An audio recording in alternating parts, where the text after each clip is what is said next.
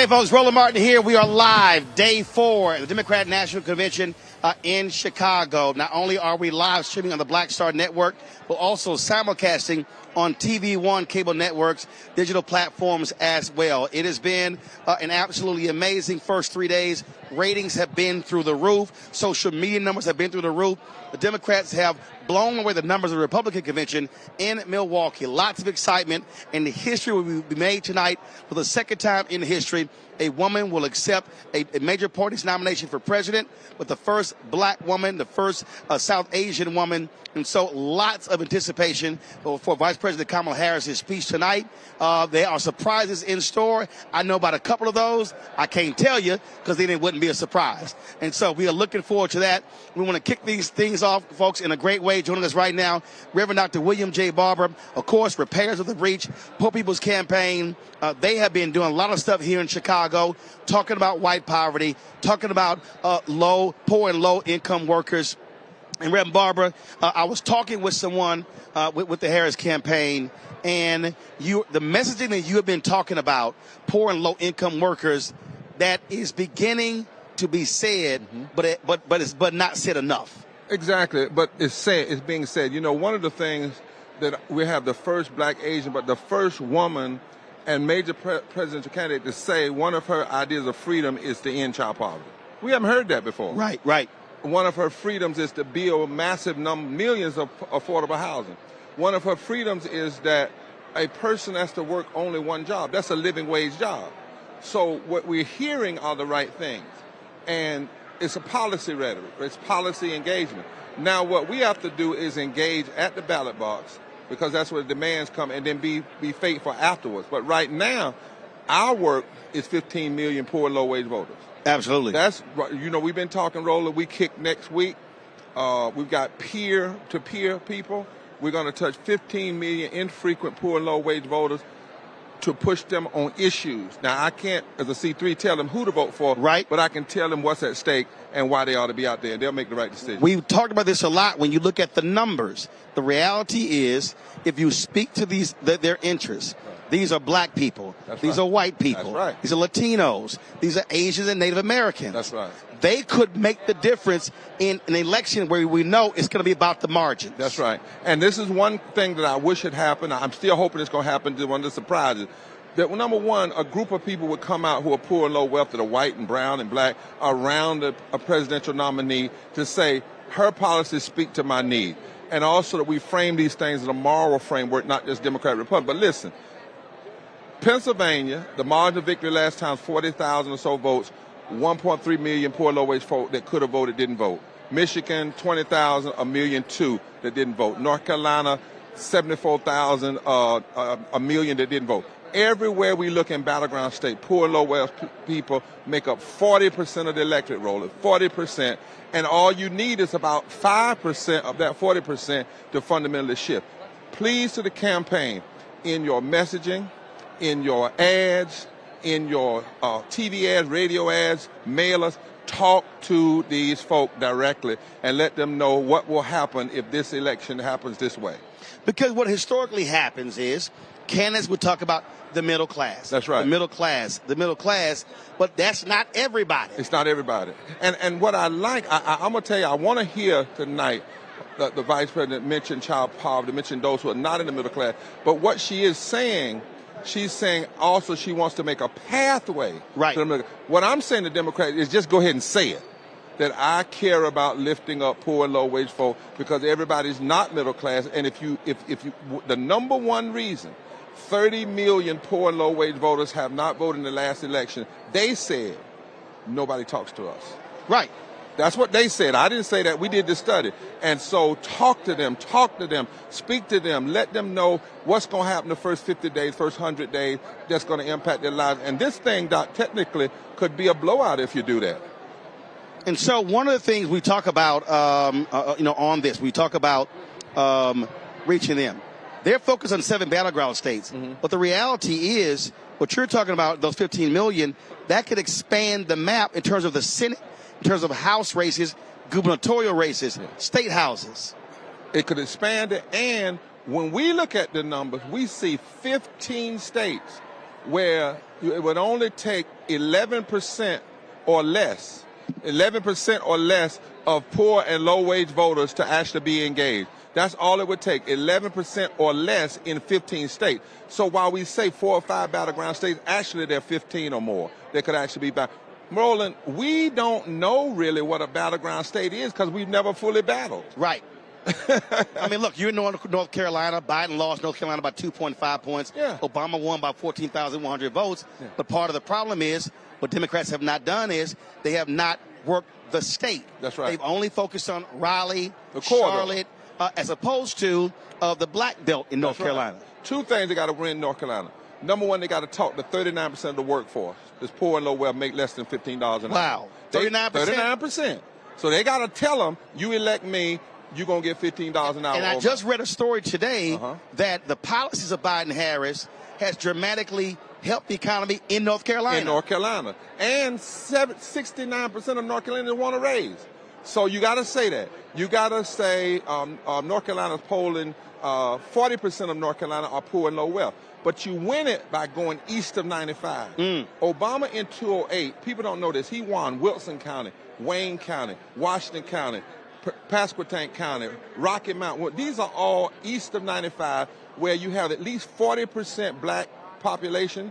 But you also have a large group of poor and low-wage white people that in certain times will join together. You got to go east and you got to go way out west. So I think the vice president has been in North Carolina 16 or 17 times. The next time she comes, she needs to go east, right, in a hurry. And people are waiting for it. I met folk today, politicians here. They're calling for it, black and white. Get down east. You win North Carolina. But also what has happened, and actually I happened to run into the campaign manager, Josh Stein. That's right. The same thing as well. Because if you do that in North Carolina, you look what happened in Georgia. When Warnock and Ossoff for the campaign, when they worked every place but Atlanta. That's right. That's how they won. It was Athens. It was Jonesboro. It was Statesboro. It was Albany.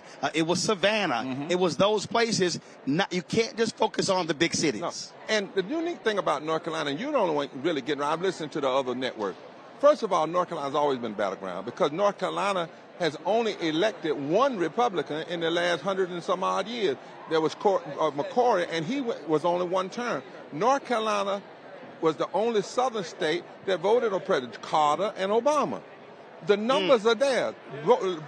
Democrats are 2-1 in North Carolina, but you can't forget the East. That's the whole point of it. And most people don't think that. They think you come to North Carolina, you go Charlotte, Greensboro, Winston-Salem, Raleigh, and you're good. Nope. You got to go Wilmington. You got to go Greenville. Well, but see, when they do that, they're only thinking about those media markets. Exactly. But the bottom line is, that's the media markets. You still got to reach the regular folk, those smaller TV stations, that's where Trump goes. Those smaller radio stations, and many of them black preachers have those gospel stations. That's right. They matter. That's right. And you got to spend money on those stations. You got to spend money there. And Trump goes there. He's never done a thing, I think. He may have done one in Raleigh, but he goes to those outlying counties because he knows the power of that vote. And so I'm hoping tonight we'll hear directs when she lays out a positive living wages, housing, ending child poverty, voting rights. Say it, point out some real people who are impacted by it of every race, creed, and color. Lead this convention, go to all of these places, go into eastern North Carolina, and turn out a massive vote. And so we go beyond North Carolina. We can also begin to talk about, again, Florida. Nikki Fried there and how they're now mobilizing and organizing in Florida. But also Tennessee. You got to get those white folks in Tennessee moving and grooving as well. Congresswoman Ayanna Pressley. Is that Ms. Pressley? Yeah, she's over there. What's up? There she is. She going to come back? No. We'll get it, but go ahead. But listen, in Florida, 300,000 marginal vote this last time with the marginal vote. It was way less than that before. 2.4 million poor and low-wage voters that didn't vote. In Florida? In Florida. Wow. The whole is actually over 6 million eligible poor and low-wage voters, but 2.4 million didn't vote, and the margin of victory was only about 300,000 votes. Everywhere you go, that's what we see. So let's expand this map. Let's talk to the people who are not in the middle class, but want to simply not survive, but thrive. And guess what? It's good for everybody. We were there with you in June in the nation's capital. What are y'all launching next week specifically? Next week, we kick off. We've been training and moving.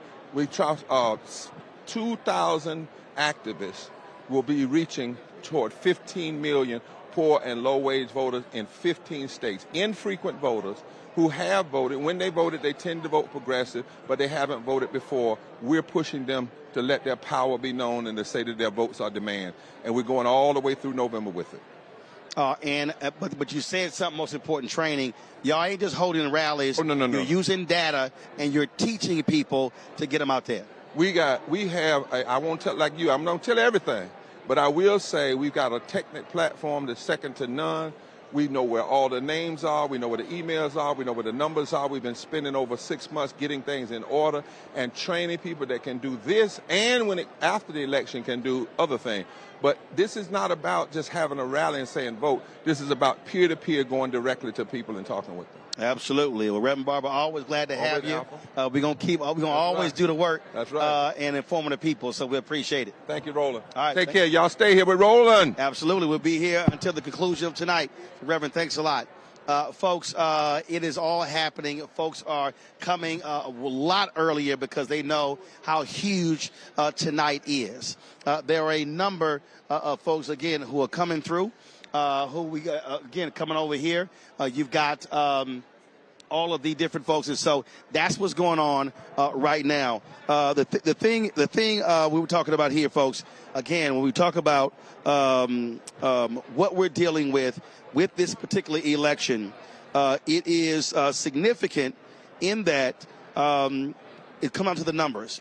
A little bit earlier, I talked about when we look at the polling numbers. Numbers also came out, statewide races as well. We saw in Texas, a new poll shows Harris is down 5 to Donald Trump. So that's narrowing as well.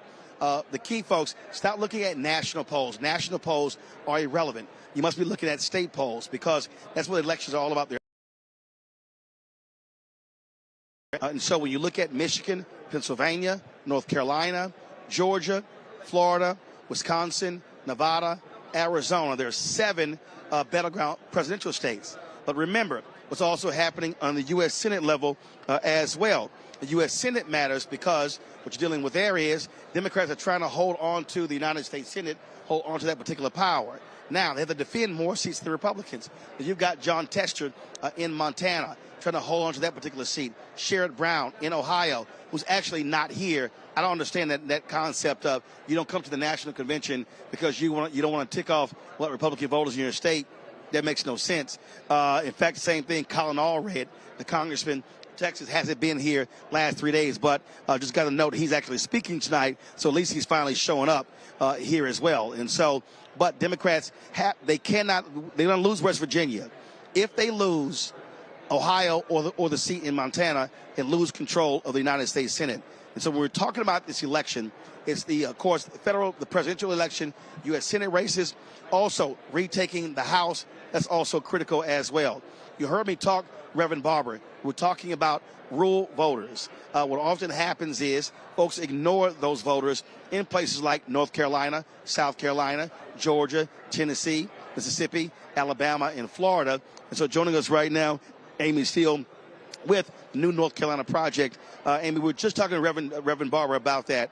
And when you look at numbers, what historically happens is Democrats do well in major cities, but they lose with wide margins in rural states. Why?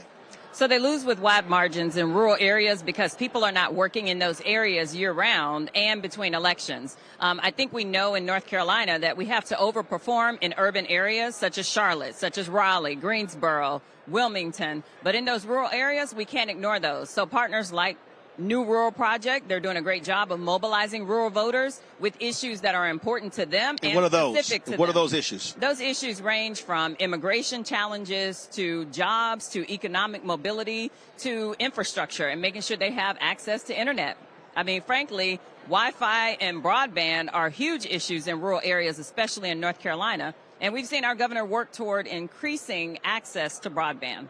We also know that closing healthcare facilities is always an issue in rural areas, and we don't want to see those healthcare facilities closed because that makes it even harder for rural residents to get access to quality healthcare. Billions have been allocated for rural broadband. Do you believe that before it was Biden-Harris, now it's Harris-Walz. Are they talking enough about that in those areas? Because it was their money that actually made it possible. Yeah, for sure. I think we're talking about it. I don't know that we're doing enough about it. So I want to be very clear. We still have several thousand rural families who still don't have access to regular, strong broadband internet, and that's a problem, especially for our public school system students. Having been a principal myself, I can tell you that all students across our state need access. So it's definitely something that we need to continue talking about, and we need companies, communication companies, to stop helping to make decisions about what actually happens on the ground when we're trying to lay broadband and other infrastructure. What are the issues beside broadband? So healthcare, huge, huge issue. We need to make sure all of our rural residents have access to healthcare, good quality healthcare, and hospitals that have quality nurses, registered nurses, LPNs, et cetera, who are working in those hospitals. We know that when healthcare facilities close, communities die, and that is not okay. They shouldn't have to drive 10, 20, 30 miles to get access to healthcare. We also know that commercial development is a problem in rural areas. That informs economic development, job growth, and that's a problem. So we want to make sure that we're always addressing issues for rural Americans right where they live. And I'm so glad Governor Tim Walz is on the ticket, because I feel like he can help to address some of those challenges for our rural citizens. How do folks reach your organization? New NorthCarolinaProject.org or NNCP.org, NNCPAF.org, and then they can catch us on all social media at New NC Project. All right, Amy, we appreciate it. Thanks a lot. Thank you, Roland. All right, thank you very much. All right, folks, I want to bring in now. We've had her on before. She's running for the United States Senate in Tennessee. She is one of the Tennessee 3. State Representative Gloria Johnson. Glad to see you here. I see you got your white on. Looking good. I do. Absolutely. First of all, what has this week been like for you in terms of how do you feel and what you've seen, what you've heard? I feel really good. I mean, energized. We've been energized in Tennessee. There's a new burst of energy with VP Harris being the top of the ticket, and I just can't tell you how much energy there is. And we were already seeing it in Tennessee, but it's gone to 11 now, and it's just so exciting. I was just talking to Reverend William Barber.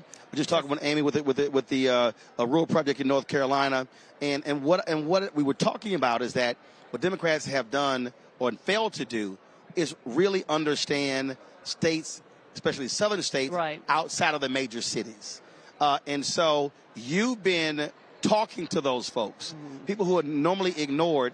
And so what are you seeing and hearing in there in Tennessee now with the communication, talking with them? Right. Yeah, that's the interesting thing, because I've committed to a 95-county tour. We only have 7 counties left. So we've been going around to every county. And people were excited about Biden. And I was a little nervous because they were so on board with Biden. You know, are they going to make the switch? But they really did. When President Biden made that decision, they went right along with his wishes and instantly, supported Vice President Harris. And, I was overjoyed that Tennessee's delegation was the first in the country to say yes to Kamala Harris. That made me so proud of Tennessee to step up and be the very first ones. And I think that tells us a whole lot. And the excitement is just off the charts in Tennessee. This is, every time I see David Axelrod, he's talking about, there's euphoria, but that sort of fades out. I'm like, dude, you've been a joy killer.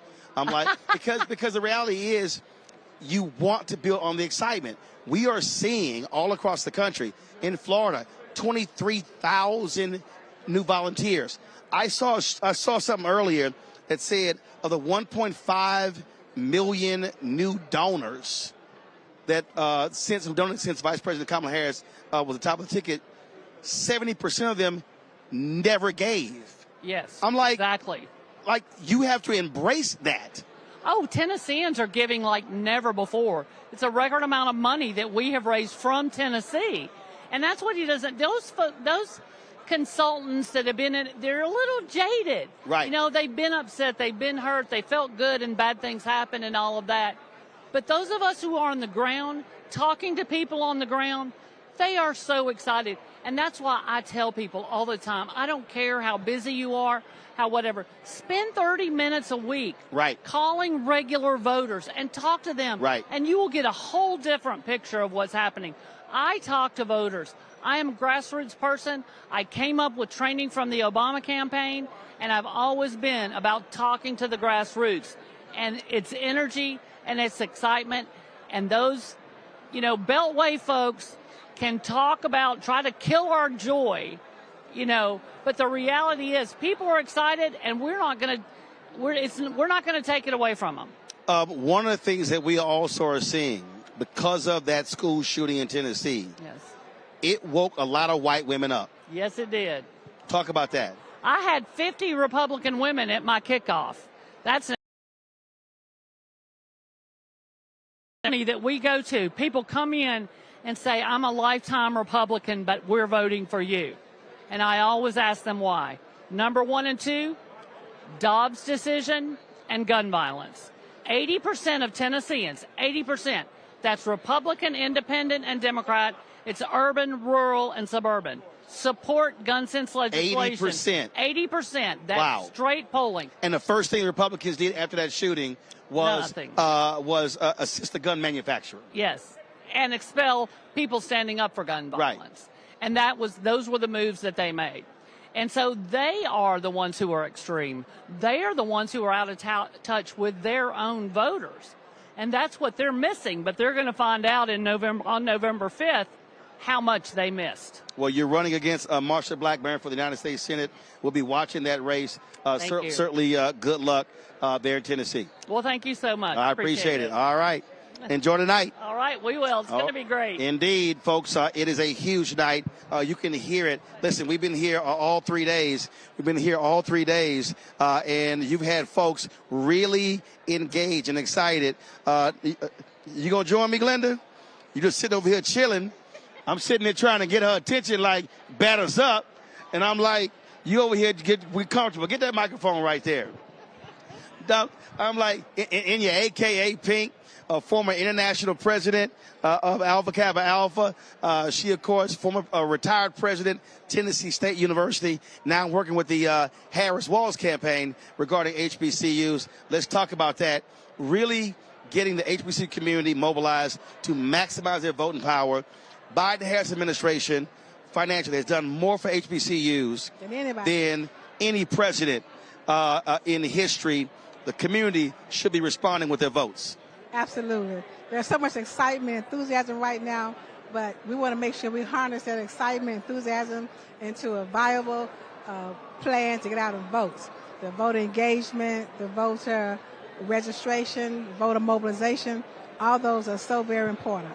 So Absolutely. And the thing is, when you look at the numbers, perfect example, you take North Carolina A&T, how the Republicans split that particular congressional district. People got to understand the games are being played. Those redistricting efforts have worked in some cases, but we believe that we can get around that with get everybody getting out to vote.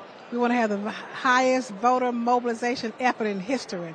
The way we plan to attack it is to go with the students, the faculty, the staff, and the alumni for HBCUs. Once you go to the alumni, they're everywhere. They're in every state. They're in the battleground states. They're in the 3 battleground states. The Blue Wall. They're in Michigan. But it's not just the students and the alumni. There are parents who maybe did go to HBCU. That's exactly right. We look at a number of, it's a little over 10 million the way we calculate it. We look at the HBCUs and Divine 9 and HBCUs. The sorority fraternities we look at that population of about maybe 3.5 million. Another 7.5 million from HBCU community. So well, and then of course the communities where HBCUs are, because when that money goes to those schools, it also impacts that surrounding community. Absolutely. And so we've been so excited because it's just catching on. This amazing. It's been amazing, this convention. And I think now that we're bringing it to a closure, we don't have any time to waste. Tomorrow morning we're having a meeting with college presidents. Absolutely. Because we're getting right on it, because we're already trying to interfere in some of the activities being planned by HBCUs, the other party. So we're trying to make sure that we stay on top of everything. Right. We get them out to vote. registration is good. My focus on mobilization. Yep. We have enough folk registered to vote now to get anybody elected. But we're so excited about this. Well, I was in Dallas for the AKA convention. I got a feeling this United Center room will have a lot of pink and green tonight. I've already seen a lot thus far. That's right. But she has asked us to make sure we stress it's a Divine Nine effort. That she's a member of Alpha Kappa. We are proud of that. But we know, and she knows, and she's making sure she wants the world to know. Oh, yeah. That It's going to be the Divine Nine effort. I'm just letting y'all know, when y'all watch the broadcast, it's going to be a lot of pink and a lot of green tonight in the United Center. You know I ain't lying. It's a lot of it. There's a lot of it there now. And listen, the Deltas and Sigma Gamma Rhos and Zetas, they got their white on. And they're all supporting. Absolutely. They're all supporting, and that's a great thing. Especially after Donald Trump insulted her going to the Sigma Gamma Rho convention. Oh, yeah, that article was just unbelievable. I read the article. I know you probably have more detail, but when I saw that, it just fired you up a little bit That's more. right. To say it was a crazy convention. All you do is call it a party. Party. It was just unreal. But I didn't expect any more from him. I mean, the negativity he's spewing across the country is just unreal. Well, look, we're looking forward to a great night tonight, and so can't wait to hear what she has to say. I can't either. It's going to be good. All right, Dr. There are a couple of surprises for the night, too. I know about a couple of them. I know. I appreciate it. Thanks a bunch. All right, thank you. Right now, Summer Lee, Congresswoman out of Pittsburgh. She's up. I got you. We're good. We're going to pull her in, but then we're going to step on over here. What's going on? How you doing? I'm doing all right. How you doing? You got your women's suffrage white I was about to say, on? I see you with yours. Well, here's the deal. And I didn't even think about it like that. Oh, you didn't get the memo? Well, see, I had the white and gold yesterday. Then I said, well, I'm going to go ahead and wear. Where's the black and gold? Well, I wanted to wear the custom tailored outfit from Ghana.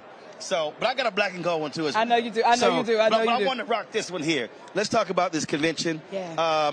It has been significant enthusiasm, and I don't think people really understand how her being at the top has really fired folks up all across the country. What are you seeing and hearing in your district in Pennsylvania? I mean, I would say the exact same, right? I think it was like an undeniable it was like a depression, right? Folks were just going through the motions, and we've been going through the motions for so long that we forgot what it felt like to just be excited, to be energized. We see that, obviously, with the energy we're seeing here. We see it in my district. We see it in districts like mine. But let's be real. We're also seeing people who want to be a part of that, who want to be included in that joy and that enthusiasm, don't feel like they can be yet. So we're dealing with both of those, and I think that we can contain both of those spaces. So that's what this is all about, is how do we spread it? How do we make sure that it doesn't extinguish before it's too late. So I think that's where we are. I mean, I can't even tell you how many brothers have stopped me in the past 3 weeks who were like, I was on a call. And so you had women with black women on that Sunday, women with black men on Monday. You had the Latino women on Tuesday, the South Asian women on Wednesday. You had the white women on Thursday. You had the black gay dudes on Friday. Then you had the Caribbean folk. Everybody. Then you had the white dudes. Yeah. Then you had the Irish Americans for Harris. And what happened was all of these people realized we don't have to ask permission. We can just do it ourselves. Yes, and that's a new moment, right? That's doing politics of the now. That's called organization, mobilization. But a lot of people who are over-reliant on the old methods of doing things, the old boys club. We have Kamala Harris. She's going to be the first black and South Asian woman to be the president. She is obviously on the younger side. We're passing batons. A new type of politics, a new way of doing it, but also tapping into people who have been on the outside of the old politics. So these calls, they gave access to people who wouldn't usually even be a part of our political calculation. And all they had to do was log onto their Zoom. That's it. And they got the inspiration, and they got to hear from people who they wouldn't meet in real life. And now they feel like this is theirs. Yes, I had brothers who said, I haven't felt like this since the original Million Man March. That's literally what they said. And that's saying something, right? This is obviously, it's been so long since we've had this type of energy. But right now, the calls were great. And I think you just named all of them. I didn't even know we had that many. Oh, but it was crazy. But we have to make sure that those calls, and I said it on one of them, right? The calls are great. but we need to turn those calls into door knocks. Yep. We need to turn those calls into conversations at our churches, our synagogues, at the barbershop, at the bus stop, at work, because actually that's going to be the long-term work. So this is the early energy. It's going to be a long 75 days, and you know that, and we know that. Well, actually, what I've been doing with that is telling folks it's actually shorter, because we should be focusing on voter registration deadlines. Yeah. Then early voting, then that fight on Tuesday, because we were talking yesterday. The first place where the early voting starts is in 18 days. It's in 18 days. You taught me something on? Rebecca Queller with Fair Election Center, she said yesterday the first early voting starts in 18 days. That's good news. That's good news, though. Right. The momentum is in our way. It's going in our direction. The energy is here. We have the fire. And when we talk about 18 days, those are milestones that people can last, right? It's like you're running a mile and you calculate every 400 meters, right? When we are able to do it that way, we're able to not just keep people energized, keep people engaged, but we're also able to help them to get people back in and keep people and bring new people with them. So I think that you're exactly right. Pennsylvania is one of the newer states to even having early voting. So we're still getting used to what does it look like to get black folks to engage in early voting, right? To still make sure that our college students are registered in the right place. So we have to do all those things at once. Absolutely. Representative Summer Lee, we appreciate it. Look forward to having you back on the show. Always a pleasure. That's good to see you. Thanks a bunch. Good seeing you. All right. All right, then. Folks, we're going to keep this thing moving. I told y'all this is the Blackest Show here at the Democrat National Convention. We are showcasing black voices. There's so many folks here, various leaders and experts. We are simulcasting this show. We're on the Black Star Network. What's up, Aisha? We're on the Black Star Network. We're also simulcasting on TV1 cable network as well, the digital platforms. And so right now, I want to pull in Ben Jealous. Ben Jealous is former CEO of the NAACP. He's now president and CEO of the Sierra Club, the leading environmental group. Ben, glad to have you here. I'm always glad when you'll have a Kappa on your show. Huh? I said I'm always glad when you'll have a Kappa on your show. I forgot you in that youth group. Nice book club. I forgot you in that youth group. Us and our bourgeois Negro gangs, brother. Well, I'm just saying. I mean, you remember, without Alpha, y'all just Kappa Psi. So you need our name in your name. Let's start talking about this here. You've known the VP for a little bit. Yeah, 20 years. 20 years. It was 2005 when we met. I was running a foundation in San Francisco. She was the district attorney, and she was everybody's hero in town. Kamala, out of her first campaign come two movements. The one we know as Emerge, the group that helps women run for office at local and state level, was founded by the donors to her first campaign when they amazed themselves by getting this progressive black and South Asian woman in as DA. In San Francisco, which you and I both know, the law enforcement culture is represented by Dianne Feinstein. It's very conservative. The other was the movement to build more progressive prosecutors. And I funded work in her office because she, as DA, was calling employers to get jobs for first-time nonviolent offenders, recognizing a lot of these brothers, a lot of these sisters, they were trapped in like. Hold tight 1 second. I want to go to the podium. I met this brother. He's an imam. He's opening with a prayer. Let's go to the podium. To get jobs for first-time nonviolent offenders, recognizing a lot of these brothers, a lot of these sisters, they were trapped in like. Hold tight 1 second. I want to go to the podium. I met this brother. He's an imam. He's opening with a prayer. Let's go to the podium. Every decision, endeavor, and undertaking. Oh God, bless the efforts of the presidency to secure recognizing a lot of these brothers, a lot of these sisters, they were trapped in like. Hold tight 1 second.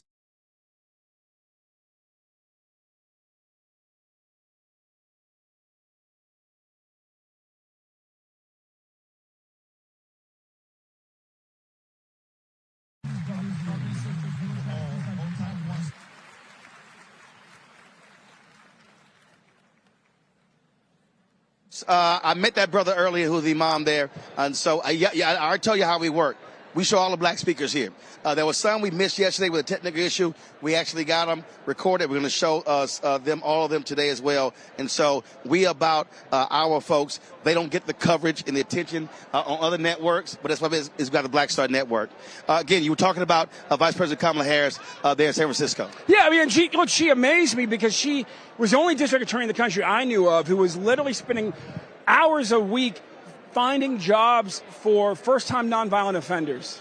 And as a foundation president on my way to becoming head of the NAACP, I said, you know what? Why don't we help resource you? Why don't we help get you some folks? She was amazing. You know, we flew out together, a small group of friends in San Francisco in 2008 to Springfield to see Obama announce. And you'll remember this.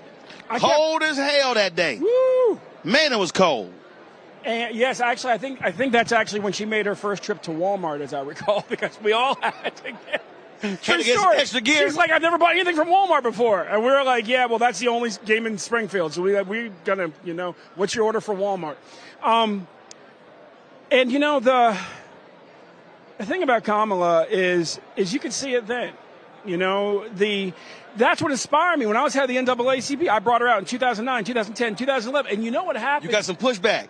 Mm-hmm. They were like, you know, we have other black women who are lead prosecutors, right? Why do you keep bringing out the one from San Francisco? I'm like, you can't say it. And then they did the same thing over Stacey Abrams. They were like, you know, we have other black women who are majority leaders, not minority. Why do you keep bringing her back?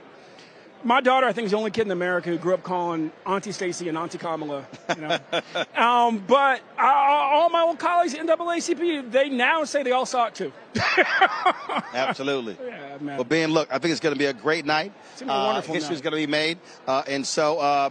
let me just say one thing. Henry, go back to the podium, but just keep, we'll talk over it. Go ahead. All right. No, just, you know, what is amazing, right? This short, transformative race, right? Look how it's shifted. We have the shot here for 12 years. 12 years. And that's 12 years to change the courts. That's 12 years to help arrest climate change. That's 12 years to keep doing what Harris and Biden have been doing, Biden and Harris have been doing, which is rebuilding the American manufacturing sector. And Absolutely. that's 12 years to shift the politics in our country. That's what I'm excited about. All right, man. Well, we appreciate it. Love you, Roland. Thanks Good a to see bunch. you, man. Thanks a Always. bunch. We'll make it happen. All right. We're going to play this video, y'all. No. Go.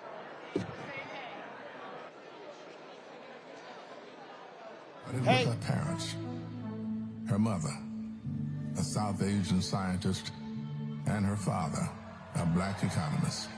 They took her to civil rights marches and inspired her to pursue her dreams. After her parents divorced, she and her sister were raised by her mother with the help of friends and neighbors, attending Sunday school at the 23rd Avenue Church. We grew up in this wonderful, loving, supportive environment. My mother was very well aware that she was raising two black girls to be two black women. Her mother saved up for 10 years to buy their first home and shared with Kamala the words and wisdom that remain her North Star to this day. Be a fighter for things that matter, and don't be limited by what has always been.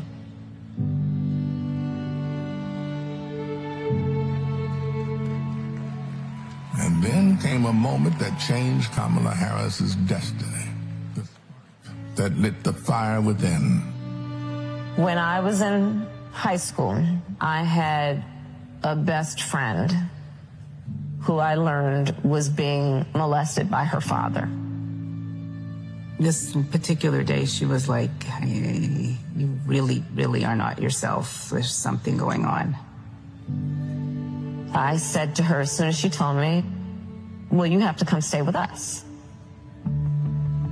As you get older, you really, really reflect on how pivotal that intervention was at that crucial point of my life.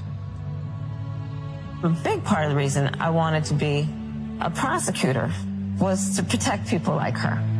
And on her first day in court, she rose from her chair at the prosecutor's desk and said, Kamala Harris for the people. As a prosecutor, she put violent criminals and sexual predators in prison, leading to the highest conviction rate for serious and violent crime in 15 years, and created Back on Track, a program for first-time low-level drug offenders that became a national model.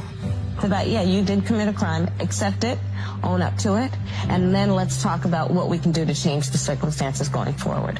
Lowering recidivism rates for nonviolent offenders from 54% to 10%, giving people the training they needed to find a job after their sentence. I remember being so struck by having a district attorney who cared both about justice, about safety and accountability, but figuring out how to stop that crime from happening again. As California's Attorney General, she targeted transnational gangs and drug cartels, seized 10,000 kilos of cocaine and 12,000 pounds of methamphetamine, went after drug traffickers, and took 12,000 illegal guns off the streets. The new foreclosure crisis threatens to freeze up. She took on the nation's 5 largest mortgage banks that were stealing from homeowners. Prosecutors claim they've duped desperate homeowners into paying thousands of dollars to get them out of foreclosure. She played hardball and delivered a landmark $20 billion settlement. This represents one of the largest dollar amounts to come to California. And in 2016, the people of California sent her to represent them in Washington, D.C. In the Senate, she earned a reputation for taking on the tough fights on the Judiciary and Intelligence Committees. Kamala hit the ground running. She came in with confidence. She was always respectful, but she would not let a witness off easily. I wouldn't. Yes or no? And if an argument didn't hold water, she could spot that flaw and get at it. I do want you to be honest. I'm not able to be rushed this fast. It makes me nervous. And when Joe Biden went looking for his vice president, I wanted someone who was strong and who was ready to be president on day one.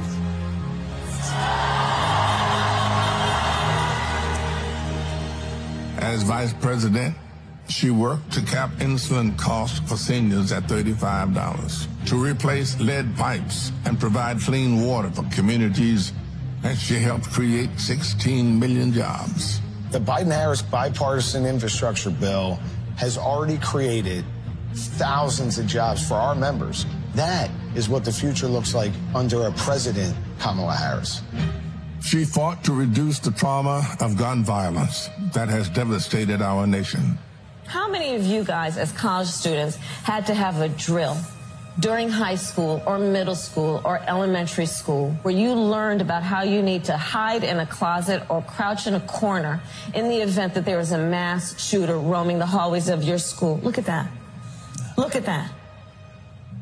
And she did more than talk the talk. She walked the walk, helping pass the first bipartisan legislation in 30 years to curb gun violence. So one thing I learned about working with Vice President Harris is she always stand on business.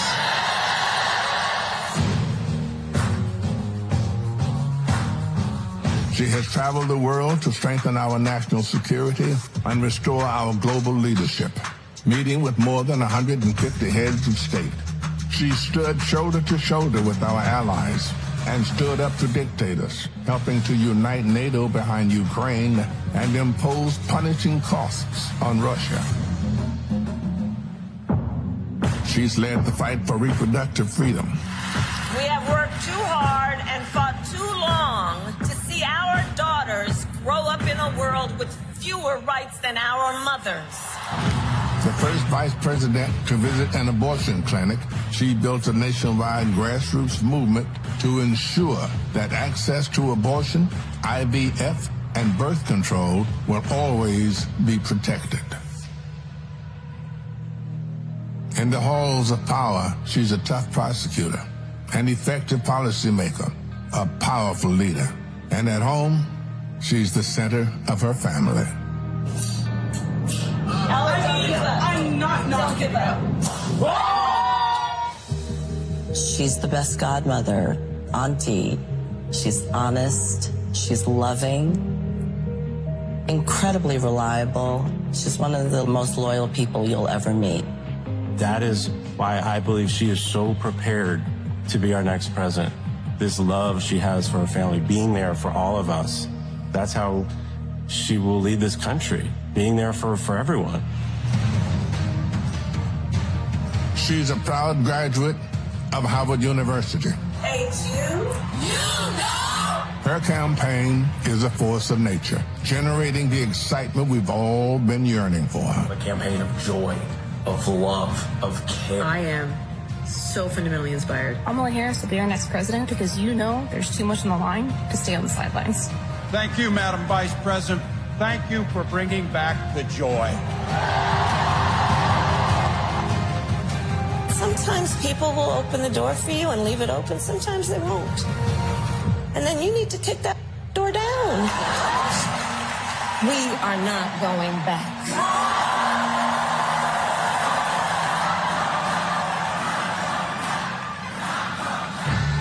She's a protector, a strong voice for common sense, a leader for tomorrow, committed to healing our country, dedicated to doing the hard work to make us stronger. I now declare you spouses for life. Someone who truly understands the struggles of everyday Americans, forged by the challenges of the past, ready for any challenge that may arise. Now is the time, America. The joy is back, the pride is back, the hope is back. She's doing the work. She's fighting for us. She's the new way forward, our way forward. She is the next president of the United States of America, Kamala Harris.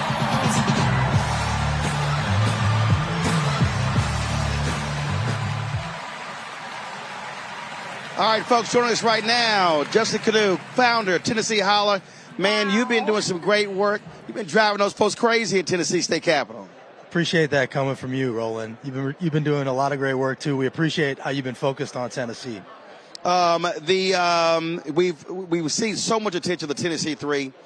They were supposed to be on the stage tonight, so apparently what is not happening? Yeah, they were bumped for some special guests, and I got to tell you, Tennessee's a little bummed about it. You know, we could use the shine. Understandably, there's some bigger stars coming, but still, it would have been nice if we could have that stage time for Tennessee. Talk about what's happening in your state, and since that school shooting, how it has just changed the energy. I was talking to Representative Gloria Johnson earlier about how that's happened so much. Well, yeah, the Covenant shooting happened, and the Tennessee 3 stood up and did what they did, and everybody really appreciates them. They're obviously now national stars because of it, and they've really moved the needle. And I think the big thing about Tennessee is, we're not a swing state, but we're kind of the tip of the spear when it comes to the culture war that's being fought in this country right now. So what we've been saying and what Justin Jones regularly says is Project 2025 is Project 2024 in Tennessee. And if you don't pay attention and help us fight what's going on in Tennessee, it's coming your way next. Absolutely. And so it's also about pressing them on the issues and not just backing down. You look at the $1 billion tax break they actually gave there, and things along those lines, and no explanation. And of course, the voucher scam they try to run through. Right. Everything they do is for enriching people who already have money. The voucher scam helps wealthy kids that are already in private schools. The corporate tax handout helps billionaires and corporations, but they can't afford a grocery tax. They can't afford Medicaid expansion. Anything that helps regular people, they call it socialism and communism. So it's pretty clear who they're fighting for, and that's why we appreciate the Tennessee 3 and a lot of the other Democrats up there that are fighting for regular people. All right. Well, Justin, we appreciate it. Keep up the good work. Appreciate what you do. We were talking earlier about, again, reaching out, impacting folks, rural voters, and how it's critical. So joining us right now is Douglas Wilson. Douglas, he is the founder and principal of Alexander Wilson Consulting, LLC, the board member for the New Rural Project. Cynthia Wallace is co-founder of the New Rural Project. Glad to have both of you here. So explain to us exactly the work that y'all doing and where are the places you're targeting. Okay, thank you so much for having us, Roland. So we are on New Rural Project based in North Carolina. We work between Charlotte and Fayetteville and all of the rural counties in between there. We were founded after I ran for Congress in 2020, and my partner ran for North Carolina Senate in 2025. We saw the 60,000 black and brown registered voters in just our 7 counties didn't end up voting in 2020. And Sherry Beasley lost that Senate, the Supreme Court race by 401 votes. Yep. So we know that if we activate and engage those folks, give them a voice so they don't feel unseen and unheard, we can turn that around. And we're hoping to turn it around this year in 2024. So we look back specifically in North Carolina. Obama wins by 14,100 votes in 2008. And again, that black turnout was huge in that particular state. Yeah. They saw numbers they had never seen before. And the first thing Republicans did after that was literally change the state law They did, yeah. to begin the whole voter suppression efforts. And they've been keep doing it ever since. Yes. You know, in North Carolina, what like Cynthia was saying, our state is 60% rural and 40% urban. And so we have a lot of people of color in those rural areas that need to turn out. No. We say black here. Black here. All right, yeah. You ain't got to say people of color. We say black. Okay, yeah, definitely, yeah. So basically, we have black folks in these rural areas that we need to turn out. And that's crucial. If you look at in 2008, the reason why Obama won, he went to those areas that Democrats usually don't go to. And there are people in those areas, black folks in those areas, that are still talking about that race. Right. And I think that that's what needs to happen here. I'm gonna hold you tight 1 second here. Let's go to the stage. Becky Pringle, who leads the NEA, is now speaking. President of the largest labor union in this country, the National Education Association. As an 8th grade science teacher for over 30 years, I can tell you that Kamala Harris and teacher Tim Walz understand when our public schools are strong, our nation is strong. They know expanding free school meals, investing in healthcare, and keeping our communities and our schools safe creates opportunity for everyone.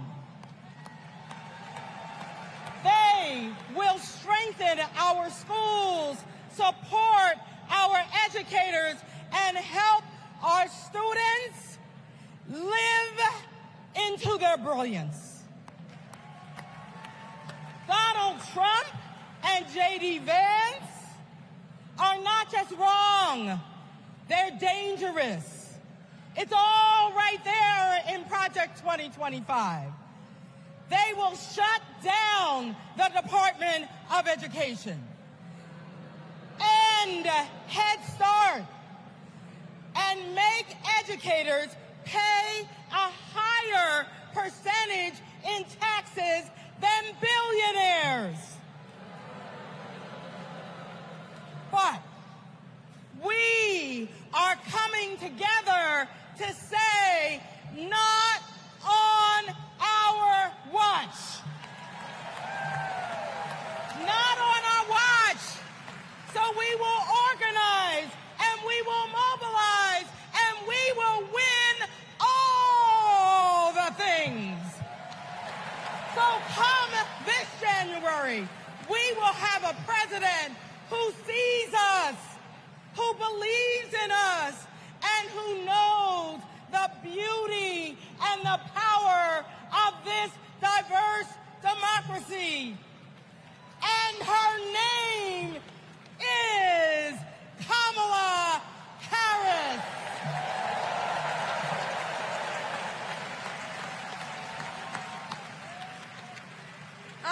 All right, folks, we're back. Again, we were talking about rural voters and how critically important they are for Democrats to pay attention to. Douglas Wilson, go right ahead with pick up the point you were making.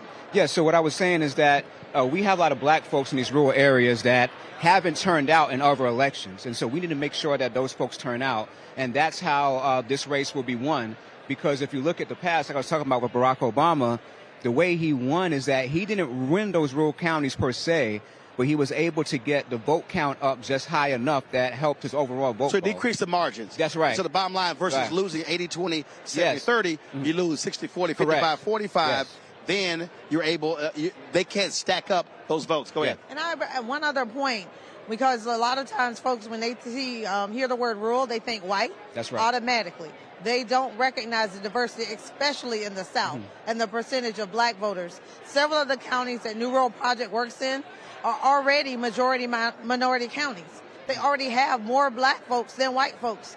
They're just not voting at their capacity.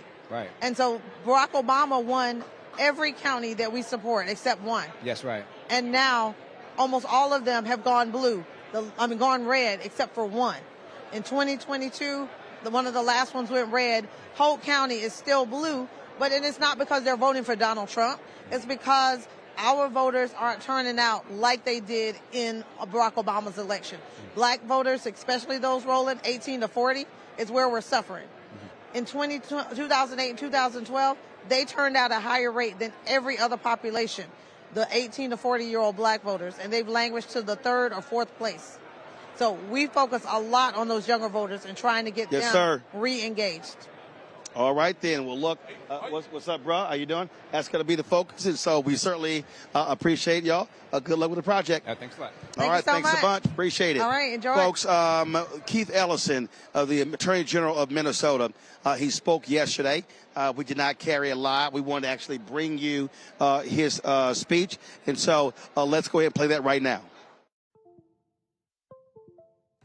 Friends, I'll never forget when I first saw the video of the murder of George Floyd. I was heartbroken. I was angry. And that morning, my phone rang. And on that line was Governor Tim Walz.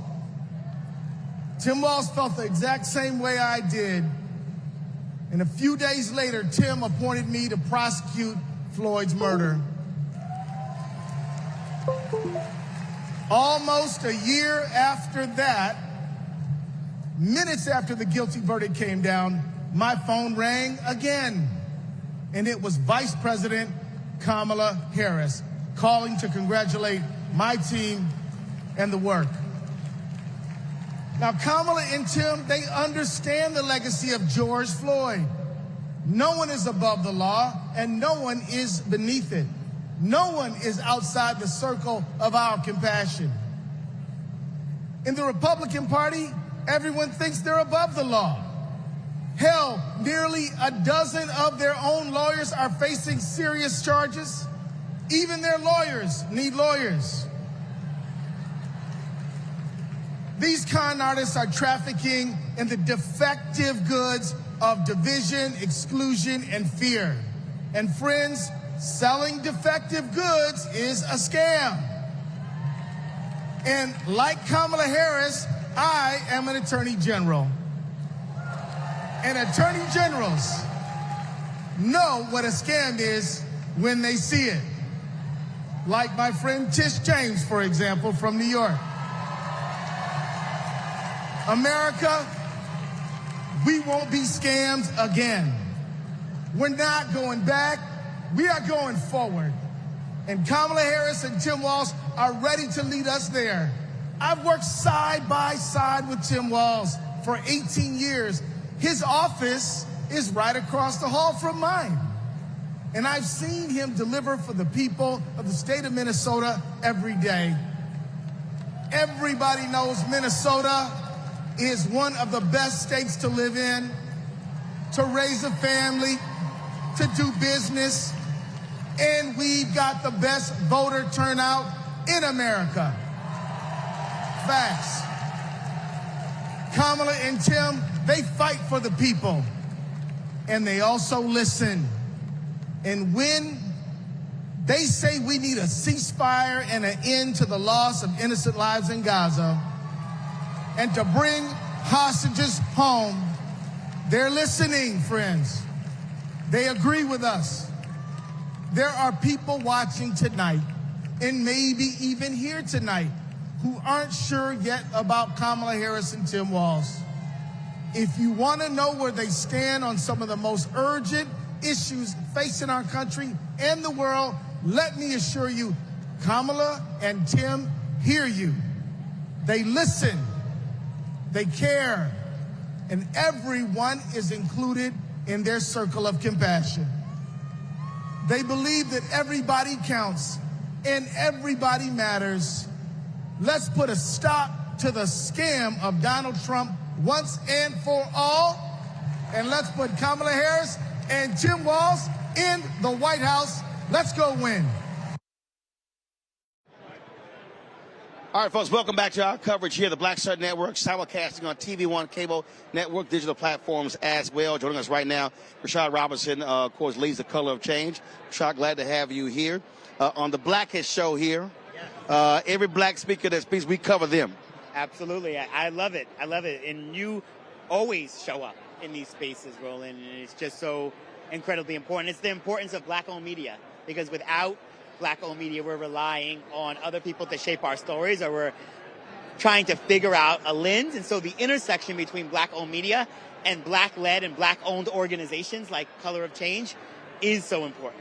Well, I keep telling everybody, I guarantee you, we've had more black people on this show each day than all other mainstream networks combined for the week. That's right. Absolutely. Absolutely. And you've also just helped many people over the years launch their voice. I remember in the early days of Color of Change, when we took on Alec, and we're running a campaign that many people did not think we were going to have any traction on, and we were net neutrality. Net neutrality. You gave me a space to fight with some of our friends on air. I know you're smiling and laughing because it was fun stuff, but Color of Change, as a smaller organization that likes to punch above its weight, no, not really smaller anymore, but we took those issues on.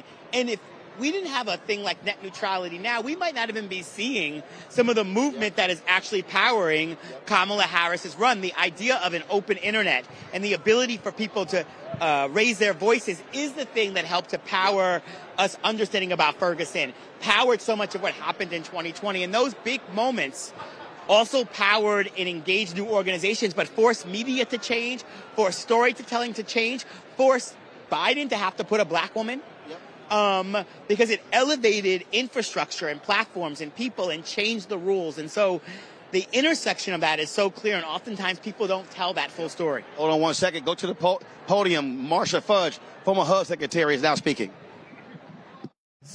And offer down payment support for first-time home buyers. It's personal. Kamala remembers her mother's pride at buying their first home after saving for 10 years. She knows housing is a human right and a pathway to the middle class. Where you live determines what schools your children go to, what health care you receive, and whether you can get a good job without spending hours commuting. Where you live too often determines how you live. Donald Trump has no idea how housing works for everyday Americans. He doesn't care. He started his career being sued for denying housing to black families. As president, he sat by while the cost of housing skyrocketed. Now, we can hand the keys to our housing policy back to a negligent landlord, or we can elect a president who believes in safe, affordable housing for all.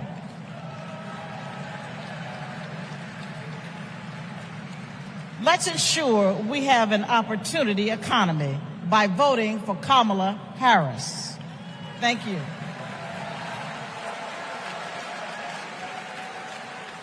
That was former Congresswoman Marsha Fudge, of course, who was leading HUD. Rashad, the issues that you want to hear Vice President Kamala Harris talk about tonight. Well, I just want her to tell a story and help us understand what's going to need to happen over the next 60 days, and then once she's in office, to actually win some of the things. And one of the things I've been talking to the administration about and the campaign is that we need to continue to tell a story about what is standing in the way of change, whether it's George Floyd Act, whether it's the Voting Rights Act, because simply making it about Republicans and Democrats doesn't tell the full story of the corporations that stand in the way. And she started to do the corporate power work as she rolled out her economic justice plan. But we actually have to articulate that, because without articulating what's standing in the way, folks fill in black people. They fill in immigrants. They fill in women's equality. They fill in so many other things into a story about who to blame.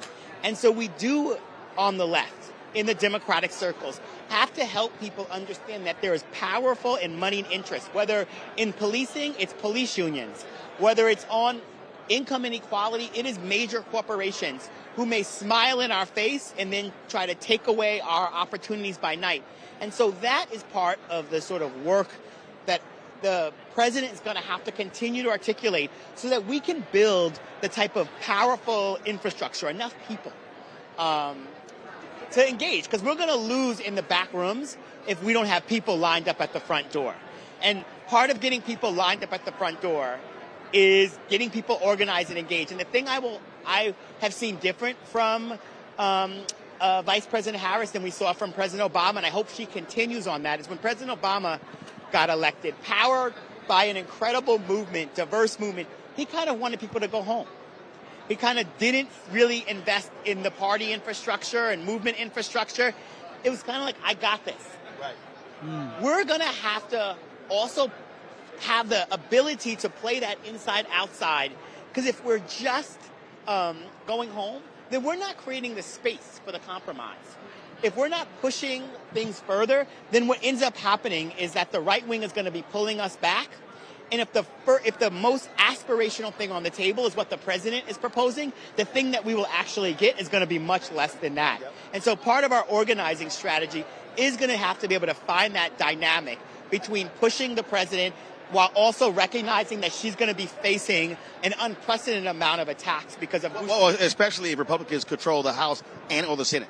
If they control either one of those bodies, then the strategy actually has to look different, because they're going to be, from day one, starting with all sorts of investigations, all sorts of inquiries, all sorts of ways to stall and limit her presidency. Rashad, we appreciate it. Y'all keep swinging. Can I just tell people how to follow us? Of course. Yes. So I hope that people will join us. Our PAC is going to be turning out irregular black voters through volunteer engagement in Michigan, Pennsylvania, Wisconsin, and North Carolina. But if you live in any place in this country, you can volunteer with us right from your home.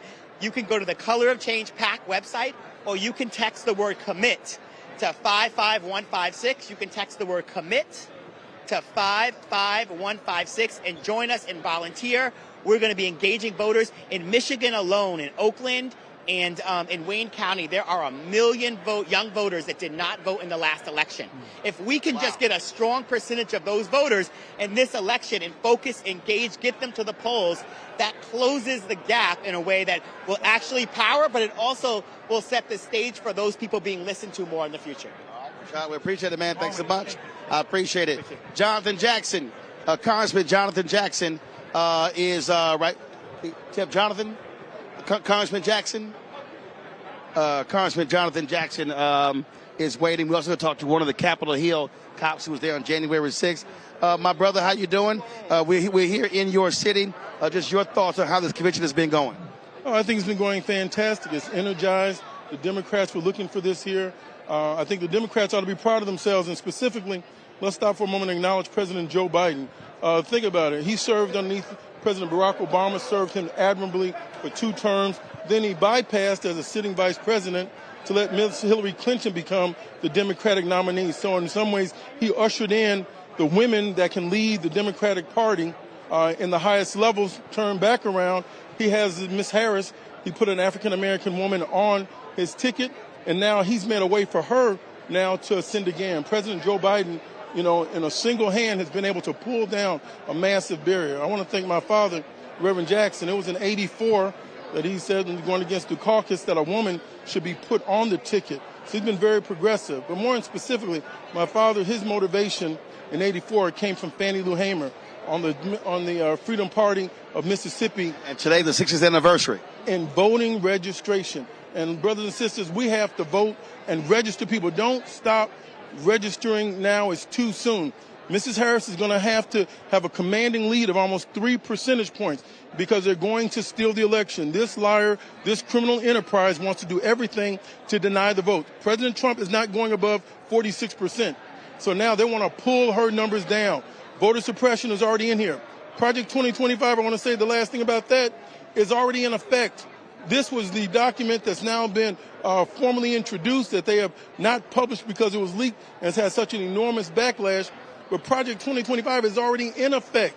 when they challenge women's reproductive rights, when they're challenging diversity, equity, inclusion, and taking the office out of the Capitol, make sure we can't get into Harvard and MIT and others where we see our numbers are already going down. This was the plan to start in January of 25 that would have 1,460 days, 4 years, uninterrupted of them wreaking havoc on our electoral system. They're already going to challenge the votes no matter what happens, so we have to come out in overwhelming numbers. So I tell people, enjoy, relax, let's have a great time, let's celebrate and honor this brilliant woman, but then we have to register in huge numbers and overwhelm the polls. All right, my brother. I appreciate it, and of course we also appreciated the acknowledgement of your father the other day. Honored, and I appreciate your work, Roland, and your friendship over all these many years. Okay. Thanks a bunch. Dancing, man. I ain't never seen you out there. I've been on the dance floor. I ain't never seen you out there. Let me work on it, Roland. There you go. Right now, folks, I want to bring up somebody. He was one of the speakers. He also was one of the police officers who was there on January 6th. Sergeant Aquilino Ganel? All right, then. Want to get it right. Let me ask you this here. You spoke earlier this week, and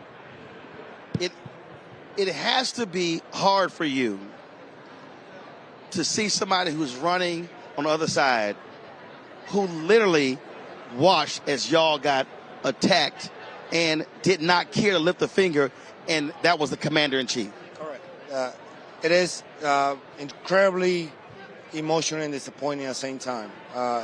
Look, this is somebody who claimed to be supporter of the police, and today there's a report that says that he planning to have a gala for the January 6th rioters, not for the officers, but for the people who are doing the attacking. And every single time he goes publicly saying that he supports the police, except for Capitol Police. When he addressed Capitol Police, he says the black officer who shot that person, that young lady that was breaking inside the chamber, he calls him a thug, not a police officer. So he uses police officers as a pawn. And what people need to realize is that we were simply doing our jobs. And I tried to express that last night, because if all those things that we did on January 6th was done against any other group, that Republican side, the Republican president would be praising us. But because that was done by their sympathizers, their people, their supporters, these people are heroes. These people are hostages. These people are patriots. And if there are those things, then who are we, the police officers, to them? Who are we? Look, I never asked for this. Donald Trump invoked those people to come to the Capitol. Capitol Police did it. We did it. We were simply defending ourselves, doing our jobs. And if it wasn't because Donald Trump called them to the Capitol, none of those things would have happened. It's very disappointing that the majority of the people don't, from the Republican side, continue to support somebody who sent them up to kill their elected officials, and we were in their way. And we protected Nancy Pelosi just the same way as we protected AOC or Lindsey Graham or Josh Hawley. It didn't matter to us. We were simply doing our jobs. And because of that, they call us traitors instead of heroes, or acknowledge the bravery that we did on that day. Sergeant, we appreciate it. Thanks for your service and appreciate your words. Thanks a lot. Thank you. One last thing. Look, my career was cut short. I have a book. It's called American Shield. If you guys can support me or you follow it as well, please do. Go to my website, aquilinogonel.com. There you're going to find more information about me, what I did on January 6th. There's a video, there are pictures, how to help, how to learn about my experience, and I hope you do. Please do, because I really need it. We appreciate it. Thanks a bunch. Folks, let's go to the podium. Congressman Joe Nagase of Colorado is now speaking. Assistant Democratic Leader of the U.S. House of Representatives. My fellow Americans, let me say this clearly. Don't let anyone tell you that the American dream is dead. It is alive and well, and it will grow even stronger with Kamala Harris as the next president of the United States. How do we know that? How do I know that? Well, it's because Kamala Harris believes that college can be a ticket to the middle class, and she has fought to make it more affordable her entire career. As California Attorney General, she took down one of the biggest for-profit colleges, securing $1 billion, $1 billion for students who were defrauded. Alongside President Biden, she expanded Pell Grants and secured record funding for HBCUs. And Kamala Harris made public service loan relief a reality for teachers and first responders and firefighters and nurses and countless others across our land. Vice President Harris delivered before, and she will do it again. As president, she will build a brighter future, a more affordable future, a future where going to college doesn't break the bank, a future where my 5-year-old daughter, Natalie, who's watching us back home in Colorado right now, a future where she can live her dreams. So those are the stakes. Let's make it happen, America. Let's make history, America. Let's elect Kamala Harris, the 47th President of the United States. Thanks so much. God bless. Thank you.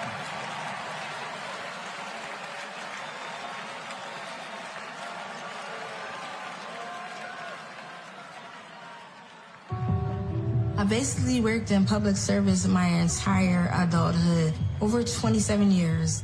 Seeing my mom work in the public service sector, it was actually inspiring me. And I'm like, she gives more to the community than she is for her own self. As a single mother, I knew I wanted my daughters to have a better life than I did. So I said, you know, going to school will help me. I would see her move like the bills to the side, but I know she was mounting. I know she was drowning in student loan debt. Then eventually my loans got to $800 a month. I paid it. I did what I was supposed to do. But I was like, oh my God, I'm gonna be in debt until the day I die. When the Biden-Harris administration first announced the public service loan forgiveness, and I'm rushing to my mom, like, apply for this, apply for this. I'm sitting at my desk, opening up my mail. It says, thank you, Kelly, for public service. Your loans now have been forgiven. Took a deep breath, and I screamed. I had to pinch myself. I had to see if this was really happening. Seeing my mom finish her higher education was life-changing. I don't think anything can ever stop me from my goals because I saw her do it as a single parent with twin girls, with life pushing her down so many ways, but she continued to rise up. She has been the force, the motivation for me to want to continue to work in the public service agency. With this loan forgiveness, I can plan for my future. I was able to purchase my very first home. It creates great opportunity for my daughters. It creates stability. Thank you, Vice President Harris and the entire administration. I just want to thank you again and again and again. Thank you so much.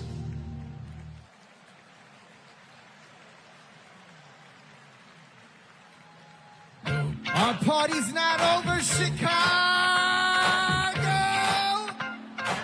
Let me see you just rock with me once. This shit, that ice cold, Michelle fight for that white gold. This one for them hood girls, them good girls, straight nasty, say, styling, wildin', living it up in the All right, folks, our panel here is DeMar Solomon Simmons, attorney out of Oklahoma. We allow him back on, even though he's in Omega. Rebecca Carruthers, Fair Election Center Vice President, Representative Derek Jackson out of Georgia. Glad to have all three of y'all here. We were talking with Rashad Robinson. He was talking about those 1 million young voters. I look at Texas. Rebecca, 75% of voters 30 and under did not vote in the 2022 election. I'm not one of those folks who tries to crap on young folks. But what I keep saying to young voters, they can actually determine the fate and the future in any election if they use their power. You know what, Roland? I really hear what you're saying. I also understand there has to be organizing happening on the ground. It's my understanding there's, 235 counties in Texas? 240, I think. So there's a whole lot of counties in Texas. There's a bunch of counties in Texas. It's my understanding that the Democratic Party is only organized in 85 of those counties. So if you have a political system where you have two major parties and one party doesn't even bother to show up. At 254. 254. So if it's 85 Democratic county parties, there's 254 counties. If one party doesn't bother to show up in a two-party system, then what do you expect young people to do if they don't see that people care enough to show up where they're at? See, Derek, one of the things that I have been saying, and I remember in 2012, the night Obama beat Mitt Romney, I was preparing to go on CNN, and then Congressman Chris Van Hollen, we were sitting right next to him. He's now Senator Chris Van Hollen. One of the things that he said, I said to him was, I said, man, if y'all would focus on mobilizing and organizing in Georgia, you can win. He goes, no, Georgia's red. I said, Georgia is not red. Right. I said, but as long as you don't put money into it, as long as you don't put resources into it, then you cannot mobilize that particular state. Well, what then happened was you then had, of course, Stacey Abrams, Reverend Warnock, and others. They did that. That's how it changed, when they actually put in the work. But you got to put in the work.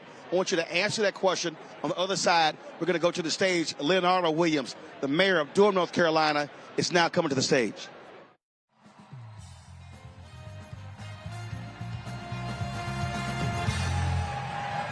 Hailing from the Tar Heel State, home of Duke University and North Carolina Central University, I am Mayor Leonardo Williams from Durham, North Carolina.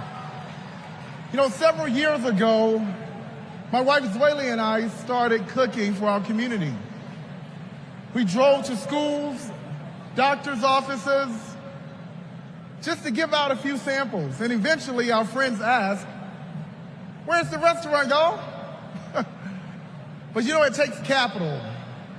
It takes capital to chase a dream. And during the Trump administration, they did not make it easy. Not for folks like us. So what I thought was, I guess not everybody can have a multi-million-dollar loan from their father. So I'll tell you what we did.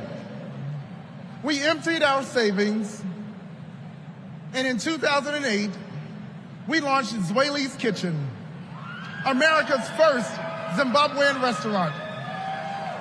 And the Biden-Harris administration helped make that a reality. They helped make that dream come true for entrepreneurs like us. Now, thanks to small business grants and all of the help that we received from them, we now have 3 locations. And we employ nearly 30 employees with a living wage. But we are not alone. Under Joe Biden and Kamala Harris, more than 500,000 business applications have been filed in North Carolina. Kamala Harris is fighting to create an opportunity economy that can break down barriers for entrepreneurs like us. And as president, she will support risk takers and problem solvers who want to just do their part and claim their piece of the American dream. And also, I want to thank Maya from Nevada, who has served her famous dumplings for the past 3 years and opened new locations thanks to the historic support for small businesses. And Robert, I want to thank you from Minnesota. Robert owns a solar business, heated up once by Joe Biden and Kamala Harris. They passed the Inflation Reduction Act. And Paul from Arizona. Paul, who's a commercial cleaning company, landed huge contracts thanks to the Biden-Harris manufacturing boom. So Kamala Harris knows. She knows entrepreneurs like these. She knows that we are the backbone of our community. And when they succeed, we all succeed. Let's win this. Thank you.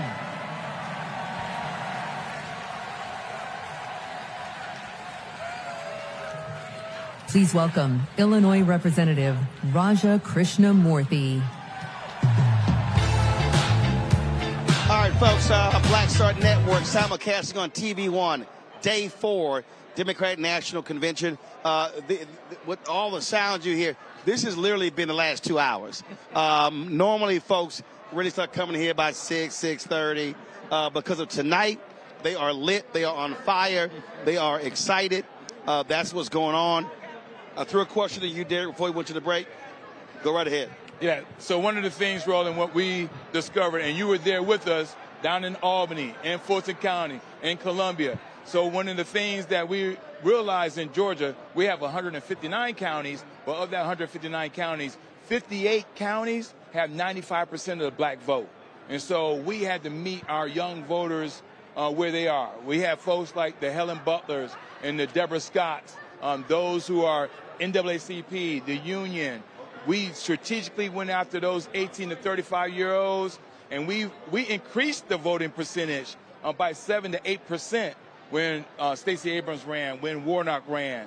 And so we got to know where those voters are, mobilize, organize, and then meet them where they are, because they're not going to come to us. So we had to go in the barbershop. We had to go to nail salons. We had to go in the hood, right? As a native New Yorker, we know exactly where those are and speak to them, just like we're doing right now. The same thing we're doing in Georgia, because we realize we have to have an incremental increase, because Georgia is trying to do things right now. The state election board, they're trying to do some horrible things so that way they can steal the vote. Why is it that Trump right now is saying, we don't need y'all to vote? We need you to vote. We don't need you to vote. Right? What candidate, as an elected official, you don't tell your voters, we don't need you to vote. We don't need you to vote. Well, if you're rigging the courts, right, then you don't care who actually shows up to vote, because you think when it's time to go litigate the ballot box that the odds are in your favor because you stack the courts. That's right. Yeah. And so what we got to do is put things in place to mitigate and offset those things. The good things right now, we're putting pressure on Governor Kemp and the Secretary of State and saying, listen, only the legislature could do the things that this state election board is asking to do. They don't have the power or the authority to change the law or the policies. They're there to simply to certify. And so, that's right. So we got some heat to them right now. Well, being in Oklahoma, a state that is blood red, MAGA red, where Democrats are elected, basically have about 25 Democrats elected throughout their legislature that has about 160 members. I'm really hoping that Kamala Harris at the top of the ticket can galvanize and motivate people in Oklahoma to do what you said, do more challenging. We have 77 counties, and we need a challenge in every county and really get that muscle back going. So many of our people in Oklahoma, Republicans, they run unopposed. They get right back into office unopposed because people are so demoralized. So one thing I'm hoping that happens here out of this convention, that people will be motivated, excited to go and challenge these folks. Because we're starting back from the ground level, but I think Georgia shows us that it can come back. Texas, I was glad to see Colin Howard was out as Albert. That's running against Congressman Colin Allred. They finally showed up. They finally showed up. I'm like, how is he going to be running against a Senate against Ted Cruz? Well, it was not even going to show up. Well, it's the same thing. Sherrod Brown, senators in Ohio. This whole notion of, well, if I don't come to the convention, then I'm not associated with the party. You have a D next to your name. Right. They're not going to be like, oh, you didn't show up, so no, you didn't lean in. That's what I'm hoping so much about this election. For the first time in my lifetime, Democrats are leaning in. Democrats are not being afraid of their positions. Right. Democrats are using words like freedom. Democrats are saying, you want to talk noise, we'll talk noise back. And hopefully that continues. Right. So people like Allred and Sherrod Brown, they have to show up and say, we are proud Democrats. Right. This is what we're running on, and we can win on this. That's right. Rebecca, you better say something. Here's the bottom line. We need as many pro-democracy legislators running for their state legislature. You know it, Paul Bagaya. How you doing? Again in November, man. Who? My horns. We got Hey, you don't got OU though. You know doggone well that's not gonna happen. You still block me on Twitter? OU, baby. I'm off Twitter. It's bad for my soul. I gotta ask you this. Yes, sir. Look, you've been to 1,000 of these. Yeah. But the level of energy, and not just here, but when you see these volunteers nationwide, you see the funding. I keep telling Axelrod, stop talking about, well, euphoria is going to die down. No, you want to keep that thing going because it gets people, it gets their soul, their blood moving. I have done this 40 years. This is my 10th Democratic convention. I've seen a campaign become a movement twice. Bill Clinton first time, Barack Obama first time. 3 times now. I put her in that pantheon, which to me is. We're here by Michael Jordan, okay? And everybody says, oh, it's a honeymoon. Okay, come here. We've been on our honeymoon for 35 years. Come on. Okay? Come on, Paul. A honeymoon is a good way to launch a long-term love affair and a relationship. I don't understand these people say, oh, it's bad to believe. It's bad to have faith. You know why? Because they're all about anger, and anger is exhausting, but joy is exhilarating. You can sustain that a lot longer. Right. I can't stay mad forever. They can. That's why they're on their side. But, seriously, it wears you out. Absolutely.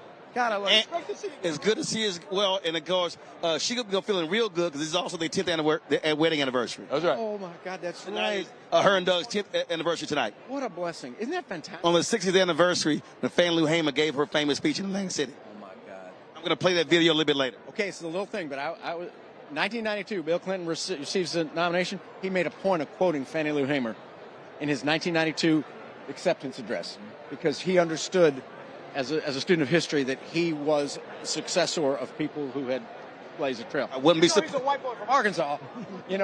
She helped liberate the entire Democratic Party. Absolutely. Yeah. I wouldn't be surprised if we hear her name tonight. Oh, God, I forgot that. Well, good to see you. It's great to see you. I can't wait till we duke it out in every sport in the fall. God bless you, man. And OU's going to be both of y'all. So shut the hell up. Shut the hell up. Shut up. I know we are. Y'all are good. Not now. Whatever. Give me more metaphor. Yeah. I forgot we have an Oklahoma man. So 2021, we're big Texas Longhorns. Diane and I are at the Texas-Oklahoma game. Oh, my gosh. Oh. So we're at the Texas-Oklahoma game in the Cotton Bowl. We're winning 40-28 at halftime. We're stomping them. They have Spencer Rattler, who's a professional, and he's killing us. We're killing y'all. Yeah.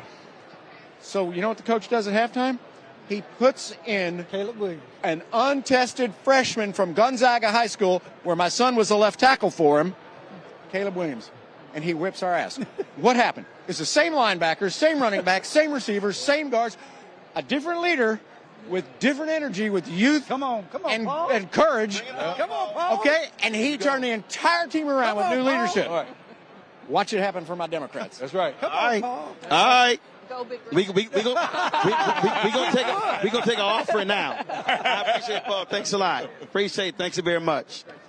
But Roland, they keep trying to put conventional framework around her campaign. That's right. They keep using the same vernacular around her campaign, and they keep dismissing that this organic energy. You cannot create a campaign. Cannot create this. Right.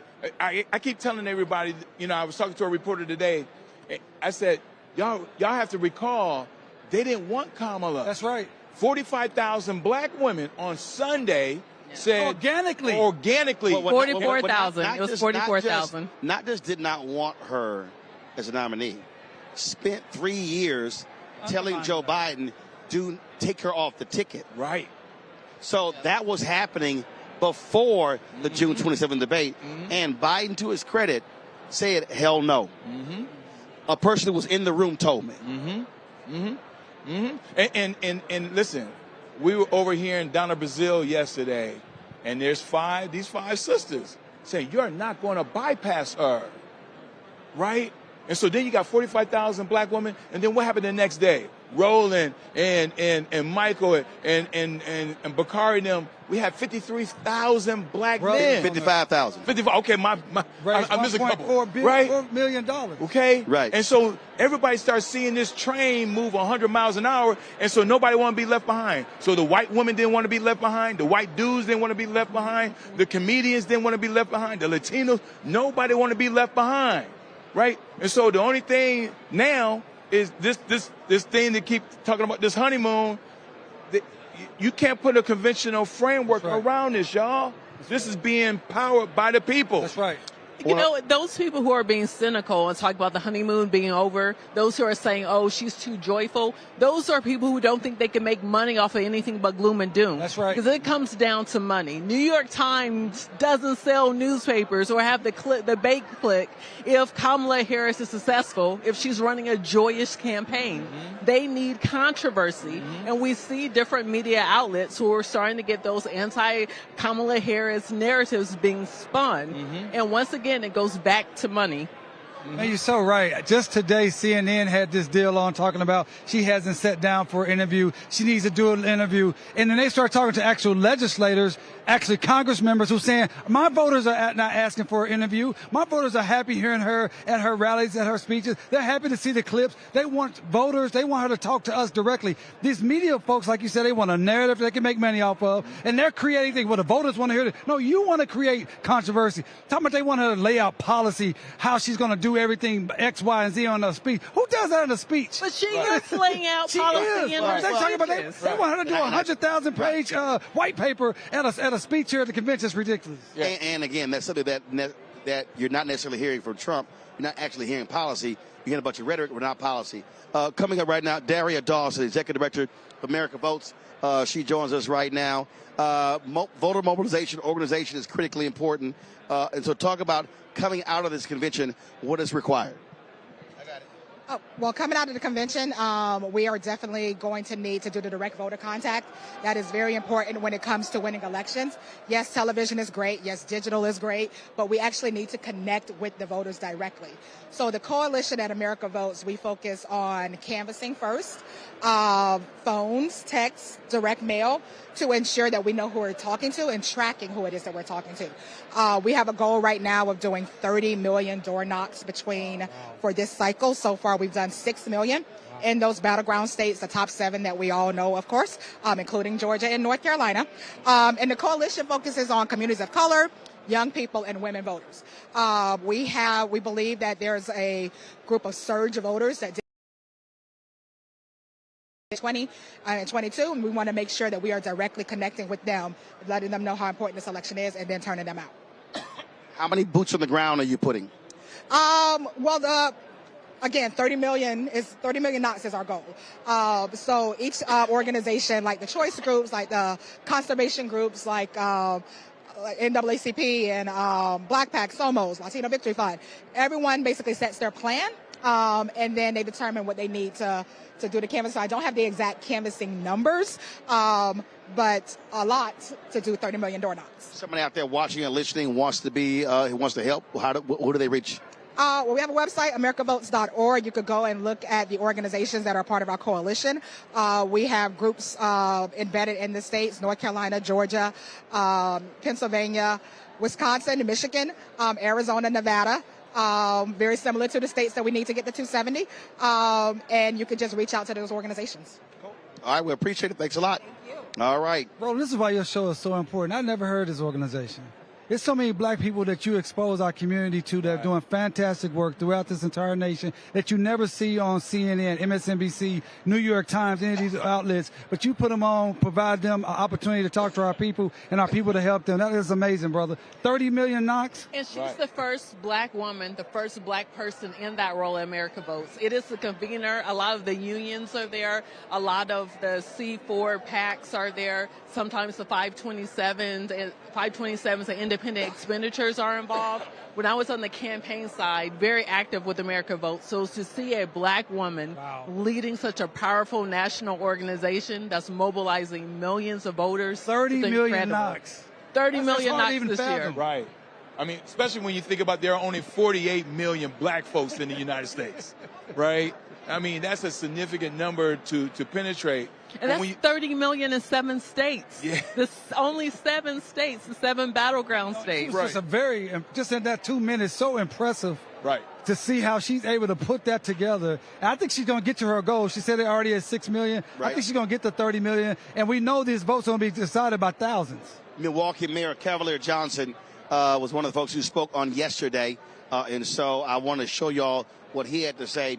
Coming up, we got some great folks coming up right here on the show. We'll be talking with, again, we're of course, on the Black Star Network. Plus, we're on TV1 cable network as well. We're going to be talking with Michael Blake, CEO of Kairos. Also going to be talking with Lee Saunders, who leads AFSCME, Kelly Robinson, president of the Human Rights Campaign, Sean Fain, president of the UAW. And so those are some of the people we got coming up next. I told y'all this is the blackest show at this convention. We showing all y'all the black speakers. And so here's one of those black speakers from yesterday. I'm Milwaukee Mayor Cavalier Johnson from the great state of Wisconsin.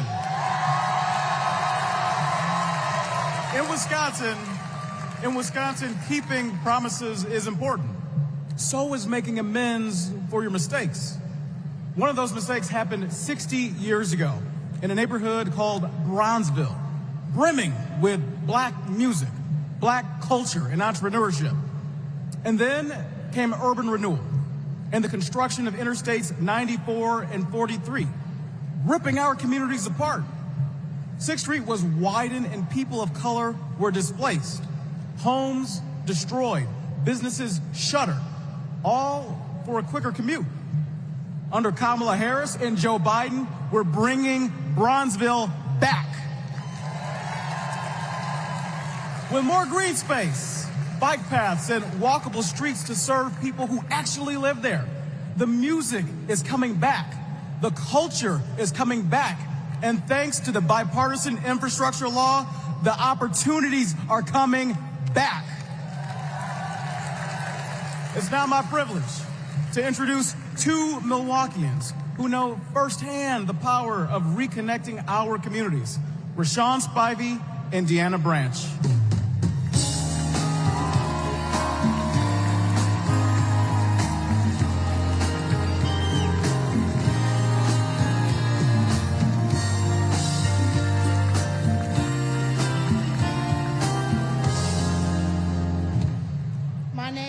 Deanna Branch, and I'm an advocate and mom from Milwaukee.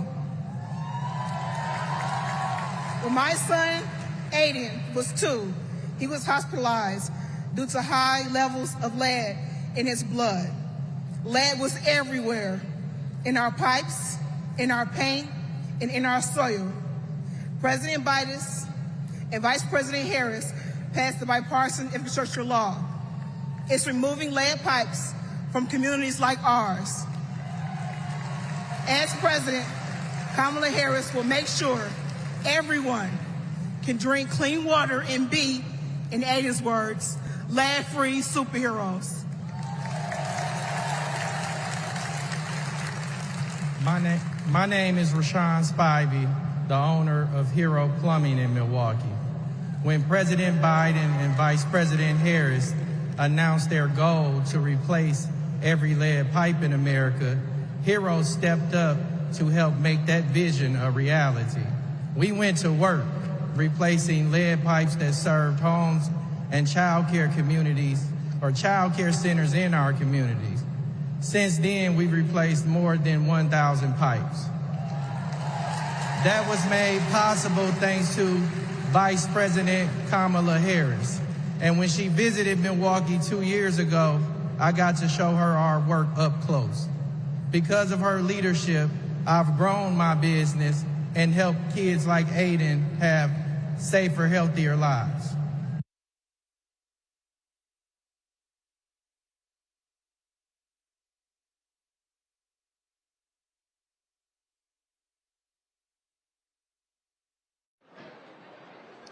Folks, we're here at the Democrat National Convention, day 4. Energy is crazy sky high in here for the anticipating the speech of Vice President Kamala Harris. There are 2 big surprises for tonight. I know about one of them. I ain't going to tell y'all because it's a surprise. And so we look forward to that. Joining us right now is Sean Fain, the president of United Auto Workers. He spoke, was it Monday night? Yes, Monday night. Yeah. We've been here a while, so I'm trying to remember. Yeah, that all spoke together. on Monday night, and y'all have been very aggressive in calling Donald Trump a scab. I mean, he's been condemning the UAW, talking about how dare they endorse it.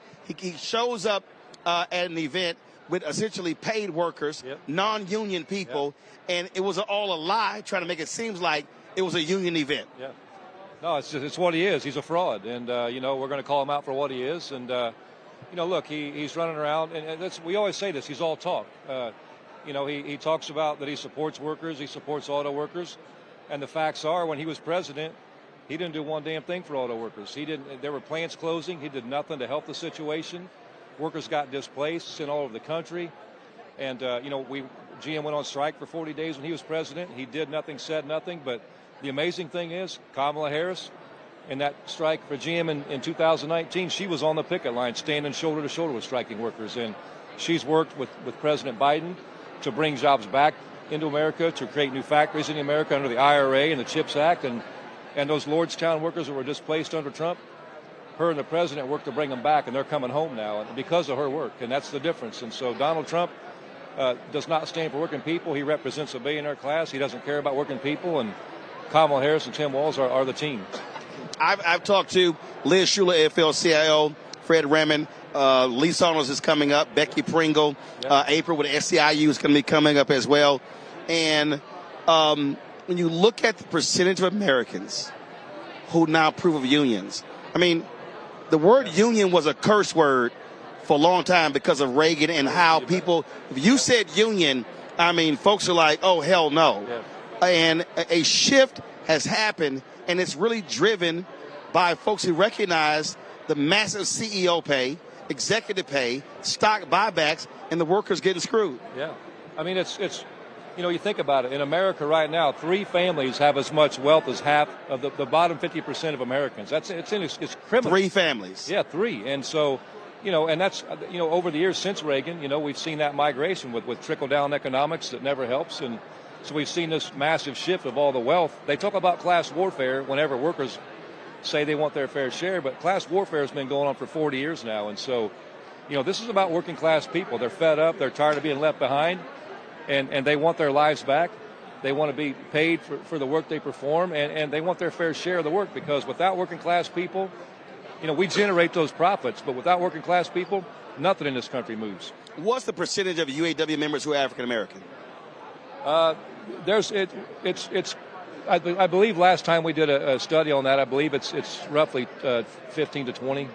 And when we look back historically, we go back to Ford hiring black workers. Yeah. And listen, a lot of white work caused race riots in those plants. Yeah. But the reality is those jobs in Detroit, in Gary, Indiana, in northern states brought blacks from the south to the north, and it created, again, they were able to buy homes, send kids to college. And so when we look at where African Americans are, the role that unions played in the advancement of African Americans has been huge. Yeah, I mean, you think about it. I mean, look, I say this every time I speak. The civil rights movement and the labor movement are inextricably intertwined. As one goes, the other's going to go. And when you see attacks on people's civil rights, when you see attacks on that movement, and when you see attacks on the labor movement, one goes as the other does. And when we rise up together, and we win together. And so, we have a long history with the civil rights movement, and that's what unions are about. Unions are about equality for the membership, equality for the workers, and it puts us on equal footing. And so, that's what the fight's about. I mean, when you don't have a union, you're an employee at will. You have literally no rights on the job other than what federal law calls for. But, with a union, you have due process. You have a contract that the company has to follow. And so, it's a big deal. And it's a great equalizer for all of us. And so that's what we're all about, yeah. And you have, in this administration, arguably the most pro-union administration in a very long time. In my lifetime, for sure. And they've, that's the thing. I mean, as I say, Donald Trump talks, and Kamala Harris and Joe Biden, they walk the walk. I mean, the first time in our history, in our nation's history, that a sitting president joined striking workers on the picket line. Never happened before. Kamala Harris did it when it wasn't a popular thing to do. She did it in 2019.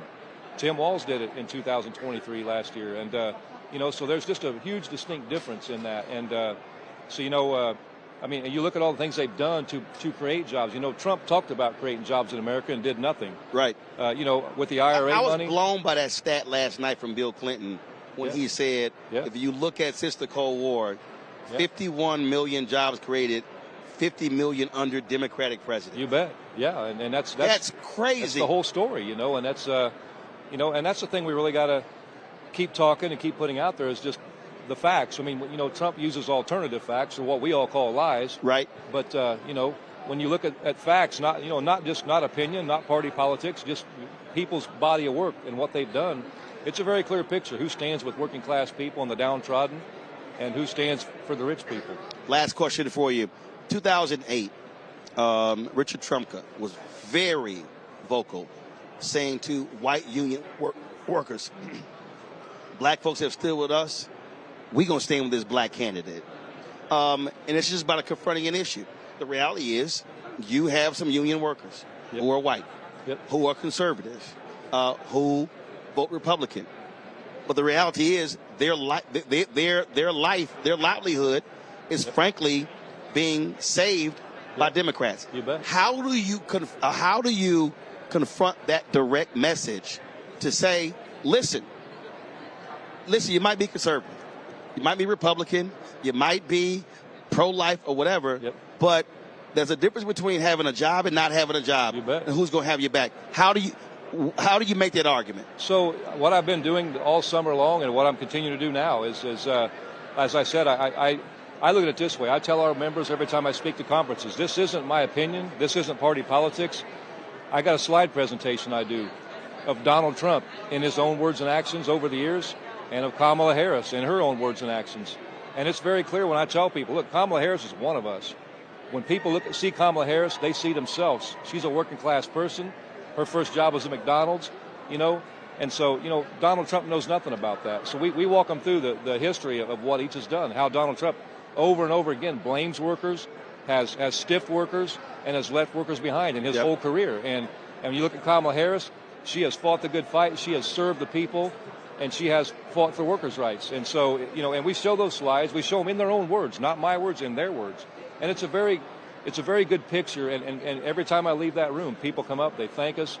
You can see, you know, the heads turn, and you can see that people understand that. So, look, we're going to keep speaking that truth. And at the end of the day, I mean, Kamala Harris is an amazing, strong, great leader, and you know, and look, she showed great leadership with her decision for vice president. I mean, that was her decision, and I can't wait to see what decision she makes in a few months when she is president. All right, Sean Fain, president of UAW. I appreciate it. Thanks a bunch. Yeah, appreciate you, brother. All right, thank you very much, folks. We're now going to go back to the stage. Reverend Al Sharpton is now about to speak. All right. Of the National Action Network, Reverend Al Sharpton.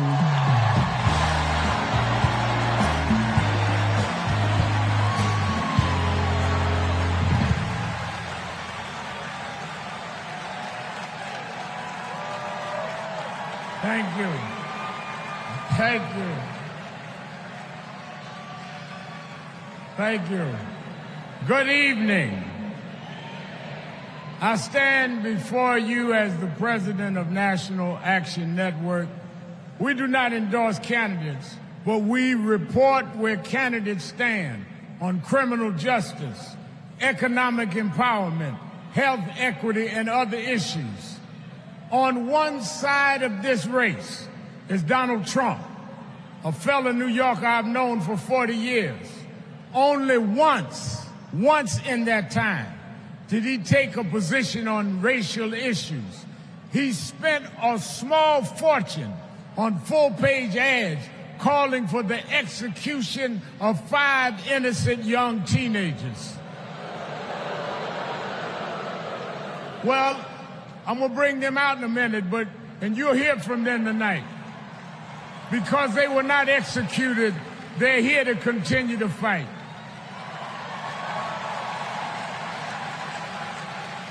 But it was there that I saw Trump love to fan racial flames. On the other side is a woman that I've walked with in Selma, Alabama to commemorate the 59th anniversary of Bloody Sunday. Kamala Harris spoke to me that day about unity and passing bills, all I ever heard from Donald Trump was how he can get an advantage. I see one candidate who wants to protect the right to vote while the other has tried to cook up 11,000 votes in Georgia. I see a candidate who, with Joe Biden, brought leaders to the White House to confront violent hatred, running against a man who said neo-Nazis in Charlottesville were fine people. I see a candidate who has sought to reform and uphold the law, and a man who wrongly assumes his mugshot appeals to black Americans.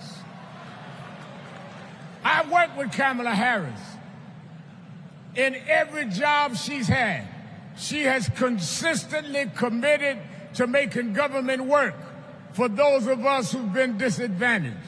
All Donald Trump has been consistent about is making himself richer and sowing division to get that done. This man sat right here in Chicago a few weeks ago, refusing to apologize for claims that migrants were taking black jobs. Well, in November, we're going to show him when blacks do their job.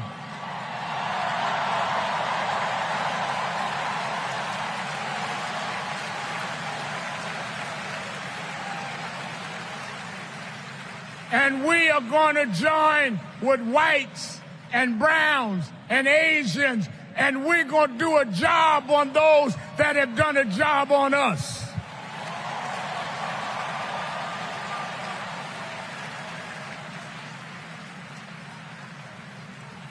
Tonight we are going to realize Shirley Chisholm's dream.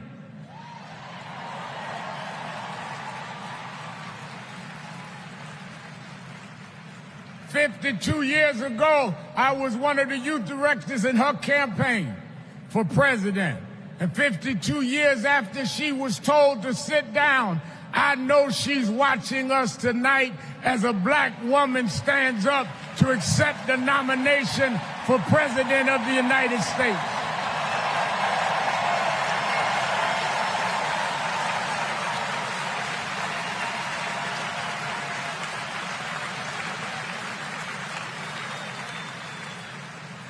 We have fought too hard for women to be told to get out of the kitchen.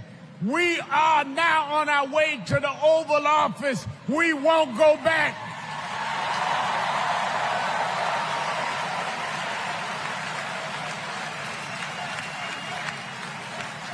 We fought hard.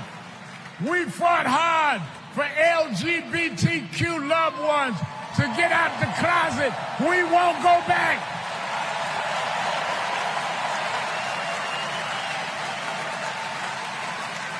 We fought hard for the right to choose, the right to education. We suffered and died and bled, went to jail to get the right to vote. We won't go back.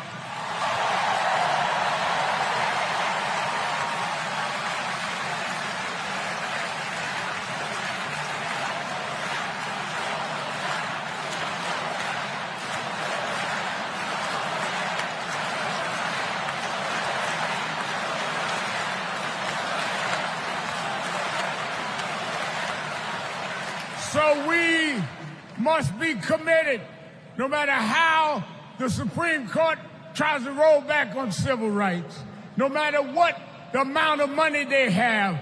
We are here because others fought and suffered for us, and we vowed tonight we won't go back.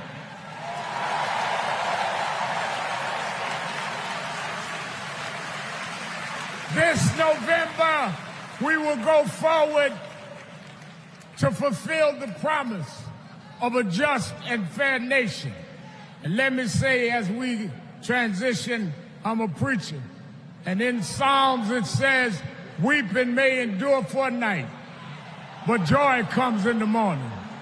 We've endured January 6th. We've endured conspiracy theories. We've endured lies and areas of darkness. But if we stay together, black, white, Latina, Asian, Indian American, if we stay together, joy, joy, joy, joy coming in the morning.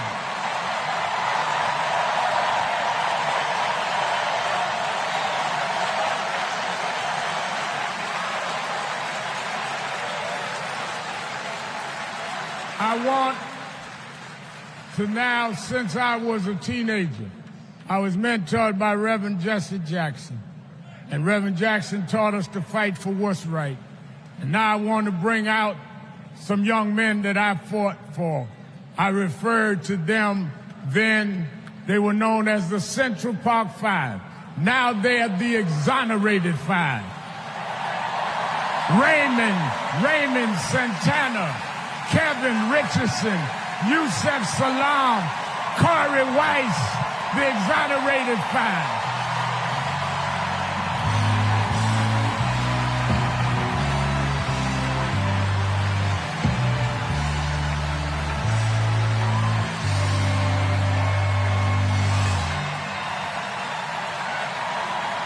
We won't go back.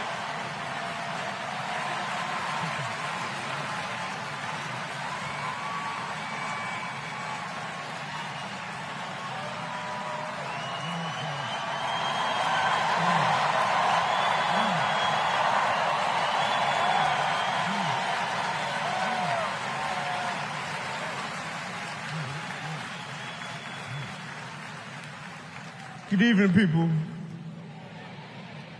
My name is Corey Wise. 35 years ago, my friends and I were in prison for a crime we did not commit.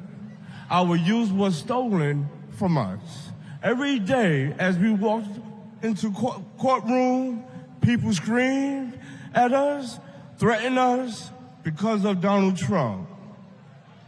He spent $85,000 on a full-page ad in the New York Times, calling for our execution.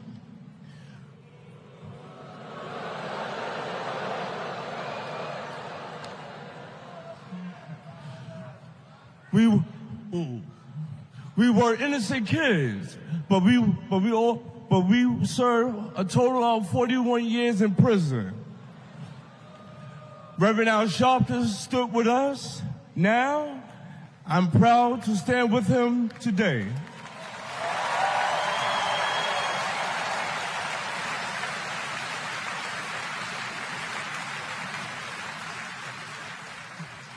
Vice President Kamala Harris has also worked to make things fairer.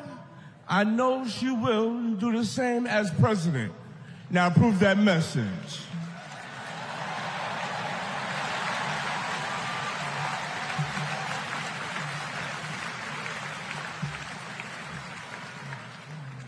I love these guys. These are my brothers. These are my brothers. Yes, indeed. America. I am Yusef Salam.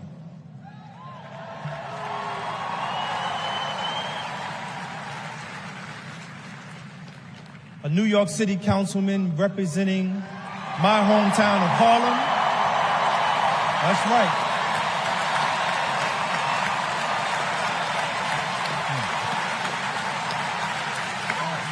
Man. Representing my hometown of Harlem, USA. And listen, as my friend Corey Wise just said, 45 wanted us unalive. He wanted us dead. Today we are exonerated because the actual perpetrator confessed and DNA proved it. That guy says he still stands by the original guilty verdict. He dismisses the scientific evidence rather than admit he was wrong. He has never changed, and he never will.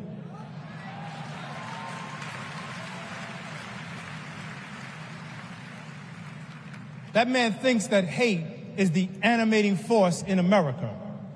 It is not. We have the constitutional right to vote. In fact, it is a human right. So let us use it. I want you to walk with us. I want you to march with us. I want you to vote with us.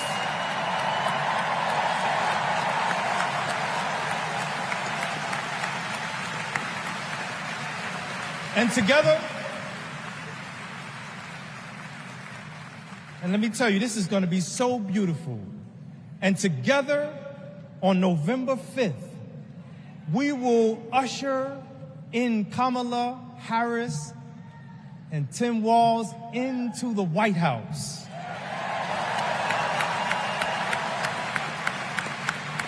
So I want to do this. When I say when they, I want you to say see us. When they, see us. When they, see us. When they see us, America will finally say goodbye to that hateful man.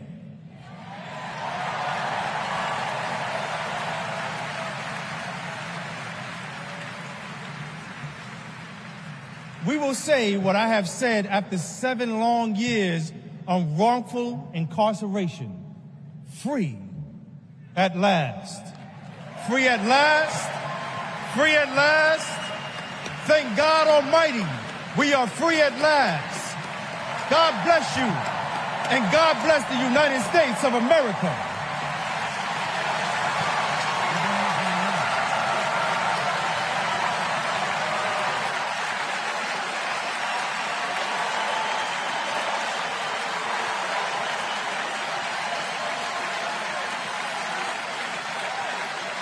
Folks, that was one of the 2 surprises I was telling y'all about. Sunday night when I was at Apostolic Church of God, Reverend Al Sharpton told me about the Exonerated Five making a surprise appearance on the stage. And you saw them there with him. Joining us right now, Congressman Stephen Horsford from Nevada, chair of the Congressional Black Caucus. Powerful moment there. And let's remember, Donald Trump took a full-page ad out in New York papers saying those 5 brothers deserve the death penalty. And doubled down on it in the 2016 election. Yeah. Donald Trump tried to destroy these 5 black men, just as he has done in other ways. And this is why this election is so consequential. I am proud that the Harris-Walz campaign decided to invite the Exonerated Five so that they could speak directly to the American people about their experience, why this election matters, and the choice and the difference between not just 2 people, Donald Trump and Kamala Harris, but the 2 different visions for America. One that's about moving us forward, one that's about being inclusive of everyone, one that's about centering black people and our need for economic opportunity and wealth, versus Donald Trump that's all about moving us back, taking us back, and taking away our fundamental freedoms and our rights. We're not going back. That's why black men, black women are going to vote in historic numbers and elect Kamala Harris the next president of the United States. Since President Joe Biden decided not to run, we've seen how this election has completely changed, and it's changed even a lot in your state. It has. Nevada is a battleground state. I represent one of the 30 most competitive congressional districts in the country. I am the chair of the Black Caucus, but I'm also a frontline member. My district covers 50,000 square miles, and it's a diverse district, both demographically and geographically. And because of the fact that President Biden has now passed the baton to the next generation of leaders and the future of our party, Kamala Harris, not only are we seeing enthusiasm, excitement, and energy, but we're also seeing a level of engagement with volunteers, with people on the phones, with people canvassing, the likes of which I have not seen in many, many years. And because of that, we're going to win Nevada, not only for the presidency, but up and down the ballot. We're going to elect Hakeem Jeffries, the next Speaker of the House of Representatives, which will be history-making in itself as the first black Speaker of the House of Representatives. Quickly go to the stage. Mark Morial is on the stage, and we'll be right back. As Attorney General of California, Kamala met thousands of people on the verge of losing their homes and their faith in the American dream. She demanded big banks provide mortgage relief to allow families to stay in their homes. She stood her ground, and together, we prevailed. For as long as I have known her, Kamala Harris has always taken principled positions and never wavered. Thanks to Kamala's determination, countless Americans have a home they can call their own.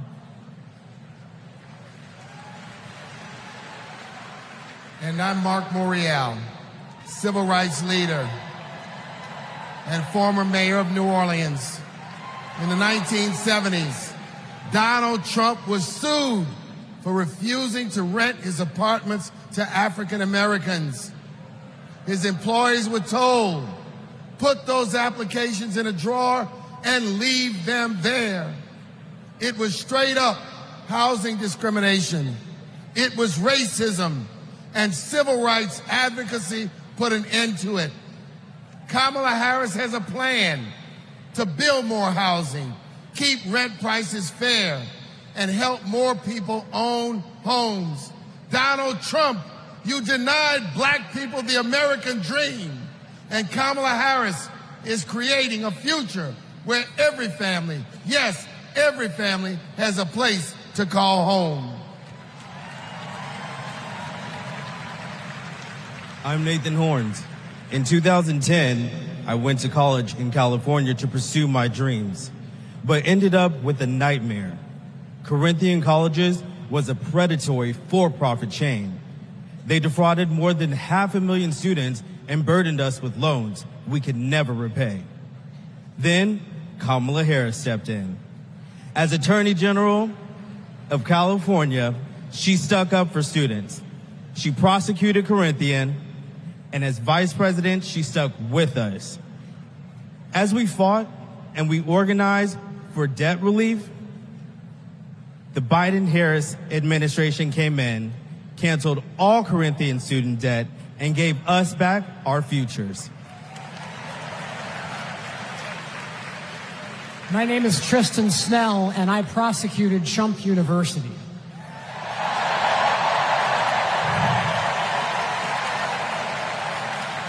I interviewed over 100 victims of Trump's fraud, a retired police sergeant, an Iraq veteran with PTSD, a mother caring for her son with special needs. They trusted Trump. They believed that he would teach them his secrets and make their American dreams come true. But all they got was credit card debt and a fake diploma. Some lost their life savings. Some lost their homes. Donald Trump ripped off his biggest fans and made $5 million in profit.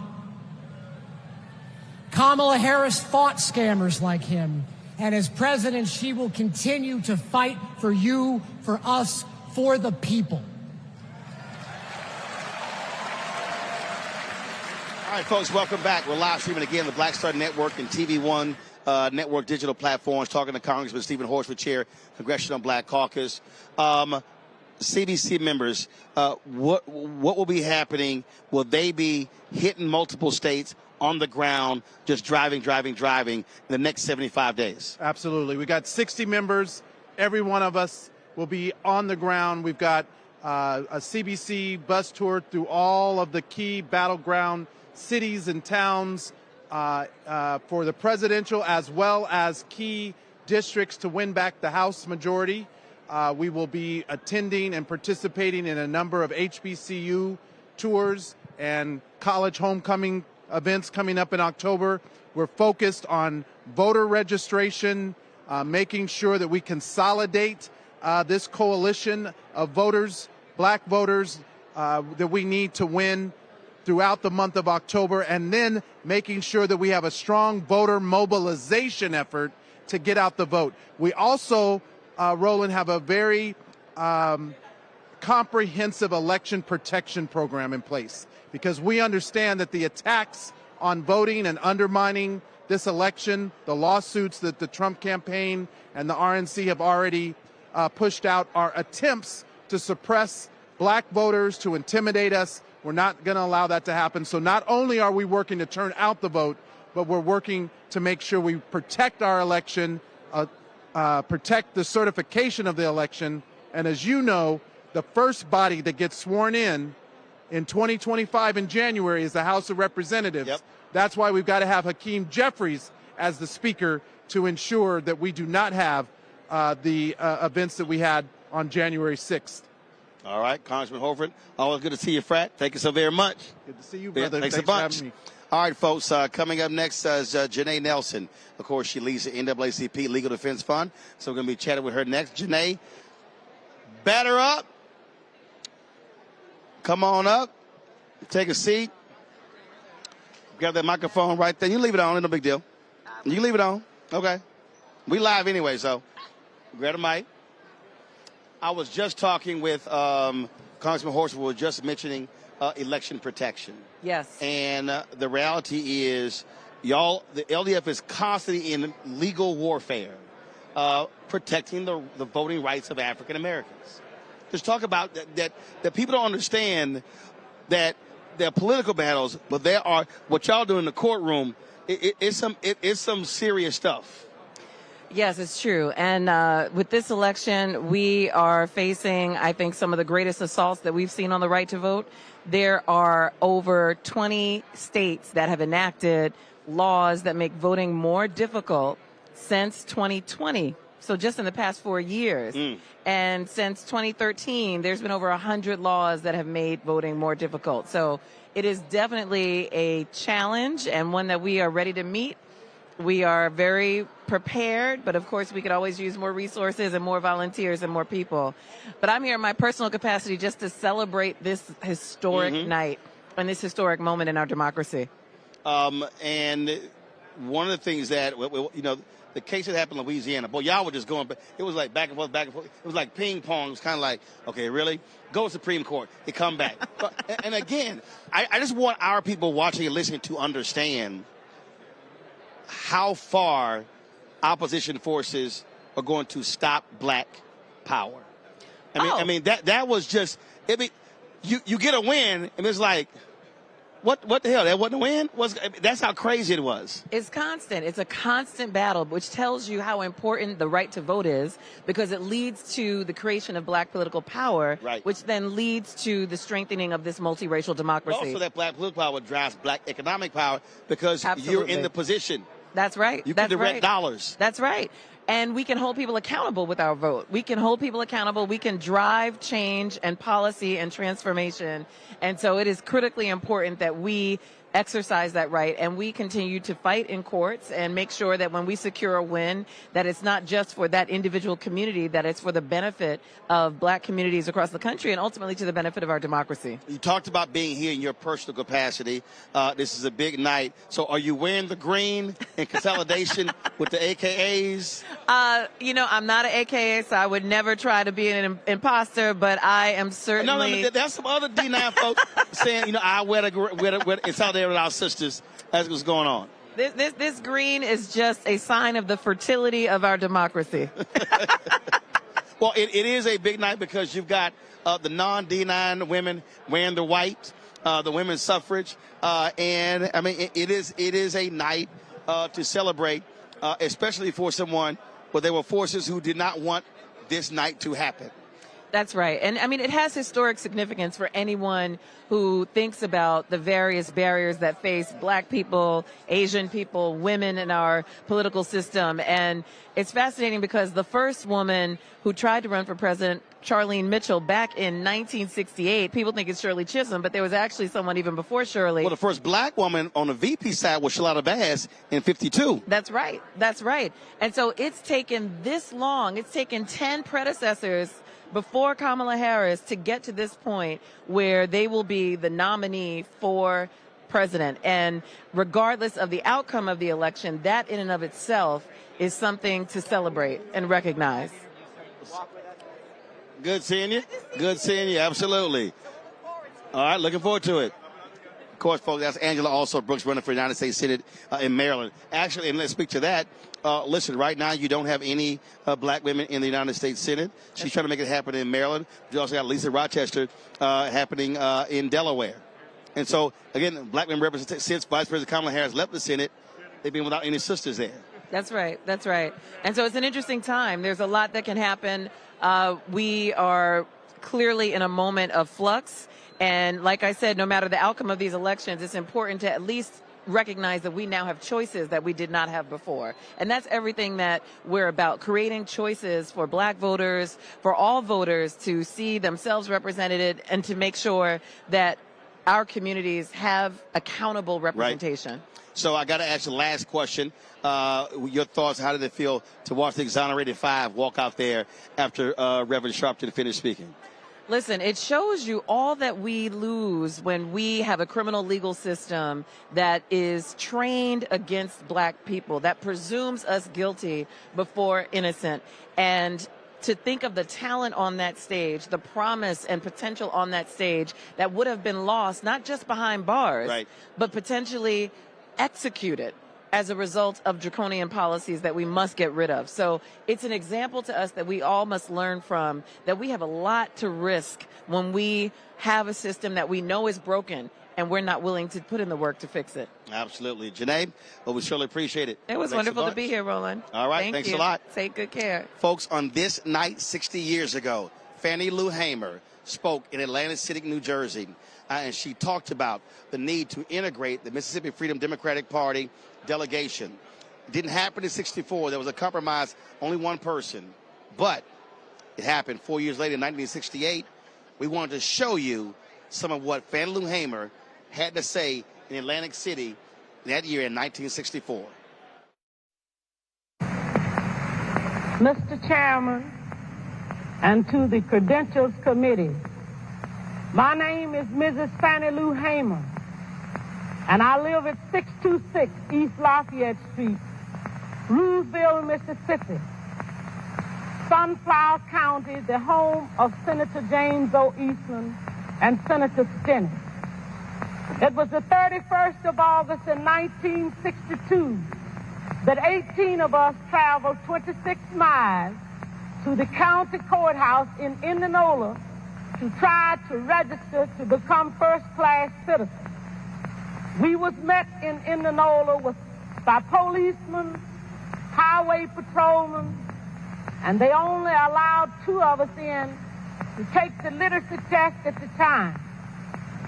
After we had taken this test and started back to Roosevelt, we was held up by the city police and the state highway patrolmen and carried back to Indianola, where the bus driver was charged that day with driving a bus the wrong color. After we paid the fine among us, we continued on to Roosevelt, and Reverend Jeff Sonny carried me 4 miles in the rural area where I had worked as a timekeeper and sharecropper for 18 years.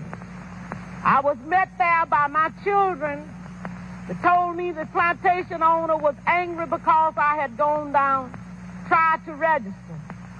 After they told me, my husband came and said the plantation owner was raising Cain because I had tried to register. And before he quit talking, the plantation owner came and said, Fannie Lou, do you know, did Pap tell you what I said? And I said, yes, sir. He said, well, I mean that if you don't go down and withdraw your registration, you will have to leave. Said then if you go down and withdraw, that you still might have to go because we're not ready for that in Mississippi. And I addressed him and told him that I didn't try to register for you. I tried to register for myself. I had to leave that same night. On the 10th of September, 1962, 16 bullets was fired into the home of Mr. and Mrs. Robert Tucker for me. That same night, 2 girls were shot in Roosevelt, Mississippi. Also, Mr. Joe McDonald's house was shot in.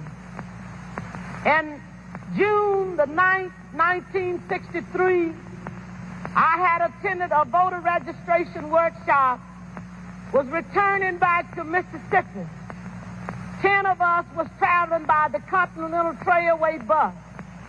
When we got to Winona, Mississippi, which is Montgomery County, 4 of the people got off to use the washroom. And 2 of the people to use the restaurant. 2 of the people wanted to use the washroom. The 4 people that had gone in to use the restaurant was ordered out. During this time, I was on the bus. But when I looked through the window and saw they had rushed out, I got off of the bus to see what had happened. And one of the ladies said it was a state highway patrolman and a chief of police ordered us out. I got back on the bus, and one of the persons who had used the washroom got back on the bus, too. As soon as I was seated on the bus, I saw when they began to get the 5 people in a highway patrolman's car. I stepped off of the bus to see what was happening, and somebody screamed from the car that the fire workers was in and said, "Get that one there." And when I went to get in the car, when the man told me I was under arrest, he kicked me. I was carried to the county jail and put in the booking room. They left some of the people in the booking room and began to place us in cells. I was placed in a cell with a young woman called Miss Vesta Simpson. After I was placed in the cell, I began to hear sounds of licks and screams. I could hear the sounds of licks and horrible screams. And I could hear somebody say, "Can you say yes, sir, nigger? Can you say yes, sir?" And they would say other horrible names. She would say, "Yes, I can say yes, sir." So, "Well, say it." She said, "I don't know you well enough." They beat her I don't know how long. And after a while, she began to pray and ask God to have mercy on those people. And it wasn't too long before 3 white men came to my cell. One of these men was a state highway patrolman. And he asked me where I was from. And I told him Roosevelt. He said, "We're going to check this." And they left my cell, and it wasn't too long before they came back. He said, "You are from Roosevelt, all right," and he used a curse word. And he said, "We're going to make you wish you was dead." I was carried out of that cell into another cell where they had 2 Negro prisoners. The state highway patrolman ordered the first Negro to take the blackjack. The first Negro prisoner ordered me, by orders from the state highway patrolman, for me to lay down on a bunk bed on my face. And I laid on my face. The first Negro began to beat. And I was beat by the first Negro until he was exhausted. I was holding my hands behind me at that time on my left side because I suffered from polio when I was 6 years old. After the first Negro had beat until he was exhausted, the state highway patrol take the blackjack. The second Negro began to beat, and I began to work my feet. And the state highway patrolman ordered the first Negro had beat to sit on my feet, to keep me from working my feet. I began to scream, and one white man got up and began to beat me in my head and tell me to hush. One white man, my dress had worked up high. He walked over and pulled my dress. I pulled my dress down, and he pulled my dress back up. I was in jail when Medgar Evers was murdered. All of this is on account of we want to register to become first-class citizens. And if the Freedom Democratic Party is not seated now, I question America. Is this America? the land of the free and the home of the brave, where we have to sleep with our telephones off of the hook because our lives be threatened daily, because we want to live as decent human beings in America. Thank you. Yeah, I'm sitting here about to interview two labor leaders. Then I want to walk behind me, kissing, and they don't disappear. And it's Tiffany Haddish. Girl, how you doing? I'm doing good. I'm successful. Of course. Yeah, I'm having fun. Having fun, and you want to be here for this historic night? Yes, sir. I'm here for the historical night. I want to see what the policies are. I want to feel the energy in the room. You know, she ready. Well, you got two major labor leaders right here. Communication Workers of America, AFSCME over here. Yeah, hello. So you look at what's going on. You also got comedian Monroe Flame over here. Flame Monroe, hello. Hello, how's it going? I'm here to make history. Make history? It's a historic moment. Well, look, was glad to see both of y'all here. Crashing my interview with these two labor leaders right here. That's okay. We don't lead this labor. Y'all going to lead the labor. That's right. I'm a sit to the side and I'm a delegate. Good to see y'all. I appreciate it. Oh, man. Now, first of all, I told y'all this is the blackest show here. I keep telling y'all that. And so where we're located, of course, the VIP entrance is right there. So that's how the folk just walk up. We keep it rolling, and that's how we do it, folks. Joining me right now, of course, Claude Cummings, President of Communication Workers of America. And we got Lee Saunders, President, leader of American Federation of State, County, Municipal Employees. And, of course, I keep telling y'all don't know. So the first 2 years, the only sponsor we had on this show was AFSCME. And so I appreciate my frat brother Lee Saunders for that. I absolutely appreciate that, again, for getting us started. September 4th will be 6 years. Shows you what you're doing. 6 years of September 4th. That's great. Doing good stuff. Absolutely. No question. Let's talk about this. Y'all were on stage the other night and talking about the importance of labor. I've had other labor leaders, UAW, AFL-CIO, I had NEA. And this is a moment we have never seen. I mean, my God, I don't know how long an administration that actually not just believes in labor, but is very public about it in their words and actions. You firstly. They believe in labor. We believe in them because of the programs that they have been supporting to move working families forward so working families can have a seat at the table. As you know, this election is going to be extremely important, and there is a clear choice.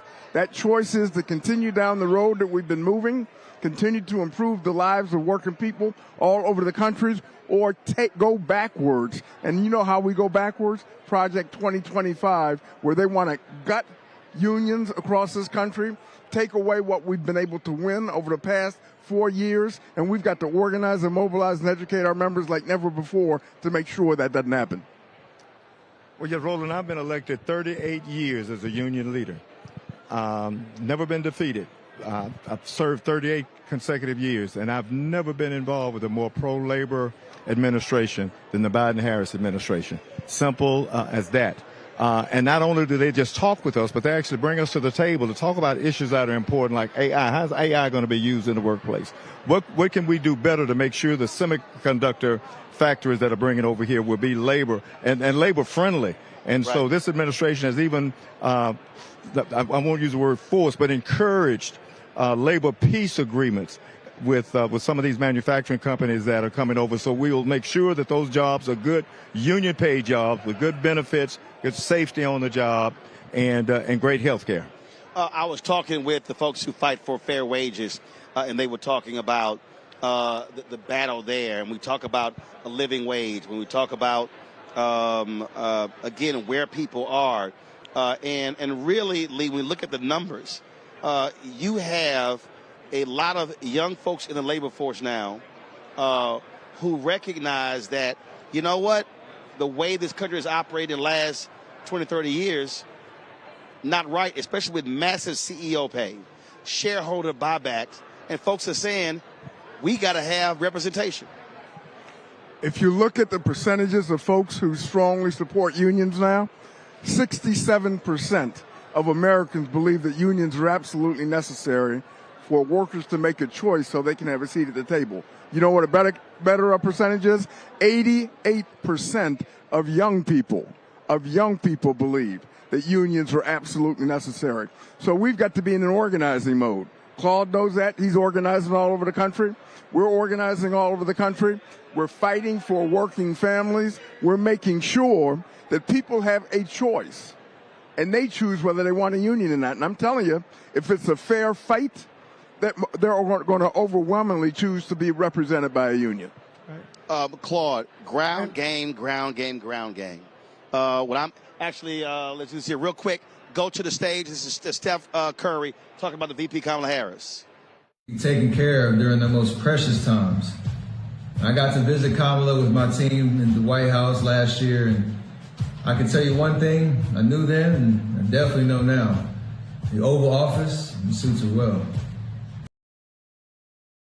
Do something. Go vote. Be active. Let's show out in November like never before. It's been an honor for me to represent our country. It's an honor to support Kamala. So let's all do our part. God bless. Please welcome Democratic nominee for U.S. Congress and... All right, folks. Actually, I was going to come back to Claude and Lee, but taking the stage right now is the brother who is running for that seat that was created in Alabama, the second black seat. Let's go to back to the stage. And hello, sweet home Alabama. I am running for Alabama's 2nd Congressional District. This is the district that gave America the Tuskegee Airmen, Rosa Parks, Fred Gray, and it is the birthplace of the civil rights movement in Montgomery, Alabama. And of course, this district is home to Mr. Good Trouble himself, Congressman John Lewis.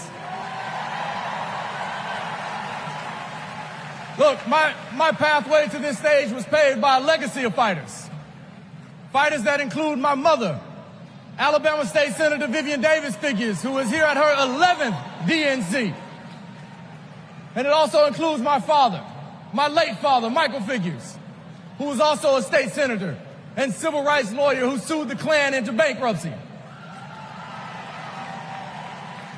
Listen, all of America, all of us owe a debt to courageous freedom fighters, both known and unknown, a debt that can never be repaid. But what we can do is ensure that the work of those fighters who came before us continues, and that our sacred right to vote is always protected. Kamala Harris gets this. She's working to protect our freedoms every single day. And that's why she will sign into law the John Robert Lewis Voting Rights Act once it is introduced again by Congresswoman Terry Sewell.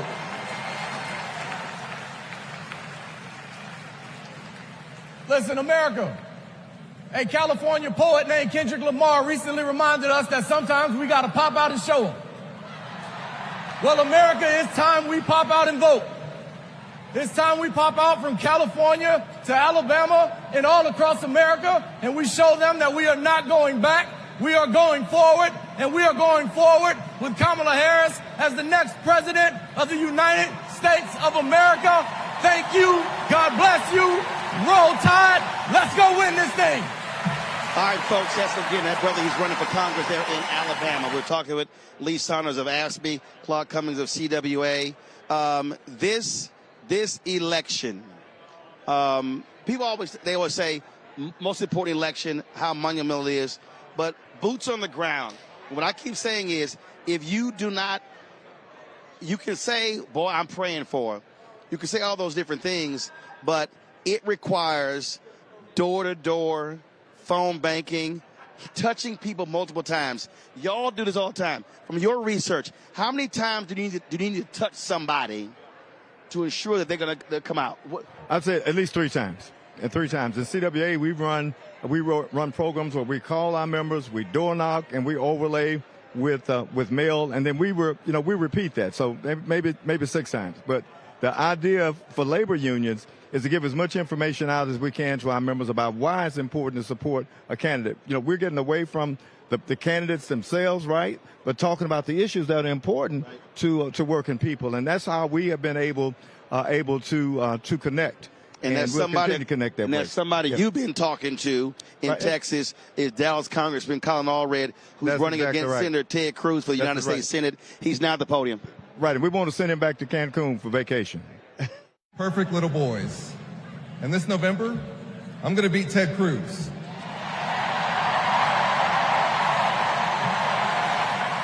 And I'm so proud to be here to support our next president, Kamala Harris. You know, like Kamala, I was raised by a single mom. Mom was a public school teacher who often worked 2 jobs to make ends meet. So when we talk about lowering costs, I think about the times when we went to the grocery store when I was growing up and swiped the debit card and said a little prayer. But my mom and my community in Texas gave me a chance to chase my version of the American dream. I played football at Baylor and in the NFL before becoming a civil rights lawyer and representing my hometown in Congress. Now I'm the guy who's going to turn Texas' Senate seat blue.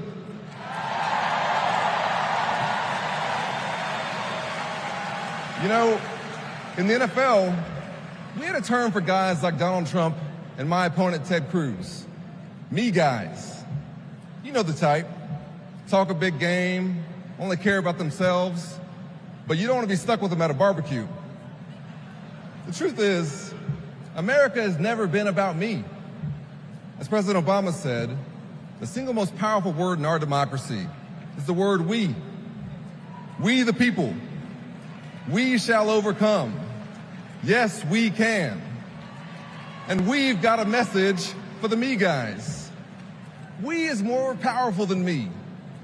We will protect and restore reproductive freedom. We will secure the border. We'll protect Medicare and Social Security. And we'll turn the page and write a new chapter for this country. And elect Kamala Harris to be the next president and beat Ted Cruz. Thank y'all so much. God bless you. And may God bless Texas.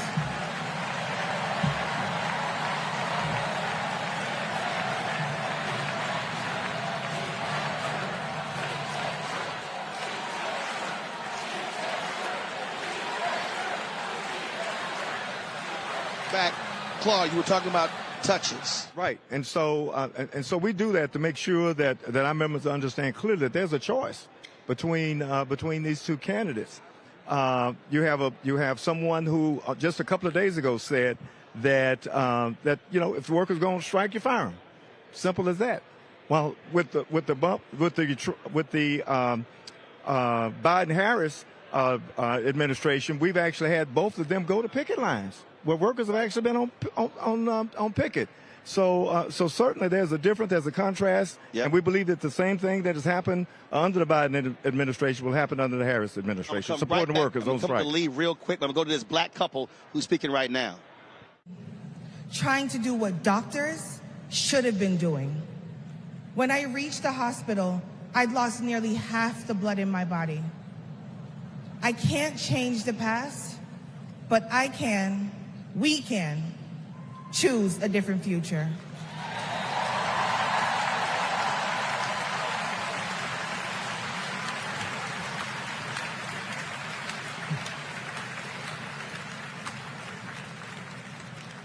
I'm Craig Sicknick, and this is my mother, Gladys.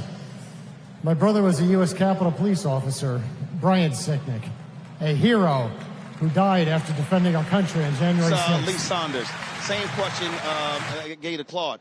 Touches, get people to understand, especially some of your members, or Claude, same with you, who might be Republican, who might be pro-life, reminding them who out here saving your jobs. Who paid for that Teamsters pension? Things along those lines. Well, one thing that we've got to do, and you know I'm the chair of the political committee of the AFL-CIO. Claude helps him out with it. He sits on it. And we always talk about how we can communicate and contact our members. And it's a year-round program now. It just can't be parachuting people in for 2 weeks before the campaign and expect that they're going to do the right thing. We've got to have a year-long program where we are knocking on doors constantly. We're going to the plant gates. We're going to the where the workers are employed, and we're sitting down talking to them.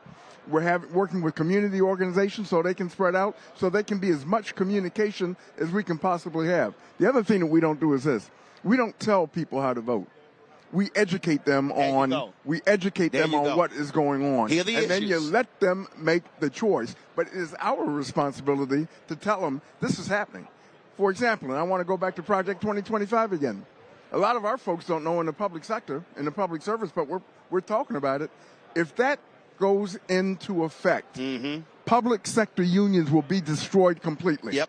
Will be destroyed completely because they don't want public sector workers to have a seat at the table. Yep. And so let me tell you something. I mean, he wants to gut federal workers who don't sign a MAGA decree or whatever the hell. So let me say this.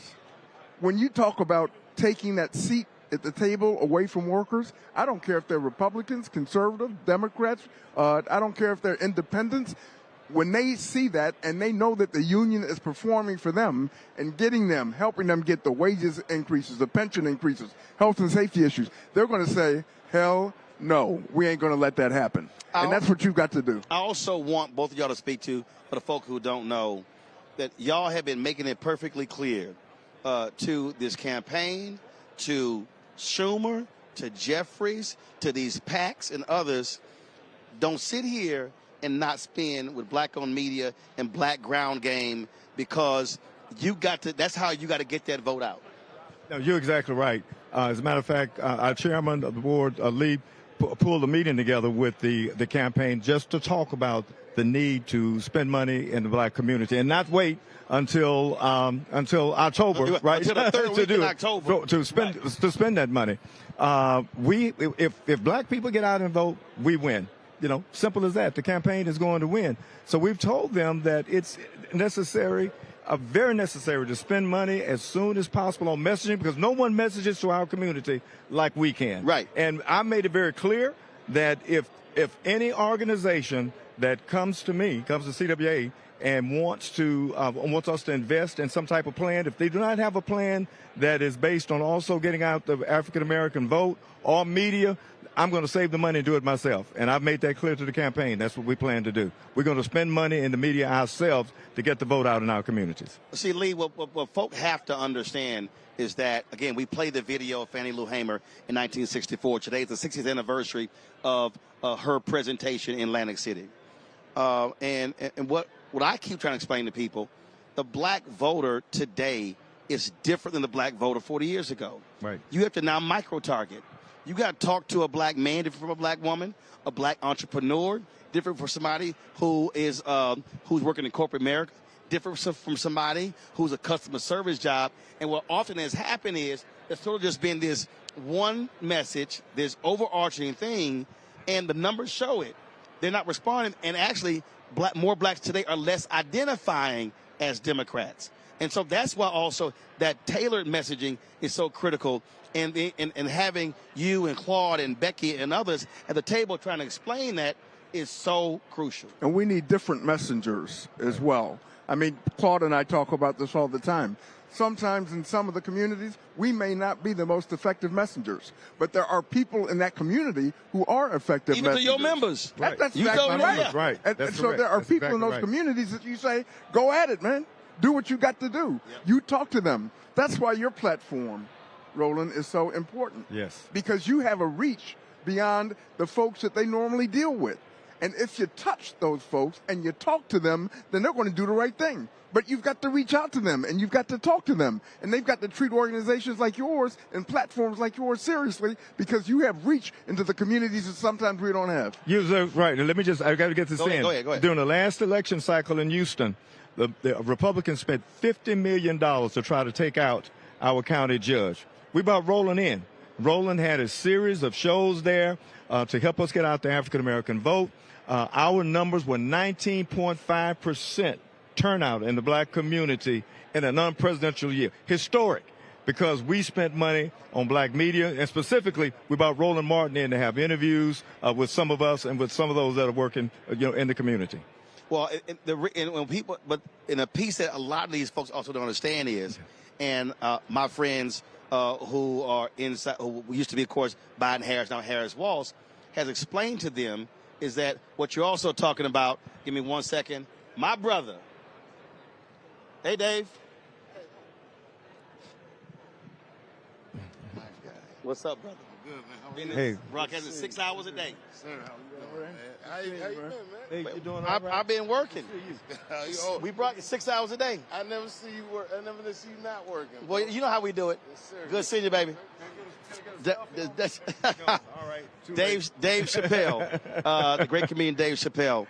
That what a lot of them don't understand is that what you also are dealing with, these are black-owned businesses. Right. So you can't be talking about how you want to increase opportunities to black-owned businesses, And you don't spend then money. You don't support Right. black-owned media with the You're black-owned right. businesses. Right. You're exactly right. You know, I've been one that supported black media. I think that's why in the larger counties in Texas where you were from are blue. It's because we've invested money There in you black go. media. And Simple as that. that's the key, Lee, the investment. And Claude and I are not shy. I mean, he talked about the meeting that we had. No, y'all not. And we Y'all told not them- shy. We are not shy, man. not And shy. we told them that they had to change the way that they were doing business and respect the work that you do and the reach that you have, in our Right. communities. And in order for you to continue that reach or strengthen that reach or to grow that reach is to provide the funds You for gotta you have so you can resources. do that. Yeah. Right. This Yeah. is not rocket science. Which is no different than how when CNN started. It's no different than newspapers and other folks. That's how it is. Well, I got to ask y'all this here last question. You see a lot of these sisters wearing white. You see the AKs are here in their peaking green. I've talked to people. I talked to a brother. He's an attorney in he's a Kappa, but he's an attorney in Los Angeles. Flew out here 6 a.m. in a middle seat. He said, because I had to be in the building when history was made. Just talk about witness what we're going to witness tonight. It's historic. I think that there are many that never thought we would ever have a black male president. And certainly I know that there were many who thought we'd never have a black female president.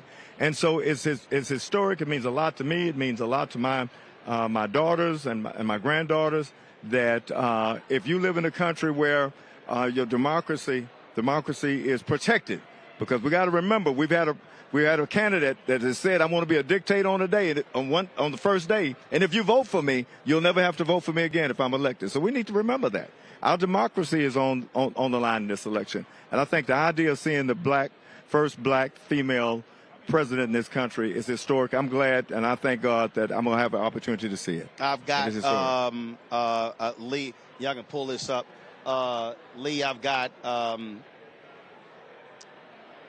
3 sisters. One who died this morning, my sister Kenya Martin. Y'all show her photo. You have it. I have 9 nieces, 4 nephews. And we know how young black men responded when Obama was elected. And we cannot overlook what it means to sisters. Yes. When they see Vice President Kamala Harris walk out on that podium to accept the nomination for president of the United States. It's huge. I mean, I have talked to mothers, grandmothers. There are sisters who said, man, they wish their mothers and grandmothers were alive to see this day. Well, let me tell you a story, and this is true. My mother is 98 years old. She'll be 99 in October. And she is politically sharp. She covers this stuff. She follows all of this. She grew up when those rights, all of the rights that we have now, we didn't have. And she is 99 years old. Every time, 98 years old, 99 in October. Every time I talk to her, she wants to know what's happening and what she can do. And you know what she's going to do? She's going to go to that or get that mail ballot. And as soon as she gets that mail ballot, she's voting for Kamala Harris and Tim Walz. And that is a story that we've got to repeat and repeat and repeat, because the history that she has and understanding where we are today and what we can do, the ability to elect a Kamala Harris and a Tim Walz, nobody can take that away from us, but we can't ignore it. And we've got to understand the importance of it, and that's why it's so important that we're out in the streets every single day talking to folks. Absolutely. And we have to keep the pressure on. You know, my biggest fear is that we have all this energy in the convention right now, and then it begins to die out over time. That cannot happen. We have to keep the pedal to the metal. I believe that's what happened in the Hillary campaign. Yep. I think they thought that the candidate they were running against was so bad. They eased up. They didn't spend money in the black community, right? We were completely ignored, and we ended up with Trump because of it. So the message I've been saying and talking about when I meet before crowds is this: we have got to keep the pedal to the metal. We've got to have the same energy from today to the election. Simple as that. We're going to do it. Yeah, absolutely. Clark Cummings, CWA. Thank you. My brother, I appreciate it. Thank you. Lee Saunders, my frat brother, asked me. I appreciate it. Thank you so very much. Thank you for everything you do. Thank you for all you do. Folks, let's go back to the hall and just feel and hear this. Convention, let me hear you make some noise. I was born in a small town.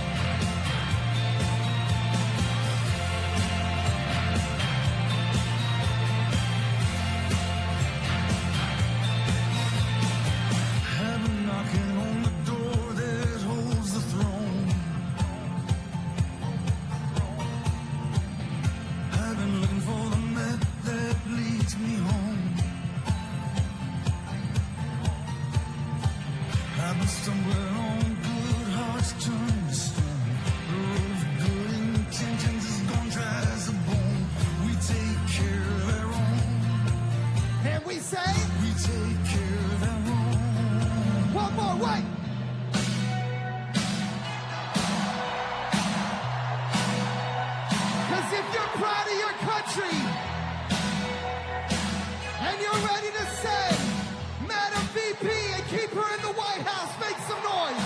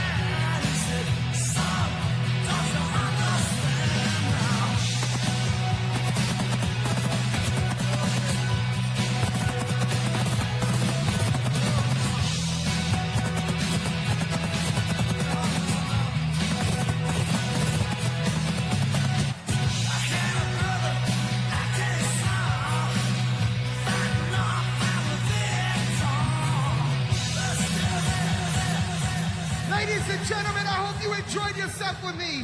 My name is DJ Metro from Chicago. Thank you for having me.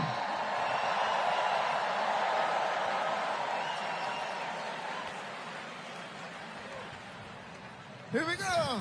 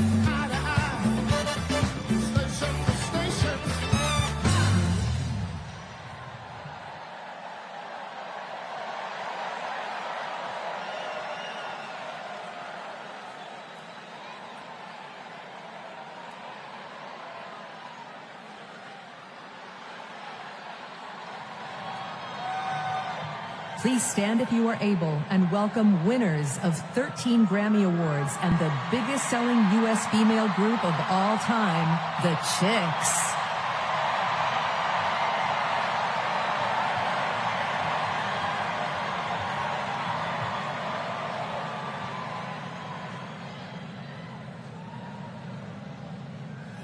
Oh, say, can you see by the dawn's early light what so proudly we hailed at the twilight's last gleaming, whose broad stripes and bright stars through the perilous fight o'er the ramparts we watched were so gallantly streaming, and the rockets' red glare, the bombs bursting in air, gave proof through the night that our flag was still there. Oh, say, does that star-spangled banner yet wave?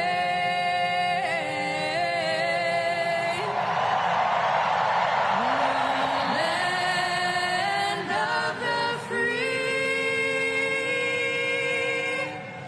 and the home of the brave.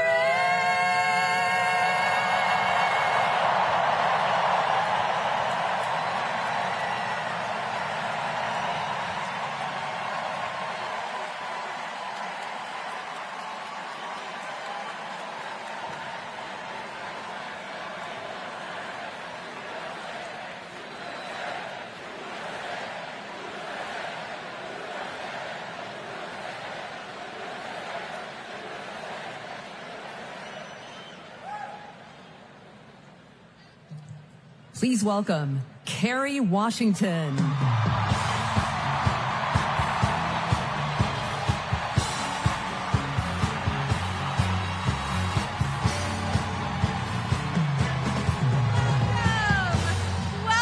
to the final night of the Democratic National Convention. The last 3 nights have been extraordinary, and tonight we hear from our next president, Kamala Harris. Now, as I stand here, I know that there are folks on social media already saying, go back to your TV show, shut up and act. But I am not here tonight as an actor.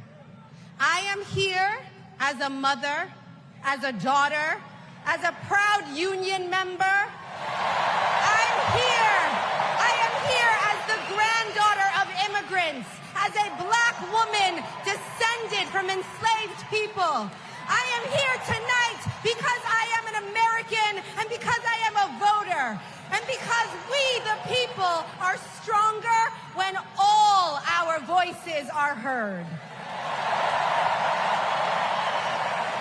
Look, I know that I am the one standing on this stage, but I am not the lead character in this story.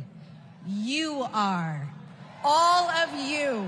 You are the messengers. You are the fixers. Dare I say it, you are the Olivia Popes. You are the superheroes saving this democracy. It is you, not me, who have the greatest power to convince your loved ones to vote. So, just like Michelle Obama told us, let's do something. Let's make a video. Everybody take out your phones. Everybody take out your phones. We're going to make a moment. Can somebody bring me my phone?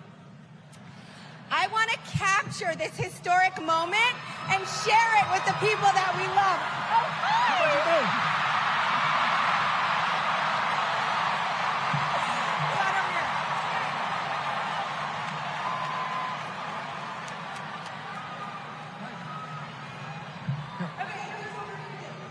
Take this video, guys. We're all going to take it together. We're going to post it to social media, text your friends, send this message out into the world. When I say when we fight, you're going to say? Are you ready? Okay, let's record. We're recording. You ready, Tony? Yep, I'm ready. Okay, ready? When we fight. When we fight. When we fight. Are you ready for Kamala Harris to win? Good, because when Kamala wins, America wins.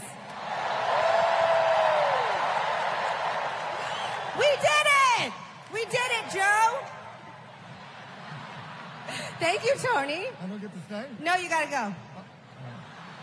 Bye, everybody. Tony Goldwyn, ladies and gentlemen.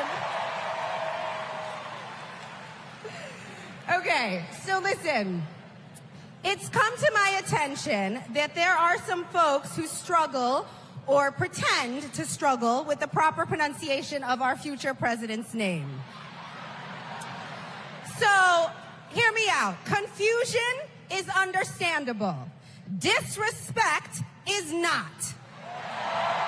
So tonight, we are going to help everyone get it right. Here to help me are some very special guests.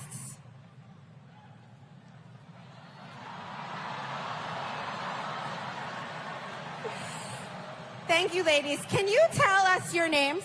Hello, everybody. My name's Amara. And my name is Leela, her little sister. And what are you here to do? To teach you how to say your auntie's name. Okay. So, how do you pronounce it? First you say comma like a comma in a sentence. Then you say la like la la la la la. Put it together and it's 1, 2, 3. Kamala. All right, so let's practice. Let's practice. Everybody over here say comma. Everybody over here say la. Together.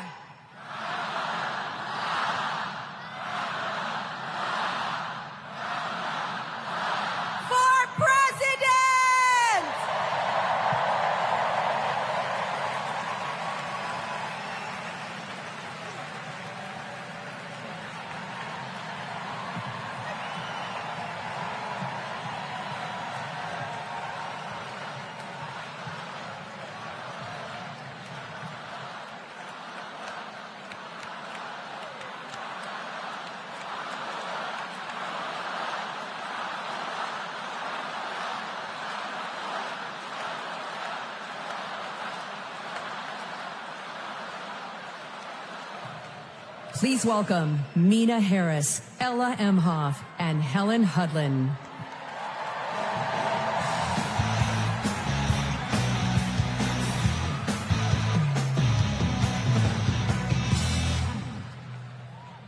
Hi, I'm Mina. I'm Ella. And I'm Helena. I grew up in Oakland, California, in a house full of extraordinary women. My mom, my grandma, and my auntie, who showed me the meaning of service, helping her sister, a 17-year-old single mom, fighting for justice for the American people, and still cooking Sunday family dinner. She guided me. Now she's guiding my own children, and I know she'll guide our country forward. Kamala came into my life when I was 14. Famously a very easy time for a teenager.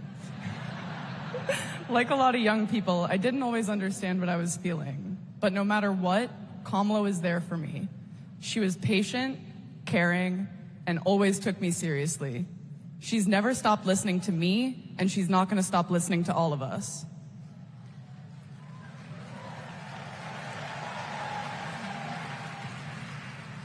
Kamala Harris is my godmother. To me, her advice means everything. Whether it's pursuing my passions, making an impact, or finding hope when the world doesn't feel so hopeful.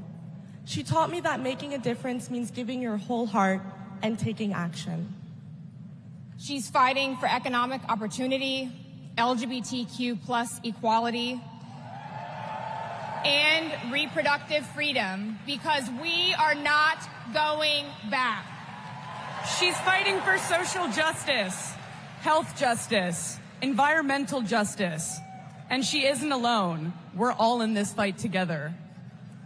So let's keep up the fight. Let's keep up the joy. And let's elect this extraordinary woman as our next president.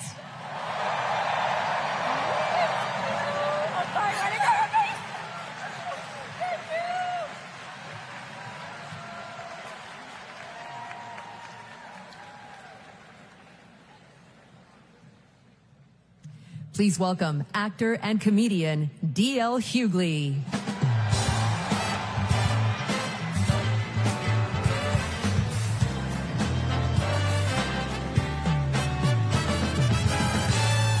Hey now, hey Chicago, how y'all doing? What's happening in California? Now, wait, where those AKAs at? Where they at? You know what? In 3 months, ain't gonna be no living with y'all. I can tell you this, I don't blame Donald Trump for not wanting to debate Kamala. I've been married to a black woman for 40 years and I ain't won one debate. I'm owing $93,000. Now, of course, Trump is saying that Kamala isn't black. I guarantee you this, Kamala's been black a lot longer than Trump's been a Republican.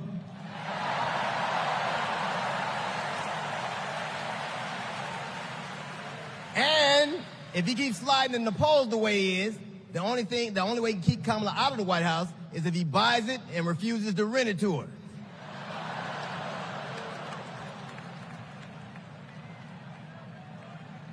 Of course, Kamala's getting broad support. They got black men for Kamala, white men for Kamala, Latinos and Asians for Kamala. They even have Republicans for Kamala. Republicans for Kamala. I guess Donald Trump will finally know what it's like when you get left for a younger woman.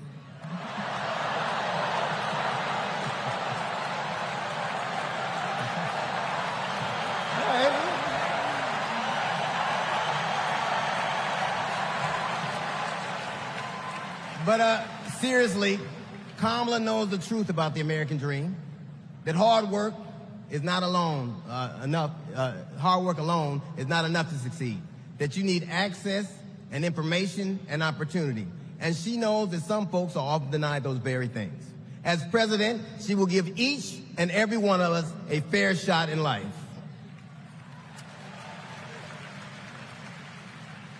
But I have to admit, I didn't always believe that. I mean, if you told me the 15-year-old me would be on stage supporting a prosecutor and a teacher,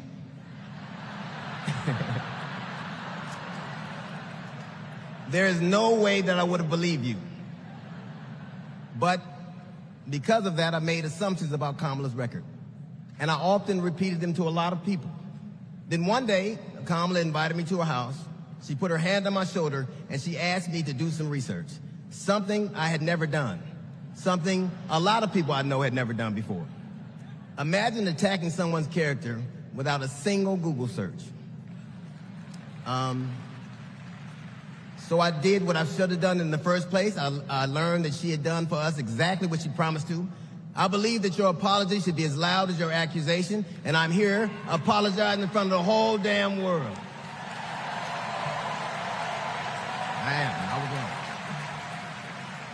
I was wrong, and I'm so very glad I was wrong because, Kamala, you give me hope for the future, a future where my grandchildren, Nola and Stevie, had the freedom to control their own bodies, where they have the opportunity to go as far as their wits and their talents would take them. That future, ladies and gentlemen, is possible, but only if we elect Kamala Harris as the 47th President of the United States of America.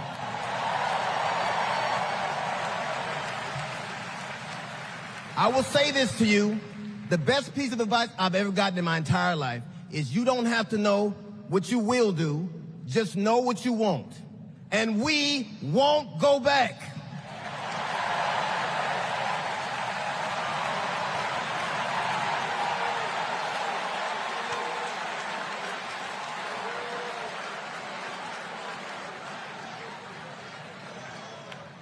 The energy in this room is electric. And you can feel it everywhere, all over the country.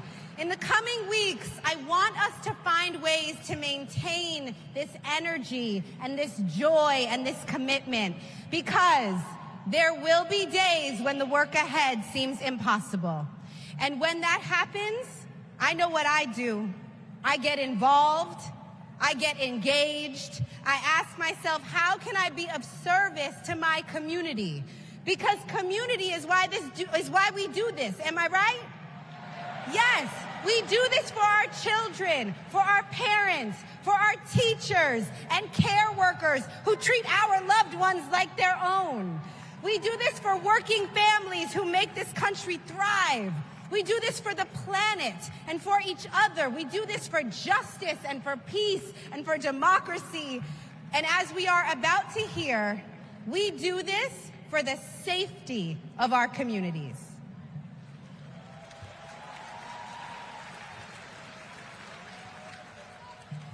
Please welcome Genesee County, Michigan Sheriff Chris Swanson.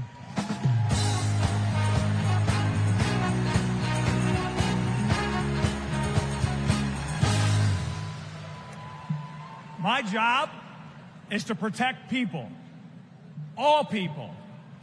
In 2020, righteous anger spilled over into the streets of Flint, Michigan.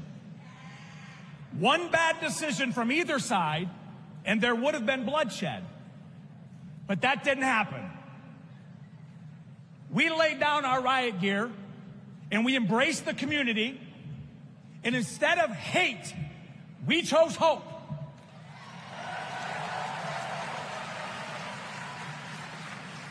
On January 6th, the opposite occurred. That day was paved with division, deceit, and denigration. Police officers were attacked that day. It could have been stopped. We need a leader who will embody what's affixed to all three sides of my sheriff patrol cars: protect, serve, and unify.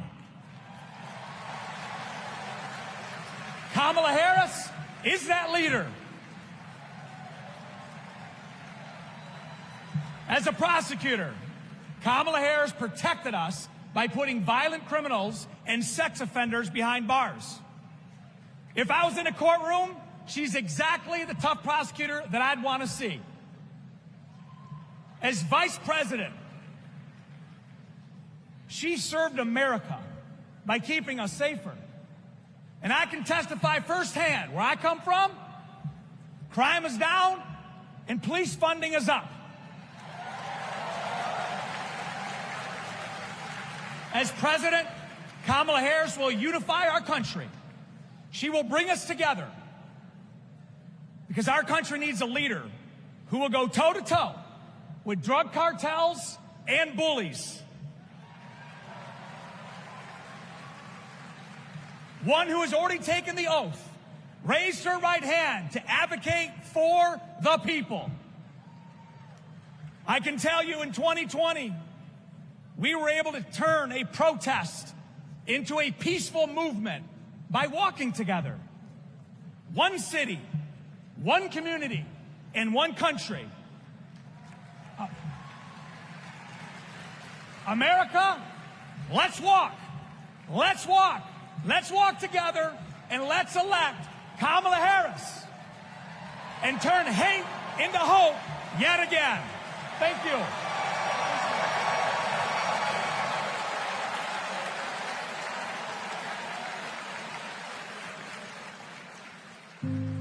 We were contemplating adopting, and then out of nowhere, I got pregnant.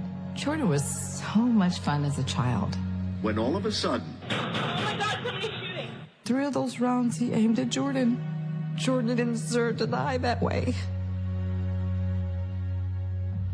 Reports of an active shooter at a high school. These students have now lived through so many of these shootings since they were born almost. We were praying and crying. I don't know how we're alive.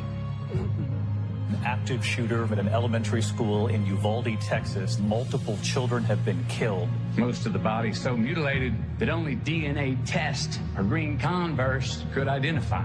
Trump did nothing on guns and was proud of it. There was great pressure on me. We did nothing. After a mass shooting in Iowa, Trump said, I have to get over it. You never get over it. Kamala Harris and Joe Biden refused to get over it. As district attorney, she got illegal guns off the street. As attorney general, she took on transnational crime rings and stopped gun trafficking.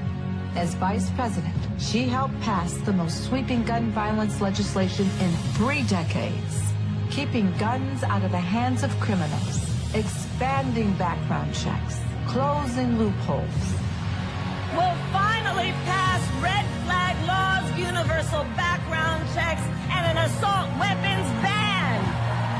Kamala understands the fight we're in. The power is with the people. And gives people like me, survivors like me, hope.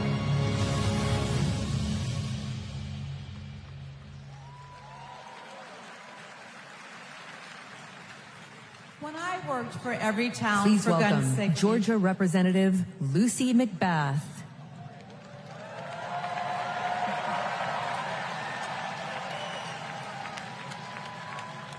When I worked for every town for gun safety and moms demand action for gun sense in America, I saw firsthand the power of telling our stories. You've just heard mine, but there are many more to tell.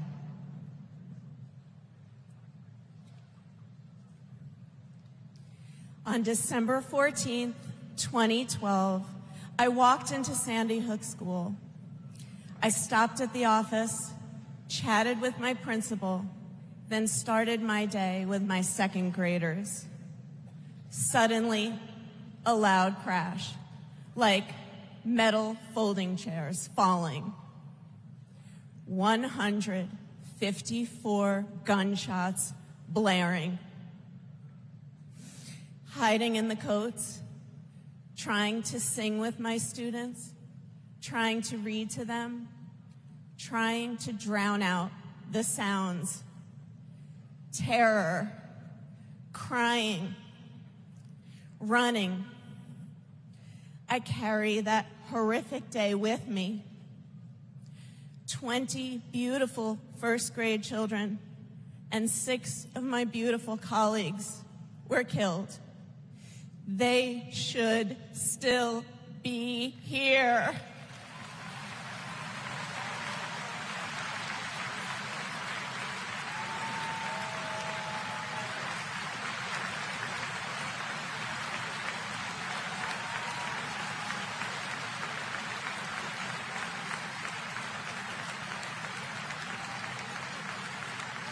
It's 10:30 a.m. at Robb Elementary in Uvalde. The school is recognizing my 10-year-old daughter, Lexi, for receiving all A's. She receives a Good Citizen Award, and we pose for photos. She wears a St. Mary's sweatshirt and a smile that lights up the room. 30 minutes later, a gunman murders her, 18 classmates, and 2 teachers. We are taken to a private room where police tell us she isn't coming home. Uvalde is national news. Parents everywhere reach for their children. I reach out for the daughter I will never hold again.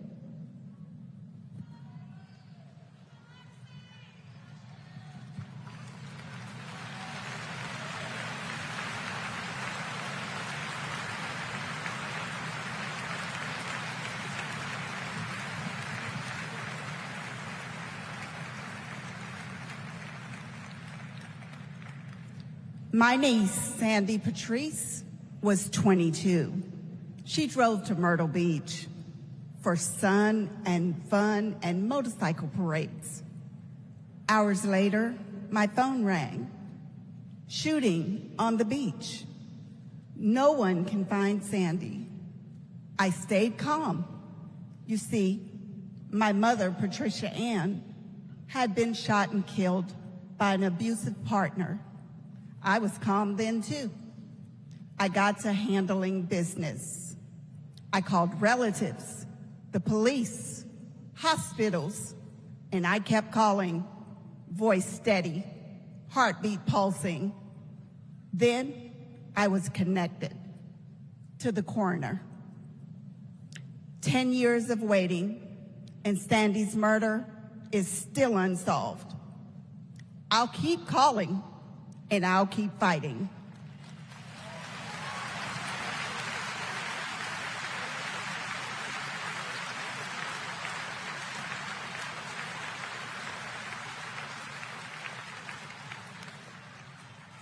I was in high school when my classmate got shot.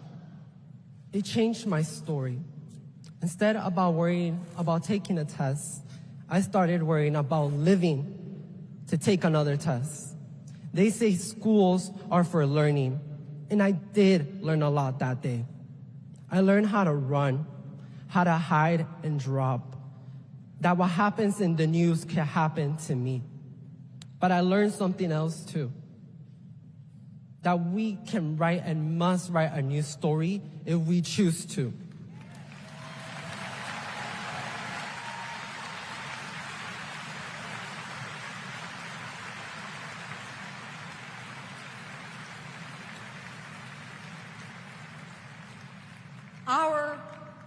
Are stories of loss. But make no mistake, our losses do not weaken us. They strengthen our resolve. We will secure safer futures that we all deserve. We will organize. We will advocate. We will run for office.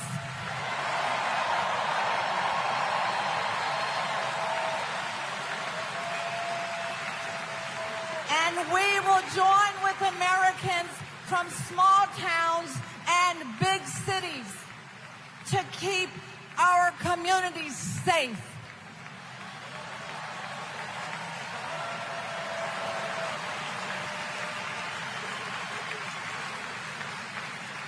And we will elect leaders like Kamala Harris, who won't just empathize, but will act.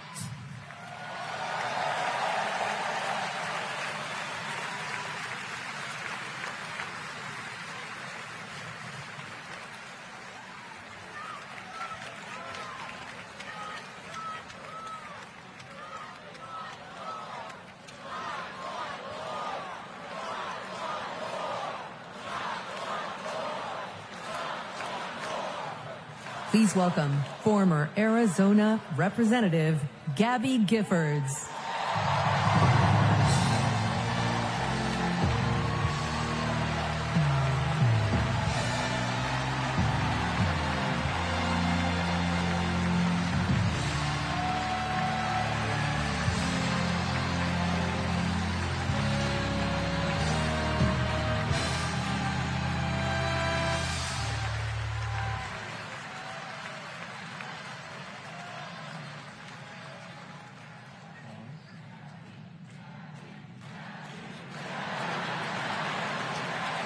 Hello, fellow Americans!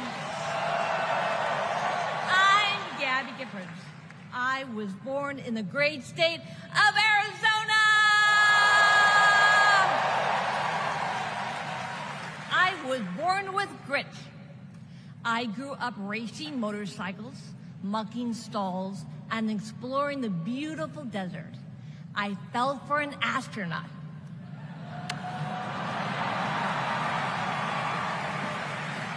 For 5 years, I served in Congress from a swing district.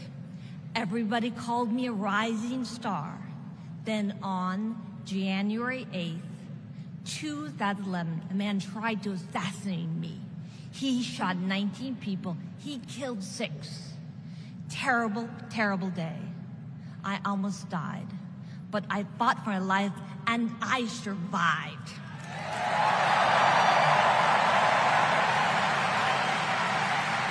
I learned to walk again, one step at a time.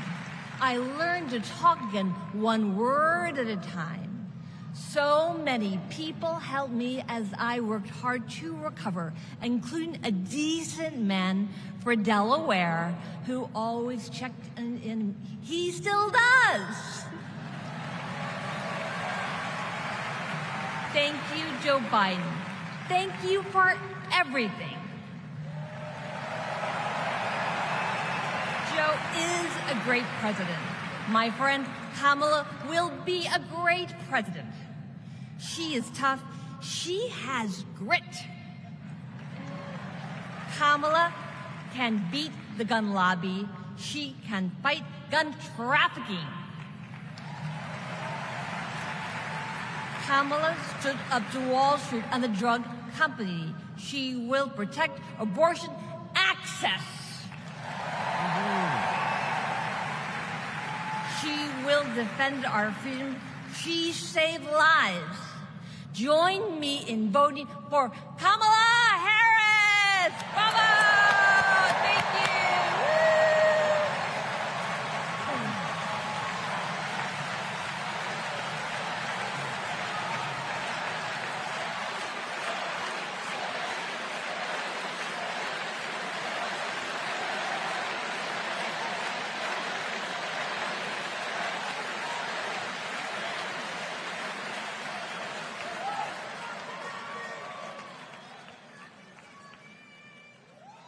Don't know why, but I feel like I had the honor of meeting Vice President Harris when I got to introduce her when she spoke at my high school about gun violence. Parkland happened, and all I could think about is that I wanted to keep my kids safe. On July 4th, 2022, I was next in line to walk in the Highland Park Independence Day Parade when gunshots erupted. 7 people were shot and killed, and 48 more were injured. Vice President Harris has been a gun sense champion since she was our California AG. We have 2 options in November. We have Kamala Harris, who has already proven her leadership in the Biden-Harris administration. They passed the first ever comprehensive gun reform in 30 years. Meanwhile, Donald Trump has cozied up to the NRA and the gun lobby. I have full confidence in Vice President Harris that she's dedicated to and committed to finding a solution to end gun violence.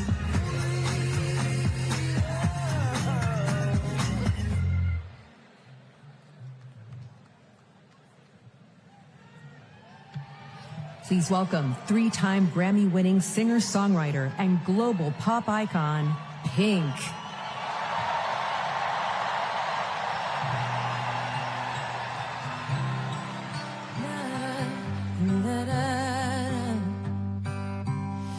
we're searchlights we can see in the dark.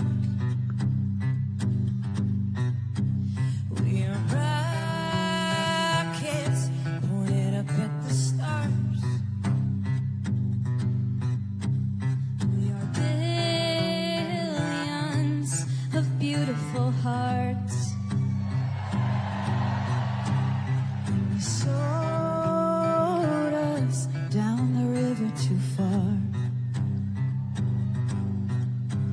What about us? What about all the times you said you had the answer? What about us? What about all the broken happy ever afters? Oh, what about us? What about all the plans that ended in disaster? What about love? What about trust? What about us? We're problems that want to be solved. We are children that need to be loved. We were willing, we came when you called. But man, you fooled us. Enough is enough. Oh, what about us? What about all the times you said you had the answer? What about us? What about all the broken happy ever afters? What about us? What about all the plans that ended in disaster? What about love? What about trust? What about us? Sticks and stones, they may break these bones, but then are you ready? Are you ready? I don't want control, I want to let go. I'll be ready. 'Cause now it's time to let them know. What about us? What about all the times you said you had the answers? So what about us? What about all the broken happy ever afters? What about us? What about all the plans that ended in disaster? What about love? What about trust? What about us? What about us? What about us? What about us?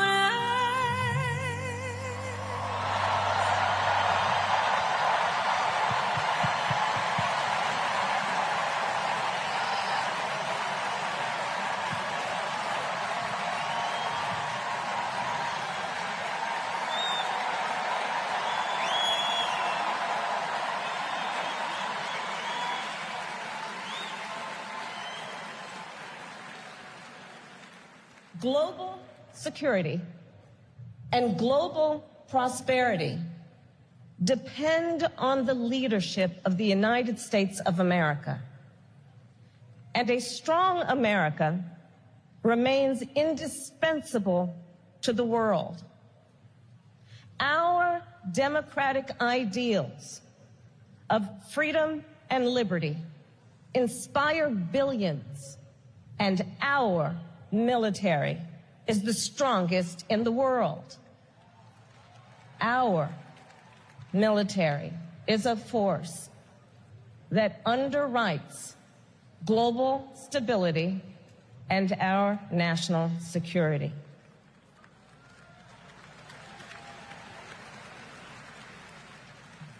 Please welcome Arizona Senator Mark Kelly.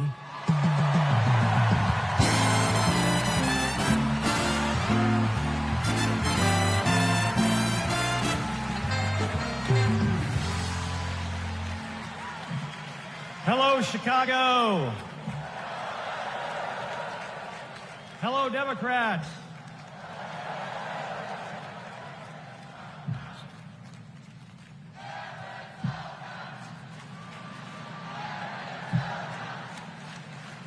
So, President Obama had to follow Michelle.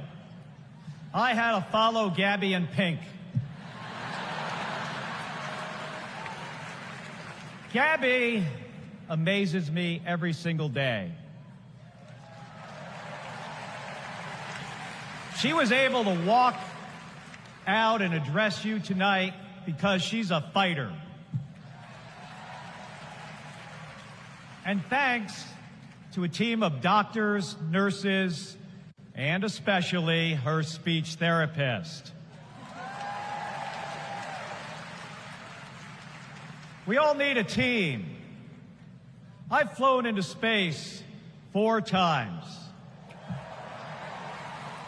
I've flown into combat nearly 40 times. Not once did I do that by myself. It took a team to accomplish a mission. It always does. I flew in the Navy during the first Gulf War. America rallied our allies to kick out a tyrant who invaded a neighbor. Today, Vladimir Putin is testing whether we're still that strong. Iran, North Korea, and especially China watch closely. What's Trump's answer?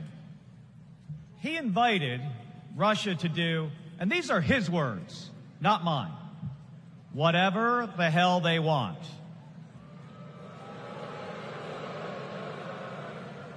Vice President Harris has always championed America's support for NATO, for Ukraine, and for the Ukrainian people. On the Senate Intelligence Committee, she investigated Russian interference in our election. She defends free and fair elections everywhere. You already know how Trump feels about those. Donald Trump skipped his intelligence briefings. He was too busy sucking up to dictators and dreaming of becoming one himself. Trump thinks that Americans who have made the ultimate sacrifice are suckers and losers. If we fall for that again and make him the commander-in-chief, the only suckers would be us.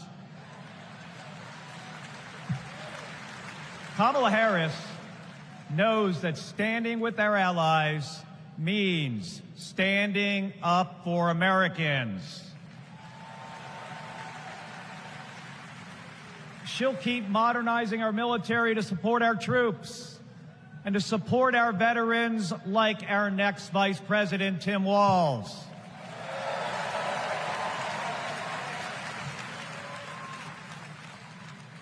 The world laughs at Trump, literally. But folks, it is not funny. When he was president, that meant the world was laughing at us. The threats we face are too serious. The sacrifices our service members make are too sacred. The alliances we've spent decades building are too critical. That's what's at stake now. And the choice isn't even close. But in Arizona and nationwide, this election will be.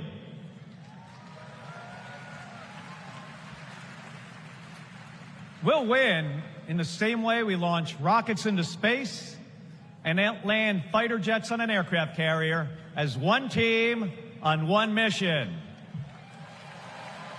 State by state, voter by voter, coming together. No country is better than ours at solving big problems. So, on November 5th, is still the leader the world needs today by electing the leader we need right now, Kamala Harris. Thank you, everybody. Thank you.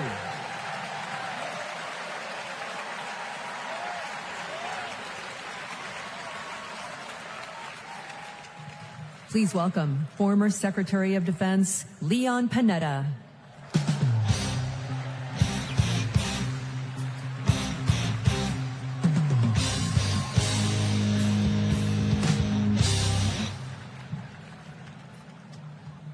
My fellow Americans, I'm proud to have served in the Army, the Congress, the White House, Chief of Staff, CIA Director, and Secretary of Defense.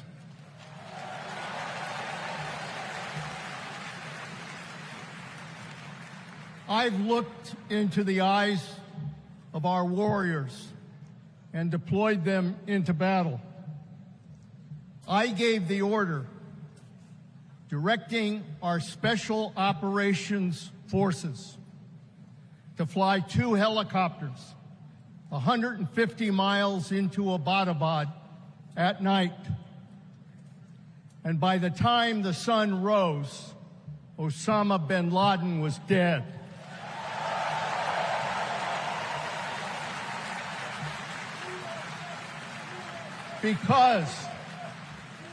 Because nobody attacks our country and gets away with it. Nobody.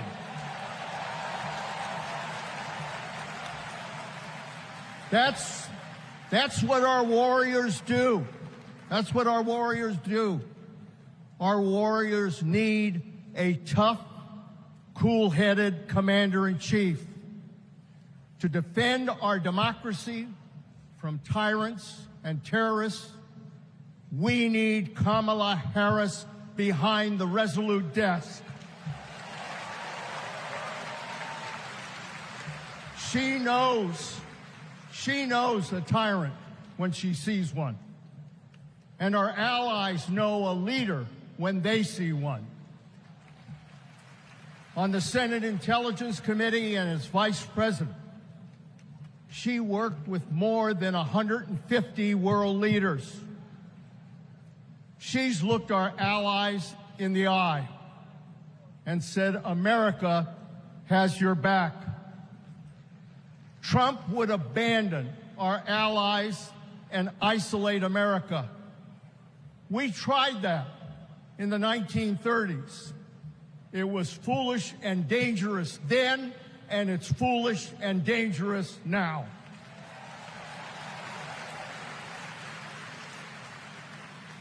Listen to President Reagan. President Reagan. Isolationism never was and never will be an acceptable response to tyrannical governments. Never. Trump tells tyrants like Putin they can do whatever the hell they want. Kamala Harris tells tyrants, the hell you can, not on my watch. She's worked with President Zelensky to fight back against Russia. She knows that protecting their democracy protects our democracy as well. Look, Donald Trump does not understand the world, and he does not understand the service and sacrifice of our military. Our fallen veterans are not suckers. They are not losers. They are our heroes.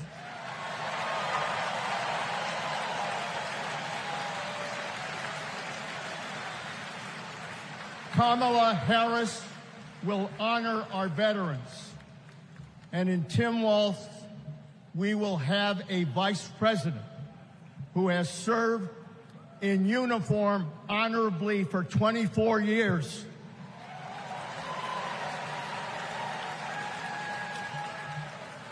Kamala Harris understands this moment. It is a moment of danger and a moment of opportunity.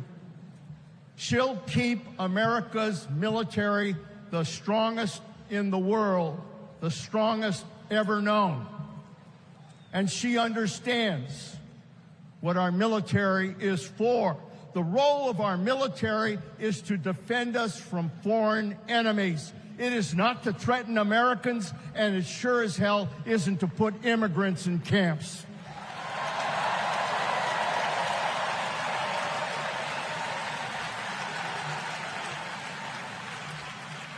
Every president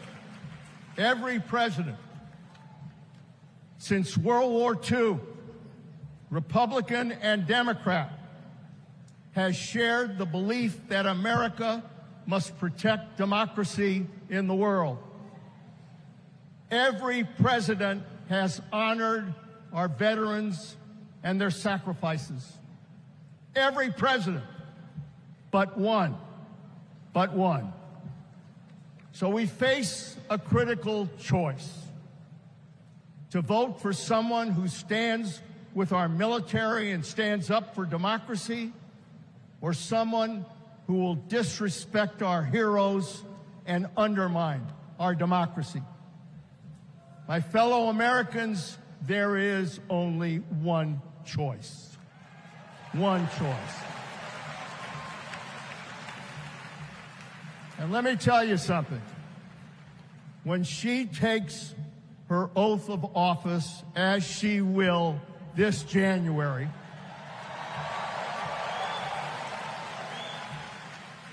our allies will cheer, our enemies will fear, and we will have a commander-in-chief that we can trust. God bless our veterans, and God bless our country.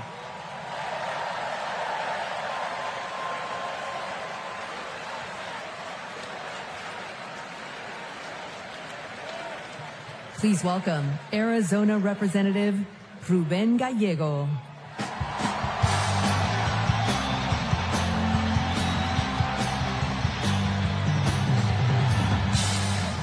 I'm a dad, husband, congressman, and the proudest Arizonan you'll ever meet. But I am even prouder to be a Marine. Rah! My mom raised us alone on a secretary's salary. I slept on the floor. I worked every job I could: meat packing, construction, making pizzas.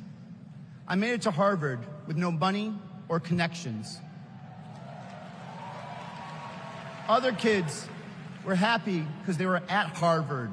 I was happy because I finally had a mattress. Then I enlisted, fought alongside my brothers with Lima 325 in Iraq. They called us Lucky Lima, but our luck ran out. We saw some of the heaviest combat of the war. And when we got home, the government failed to help us readjust. We have a duty to care for our patriots who serve our nation.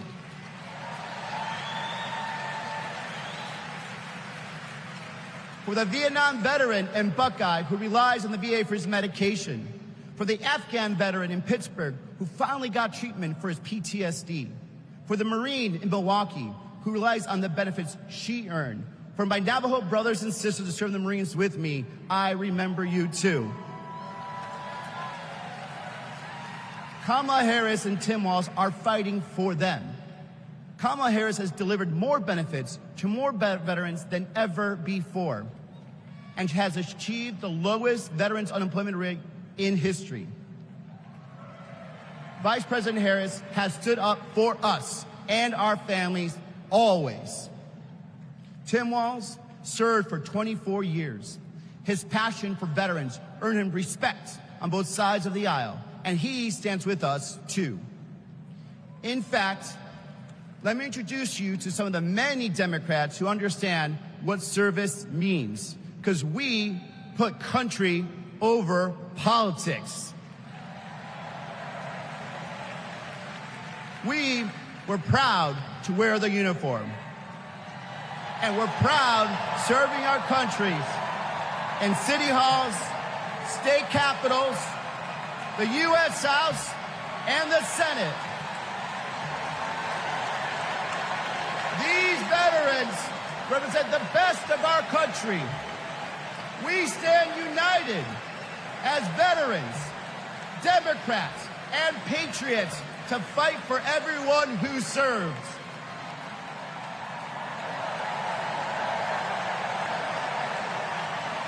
But politicians like Donald Trump, they don't stand with us. They call patriots like Senator McCain losers.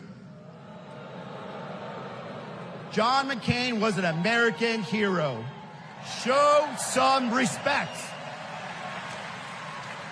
Trump's Project 2025 will slash veteran benefits and force VA hospitals to close across the nation. Show some respect.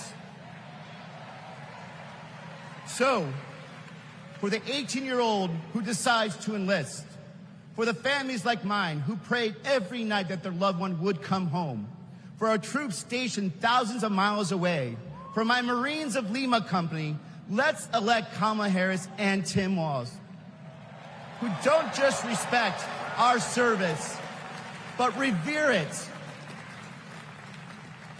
Because the veterans who defended this country aren't just the reason we can sleep at night. They're the reason we can dream.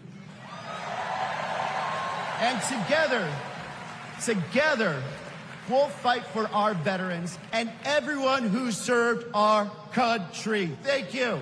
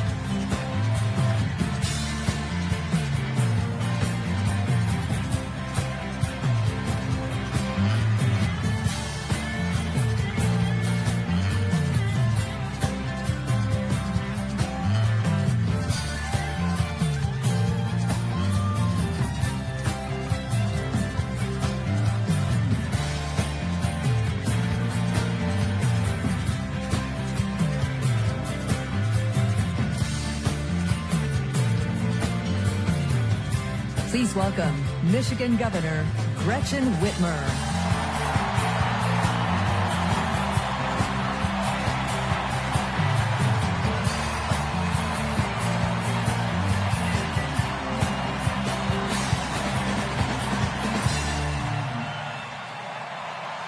I'm Governor Gretchen Whitmer. In Lansing, they call me Governor. But in Detroit, they call me Big Gretch.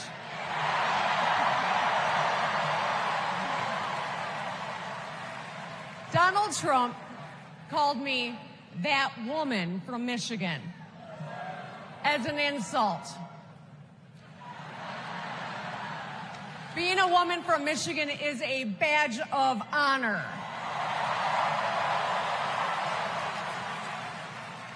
Like women across America, we just GSD. Get stuff done. At 29, I joined the sandwich generation. Sandwiched between working and raising my newborn and caring for my mom, who was dying from brain cancer. It was hard, but not extraordinary. It's life. Those nights reminded me who I was fighting for. People just trying to make it. Kamala Harris knows who she's fighting for, too. She took care of her mom, who also battled cancer. As president, she'll fight to lower the cost of health care and elder care for every family. She's lived a life like ours. She knows us. Donald Trump doesn't know you at all. You think he understands that when your car breaks down, you can't get to work? No. His first word was probably chauffeur. You think he's ever had to take items out of the cart before checking out? Hell, you think he's ever been to a grocery store? That's what the chauffeur is for. But Kamala Harris, she gets us. She sees us. She is us.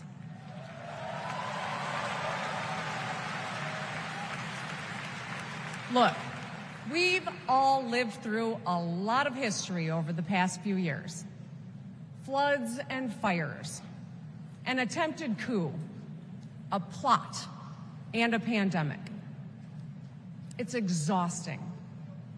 We don't know what the next 4 years will bring. But what we do know is this. Through it all, your life won't stop. You're going to have to get to work, pick up the kids, and pay your bills.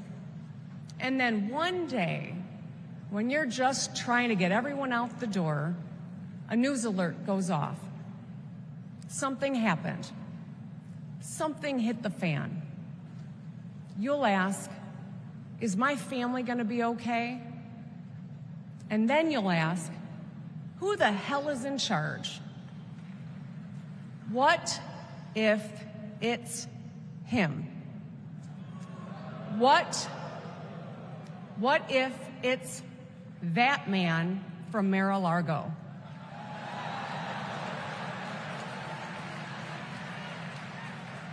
I know, in a crisis, we need someone strong enough to come up with a plan, to tell the truth, and to bring people together. Right now, before the crisis, is when we get to choose. Why wouldn't we choose the leader who's tough, tested, and a total badass?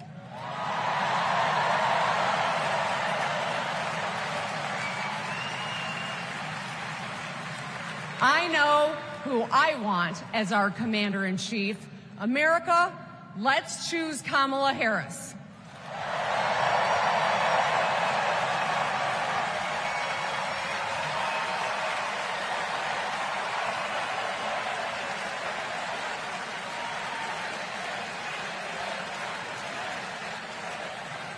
Please welcome actress, director, and philanthropist, Eva Longoria.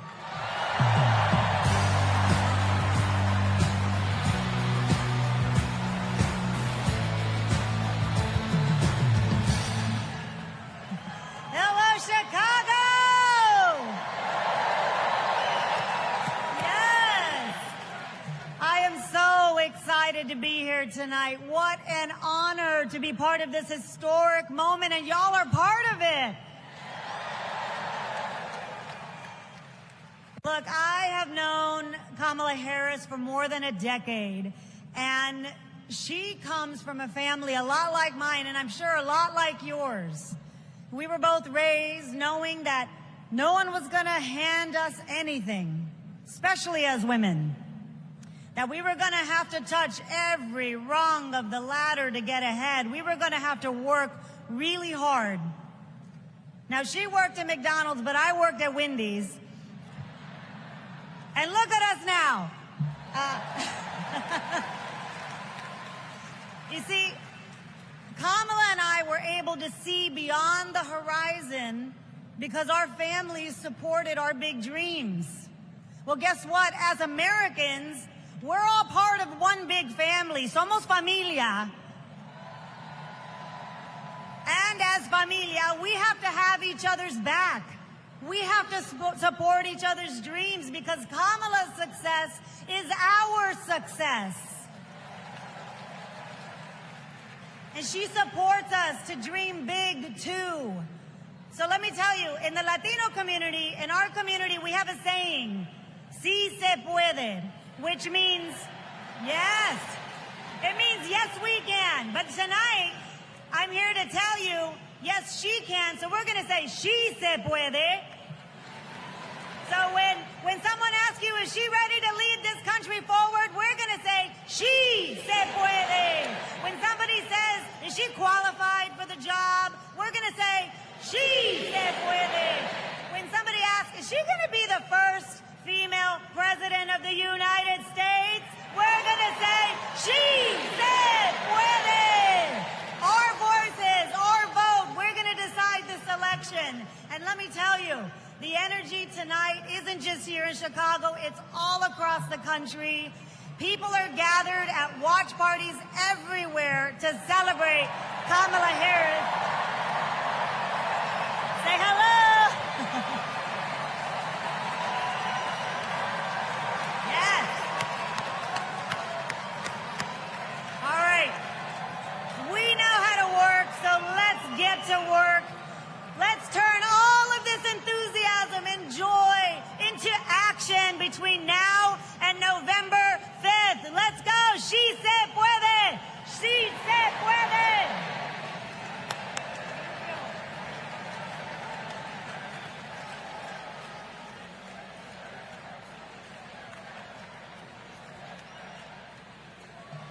Please welcome former Illinois Republican Representative Adam Kinzinger.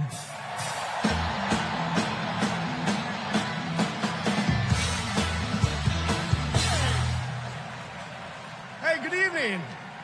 Good evening. Thank you. Thank you. Thank you. I'm Adam Kinzinger, and I am proud to be in the trenches with you as part of this sometimes awkward alliance that we have to defend truth, defend democracy, and decency. I was just a kid when I was drawn to the party of Ronald Reagan, to his vision of a strong America, the shining city on a hill. I was a Republican for 12 years in Congress, and I still hold on to the label. I never thought I'd be here, but listen, you never thought you'd see me here, did you? But I've learned something about the Democratic Party, and I want to let my fellow Republicans in on the secret. The Democrats are as patriotic as us.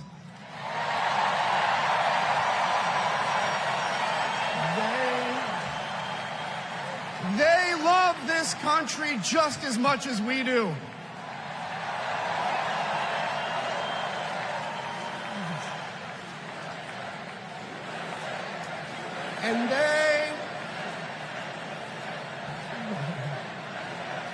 And they are as eager to defend American values at home and abroad as we conservatives have ever been. I was relieved to discover that because I've learned something about my party too, something I couldn't ignore. The Republican Party is no longer conservative. It has switched its allegiance from the principles that gave it purpose to a man whose only purpose is himself. Donald Trump is a weak man pretending to be strong. He is a small man pretending to be big. He's a faithless man pretending to be righteous. He's a perpetrator who can't stop playing the victim. He puts on, listen, he puts on quite a show, but there is no real strength there. As a conservative and a veteran, I believe true strength lies in defending the vulnerable. It's in protecting your family. It's in standing up for our Constitution and our democracy. That is the soul of being a conservative. It used to be the soul of being a Republican, but Donald Trump has suffocated the soul of the Republican Party. His fundamental weakness has coursed through my party like an illness, sapping our strength. softening our spine, whipping us into a fever that has untethered us from our values. Our democracy was frayed by the events of January 6th, as Donald Trump's deceit and dishonor led to a siege on the United States Capitol. That day, I stood witness to a profound sorrow, the desecration of our sacred tradition of peaceful transition of power, tarnished by a man too fragile, too vain, and too weak to accept defeat.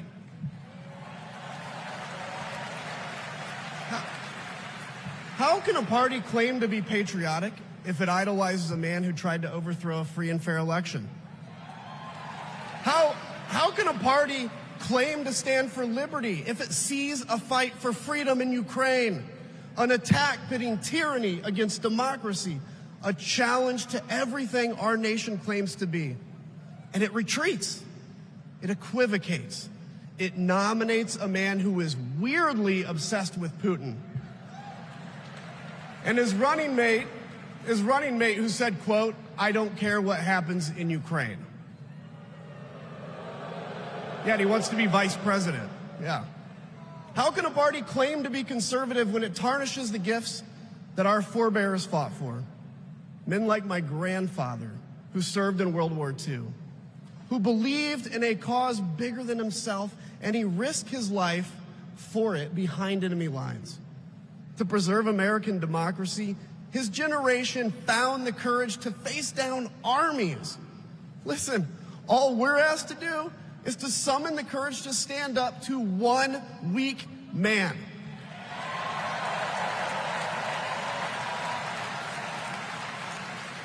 Some have questioned why I've taken the stand I have. The answer is really simple, ladies and gentlemen. We must put country first. And tonight, as a Republican speaking before you, I'm putting our country first.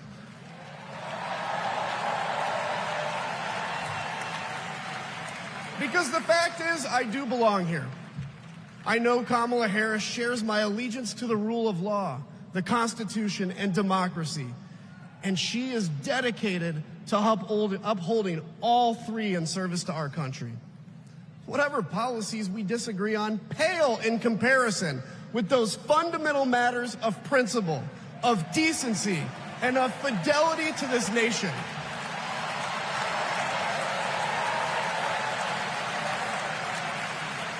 Listen,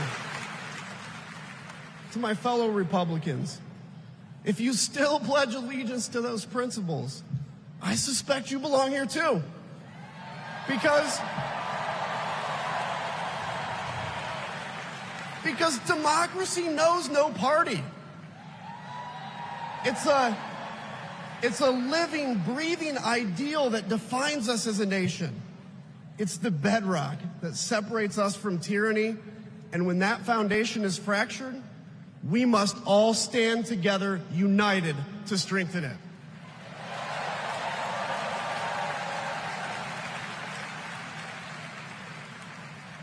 If you think those principles are worth defending, then I urge you, make the right choice. Vote for our bedrock values and vote for Kamala Harris. God bless you.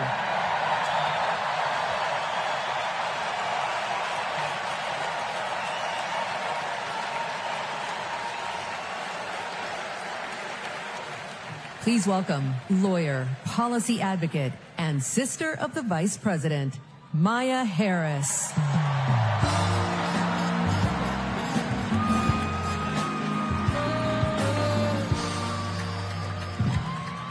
Hello, Chicago.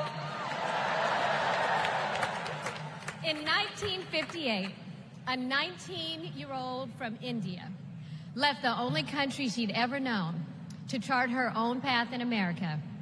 She came here to pursue an education, but she stayed here to build a life.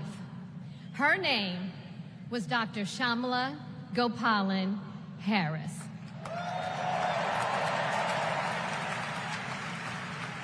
But we called her Mommy. Mommy was so many things to so many people.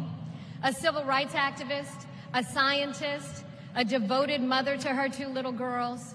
But most of all, Mommy was a trailblazer who defied the odds and defined herself. And when it came to Kamala and me, Mommy had great expectations for us, but she had even greater expectations of us. She raised us to believe that we could be and do anything. And we believed her. You see, Mommy understood the power and the possibility that come with knowing and showing who you truly are. She knew we could be the authors of our own stories, just as she'd been the author of her own. Mommy's journey and the opportunity that she wanted for Kamala and me, that's a distinctly American story.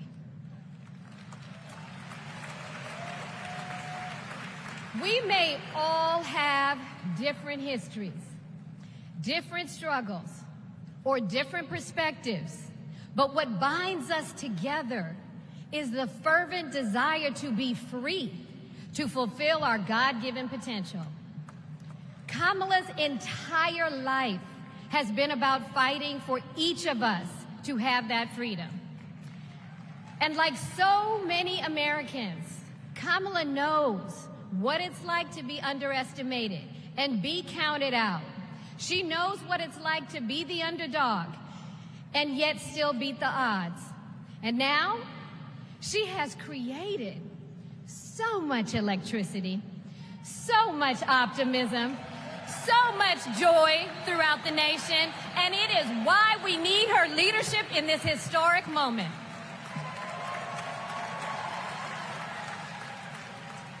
We are living in a time when some are trying to divide us, to separate us in ways that make it difficult for us to come together.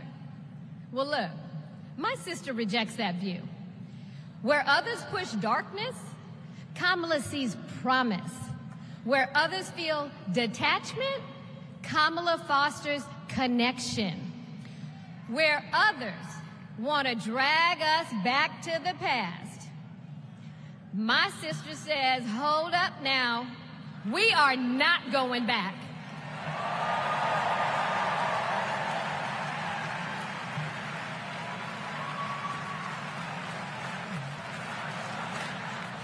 Because Kamala understands we have so much more in common than what separates us. She knows the measure of our success isn't just winning an election. It's about who we bring along and lift up in the process.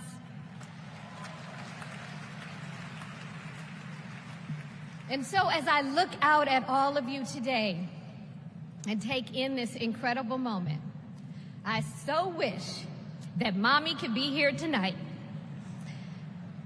I can just see her smiling, saying how proud she is of Kamala. And then, without missing a beat, she'd say, that's enough, you got work to do. She would tell all of us to roll up our sleeves and get to work, to elect a leader who sees the potential in each of us, a leader who cares for all of us, a leader who fights for every one of us. Our Democratic nominee, my big sister, the next President of the United States, Kamala Harris.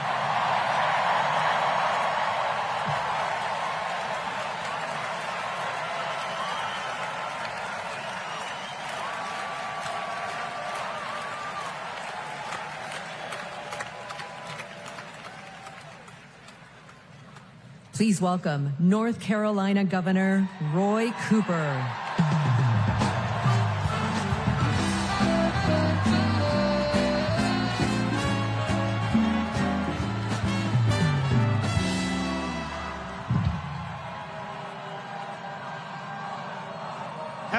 America.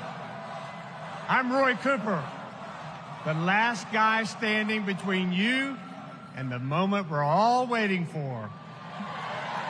So I'm going to get right to it. All week, you've heard stories about my friend Kamala. I want to take you behind the scenes of one of them. 2011 was a rough time for American homeowners. Hundreds of thousands were losing their homes to illegal foreclosure. I was Attorney General in North Carolina, while Kamala had just become California's. All the AGs were close to a settlement with the big banks, and it was a pretty good deal. Would have meant $4 billion for California families who'd been ripped off. I know that sounds like a lot, but Kamala said, hang on a minute. I've met these families. I know what they've been through, and they deserve more. She went toe-to-toe with some of the world's most powerful executives, and she refused to give in. Let me tell you, this was a huge risk, but she knew it was a risk worth taking. That's Kamala. And we all know what happened. The banks caved. That $4 billion for California families became $20 billion. That was the first time I witnessed Kamala in action. And what I saw was a leader who does exactly what she says she's going to do, who never will settle for less. America, we got a lot of big fights ahead of us, and we've got one hell of a fighter ready to take them on.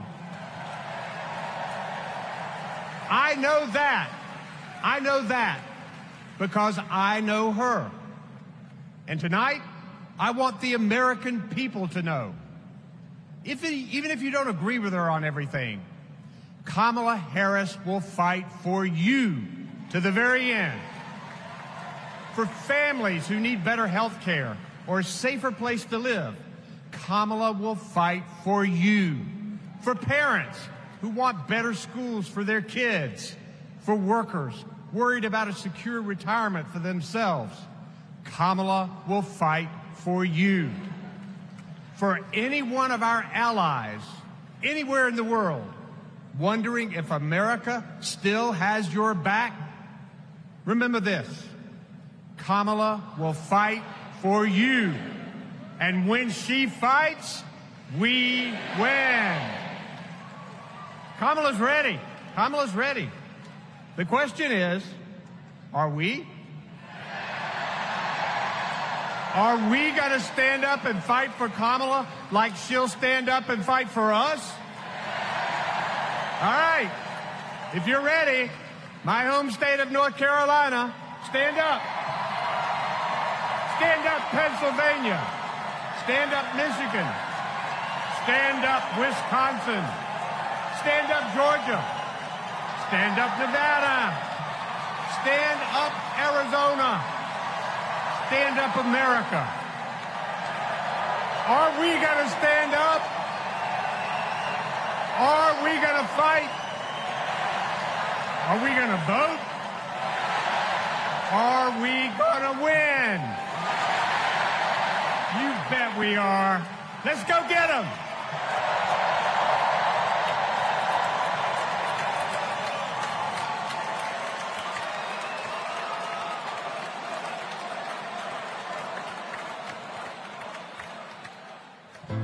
She grew up in a tight-knit neighborhood. It was the kind of place where your neighbor would look after you when school let out, where your first-grade teacher would show up at your law school graduation. It's where Kamala Harris learned what it means to be in the middle class, making every paycheck count. She was raised by a working mom who taught her about standing up for what's right and protecting the people you love. Kamala carries the lessons of our mother, the fighting spirit of our mother, the compassion. She was all of 5 feet tall. If you met her, you would have thought she was 7 feet tall. And our mother, if I'd ever come home complaining about anything, she wouldn't have it. The first thing she'd say is, well, just stop the complaining. Just tell me what you're going to do about it. And since she was a young girl, Kamala Harris has been fighting for families like the ones she grew up with. That is Kamala. She can't help herself from standing up for people and standing up for what she thinks is right. She has been that way our whole lives. Being a protector is what led her to become a prosecutor. Looking back now, I could say it was her calling.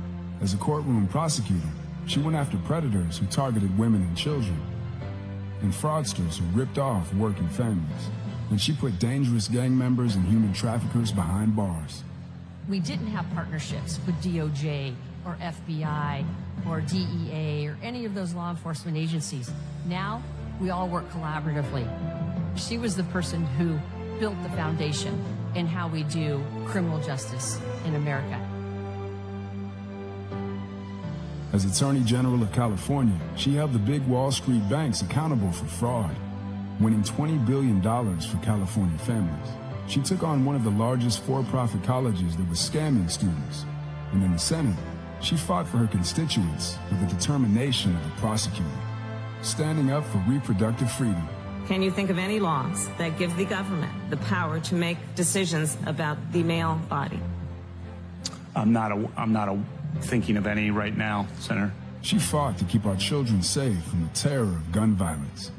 How many of you guys had to have a drill where you learned about how you need to hide in a closet or crouch in a corner in the event that there is a mass shooter? Look at that. Look at that. On the Intelligence Committee, she defended our nation against foreign adversaries. And in 2020, she made history as the first woman to be elected Vice President of the United States. She cast the tie-breaking vote to deliver urgent relief to the American people during the pandemic. She beat Big Pharma to lower prescription drug costs and cap the cost of insulin, and led the fight to restore reproductive rights after Roe v. Wade was overturned. We have worked too hard and fought too long to see our daughters grow up in a world with fewer rights than our mothers. Because she's never been afraid to stand up to powerful interests. Sometimes people will open the door for you and leave it open. Sometimes they won't. And then you need to kick that door down.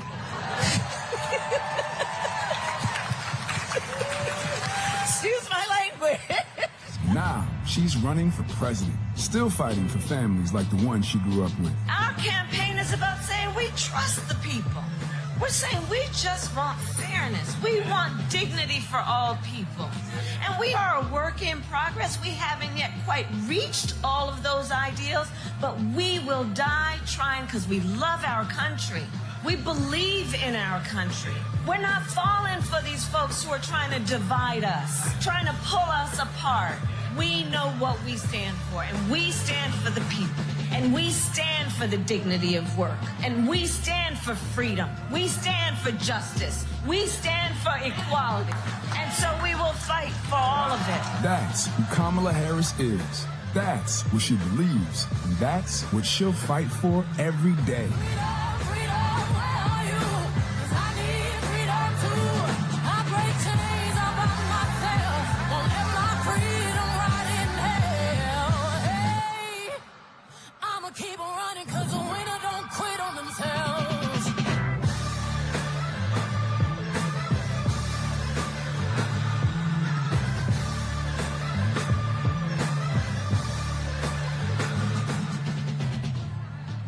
Please welcome the Democratic nominee for president, Vice President of the United States of America, Kamala Harris.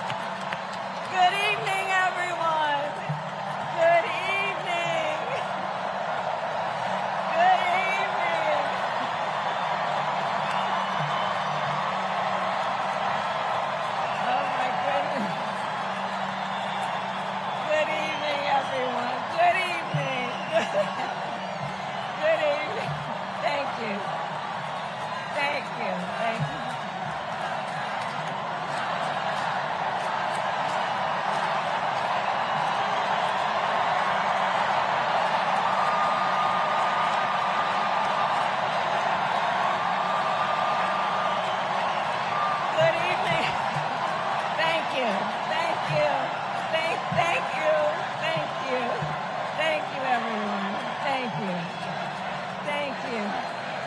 Thank you. Thank you all.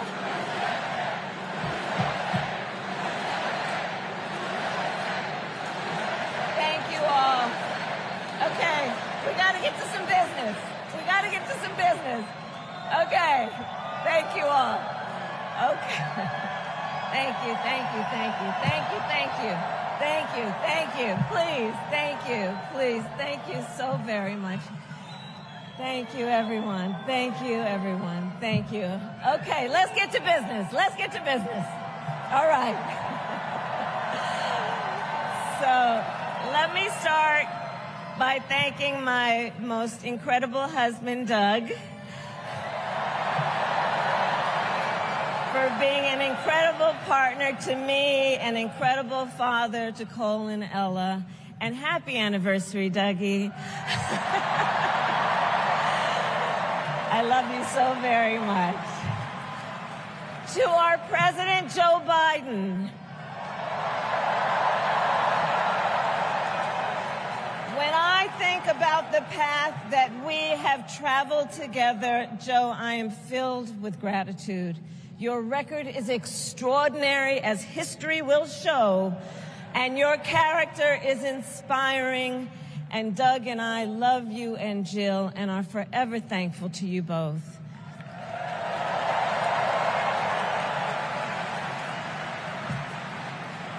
And to Coach Tim Walz,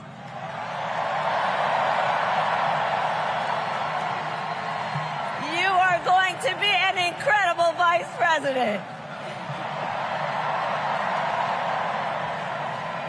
And to the delegates and everyone who has put your faith in our campaign, your support is humbling.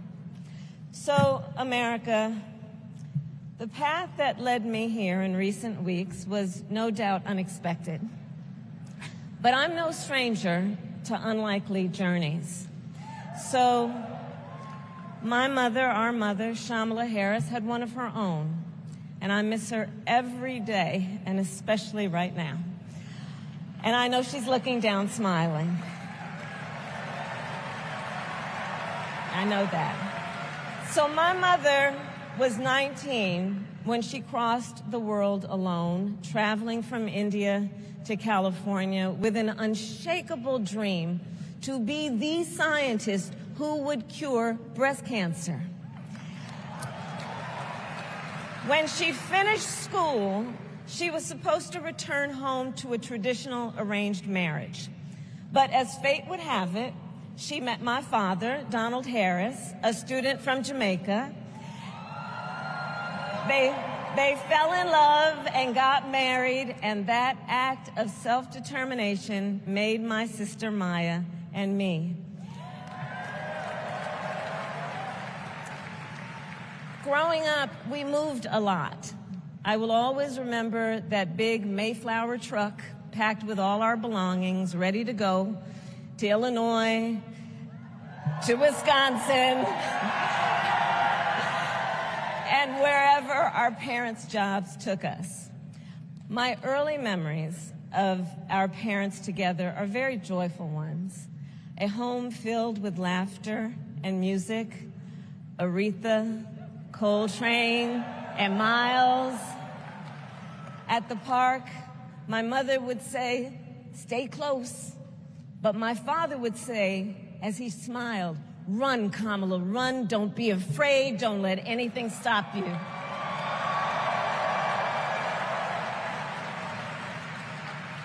From my earliest years, he taught me to be fearless. But the harmony between my parents did not last.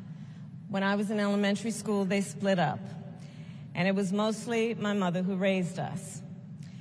Before she could finally afford to buy a home, she rented a small apartment in the East Bay. In the Bay, you either live in the hills or the flatlands. We lived in the flats.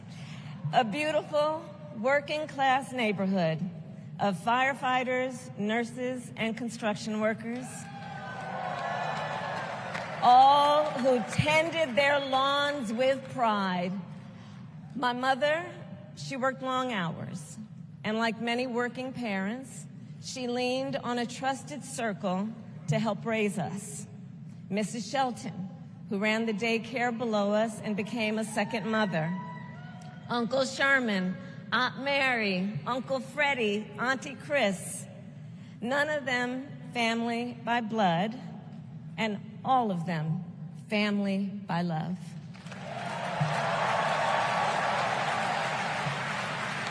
Family who taught us how to make gumbo, how to play chess, and sometimes even let us win.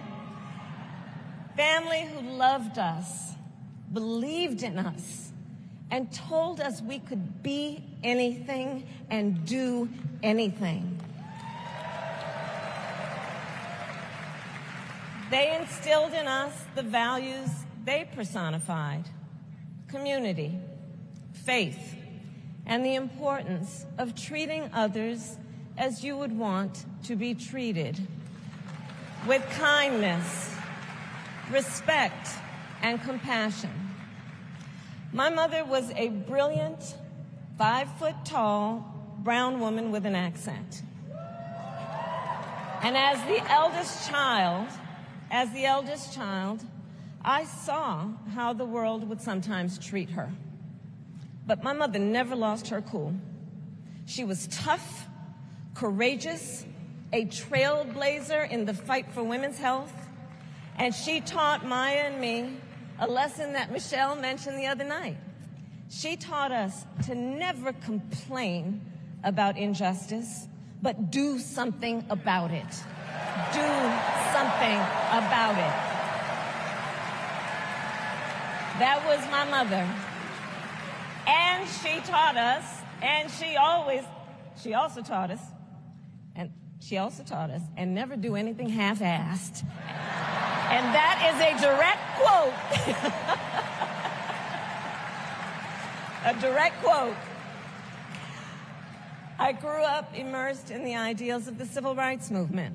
My parents had met at a civil rights gathering, and they made sure that we learned about civil rights leaders, including the lawyers like Thurgood Marshall and Constance Baker Motley. Those who battled in the courtroom to make real the promise of America. So at a young age, I decided I wanted to do that work. I wanted to be a lawyer.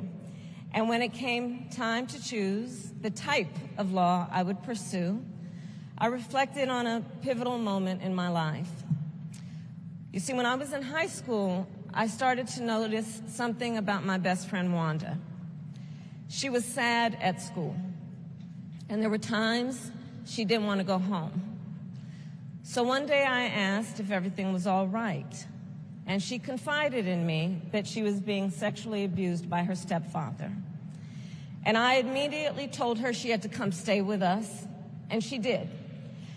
This is one of the reasons I became a prosecutor, to protect people like Wanda, because I believe everyone has a right to safety, to dignity, and to justice.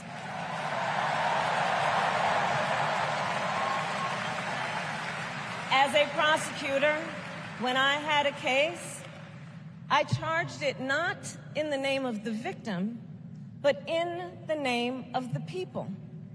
For a simple reason. In our system of justice, a harm against any one of us is a harm against all of us.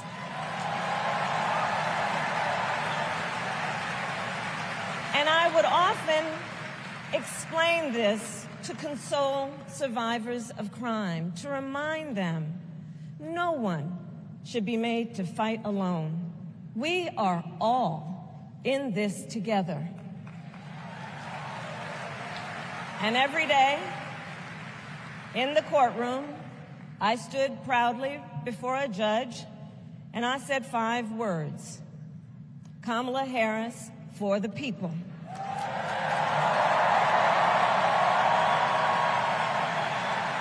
And to be clear, my entire career, I've only had one client, the people. And so, on behalf of the people, on behalf of every American, regardless of party, race, gender, or the language your grandmother speaks, on behalf of my mother and everyone who has ever set out on their own unlikely journey, on behalf of Americans like the people I grew up with, people who work hard, chase their dreams, and look out for one another, on behalf of everyone whose story could only be written in the greatest nation on earth, I accept your nomination to be President of the United States of America.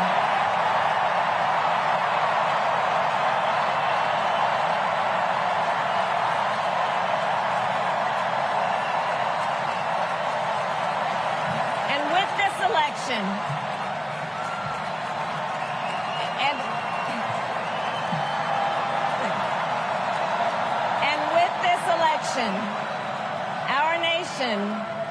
our nation with this election has a precious, fleeting opportunity to move past the bitterness, cynicism, and divisive battles of the past, a chance to chart a new way forward.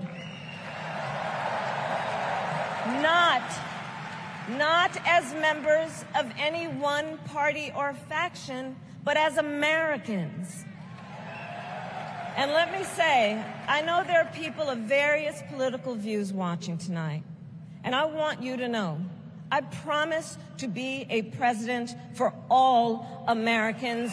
You can always trust me to put country above party and self, to hold sacred America's fundamental principles, from the rule of law to free and fair elections to the peaceful transfer of power.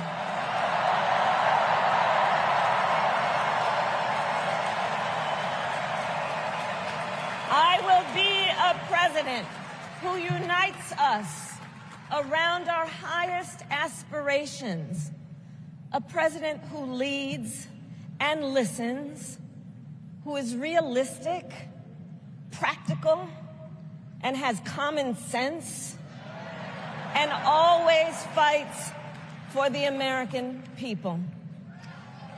From the courthouse to the White House, that has been my life's work. As a young courtroom prosecutor in Oakland, California, I stood up for women and children against predators who abuse them. As Attorney General of California, I took on the big banks, delivered $20 billion from middle-class families who faced foreclosure, and helped pass a homeowner bill of rights, one of the first of its kind in the nation. I stood up for veterans and students being scammed by big for-profit colleges, for workers who are being cheated out of their wages, the wages they were due, for seniors facing elder abuse. I fought against the cartels who traffic in guns and drugs and human beings, who threaten the security of our border and the safety of our communities. And I will tell you, these fights were not easy, and neither were the elections that put me in those offices.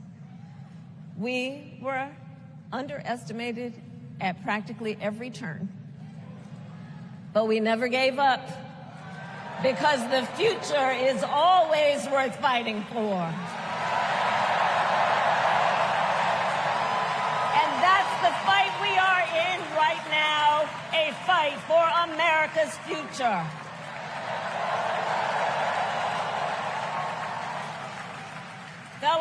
Americans, this election is not only the most important of our lives, it is one of the most important in the life of our nation.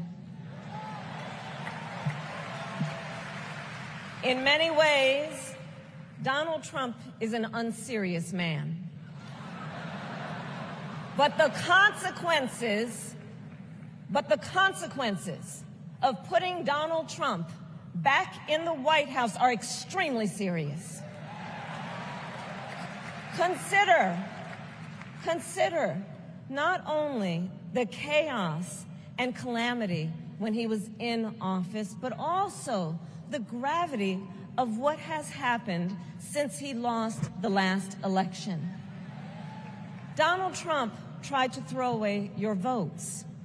When he failed, he sent an armed mob to the United States Capitol, where they assaulted law enforcement officers. When politicians in his own party begged him to call off the mob and send help, he did the opposite. He fanned the flames. And now, for an entirely different set of crimes, he was found guilty of fraud by a jury of everyday Americans and separately found liable for committing sexual abuse. And consider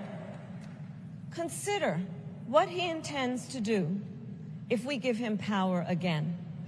Consider his explicit intent to set free violent extremists who assaulted those law enforcement officers at the Capitol.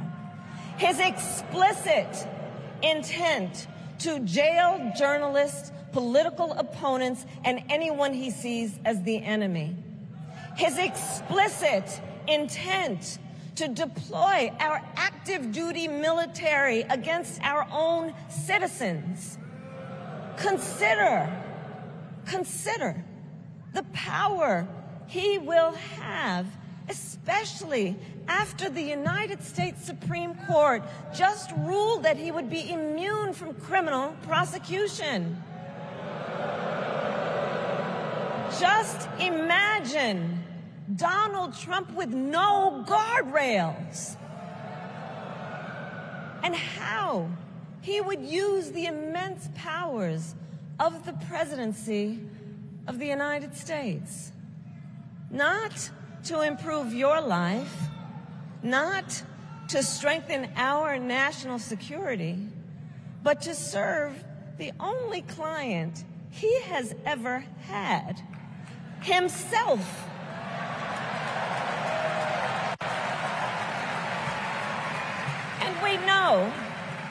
And we know what a second Trump term would look like. It's all laid out in Project 2025, written by his closest advisors, and its sum total is to pull our country back to the past. But America, we are not going back. We are not going back. We are not going back. We are not going back to when Donald Trump tried to cut Social Security and Medicare. We are not going back to when he tried to get rid of the Affordable Care Act, when insurance companies could deny people with pre-existing conditions. We are not going to let him eliminate the Department of Education that funds our public schools. We are not going to let him end programs like Head Start that provide preschool and childcare for our children. America, we are not going back.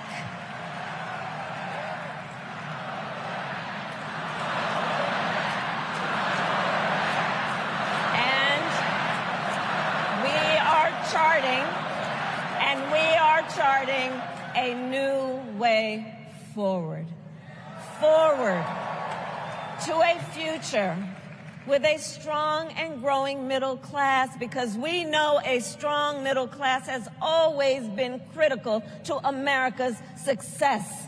and building that middle class will be a defining goal of my presidency.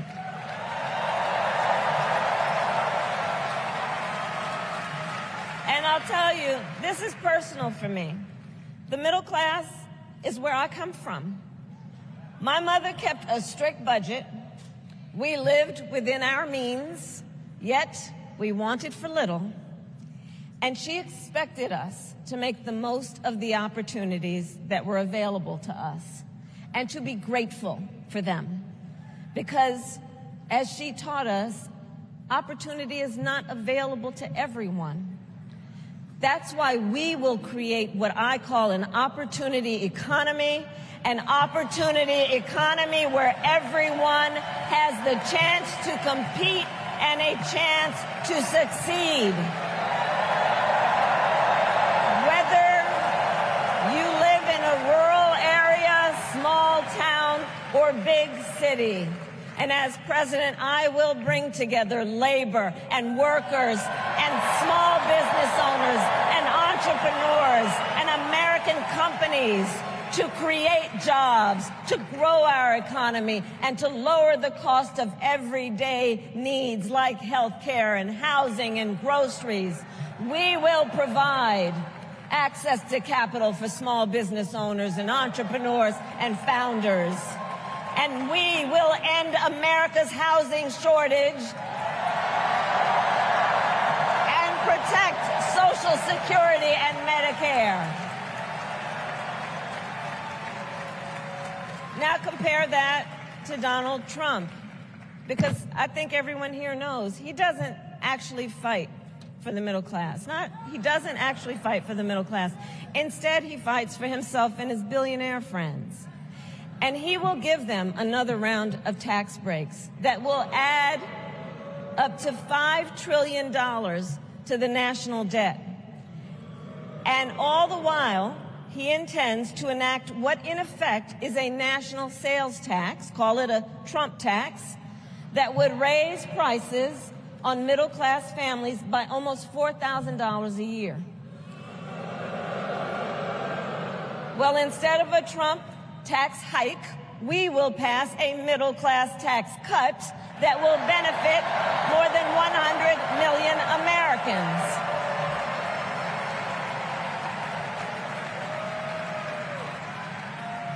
Friends, I believe America cannot truly be prosperous unless Americans are fully able to make their own decisions about their own lives, especially on matters of heart and home.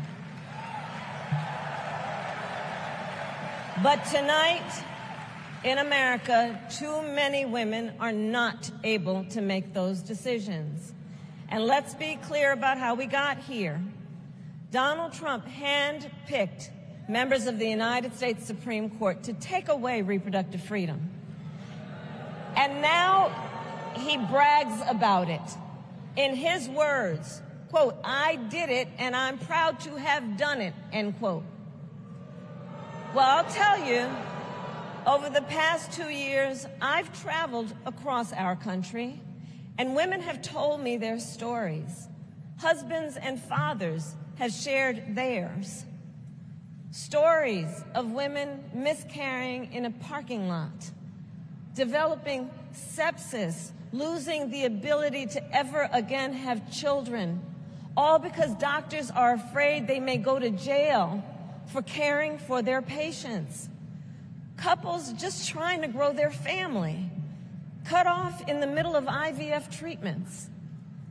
Children who have survived sexual assault, potentially being forced to carry a pregnancy to term. This is what's happening in our country because of Donald Trump.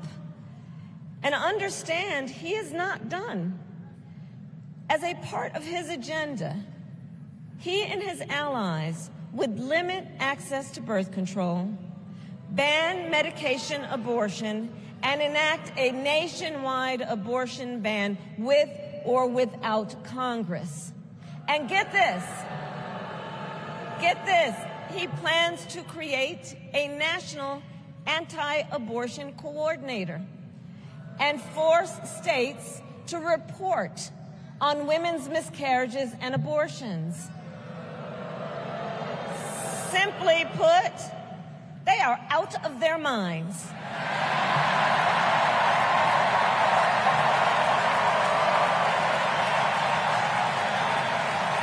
And one must ask, why exactly is it that they don't trust women? Well, we trust women. We trust women. And when Congress passes a bill to restore reproductive freedom, as President of the United States, I will proudly sign it into law.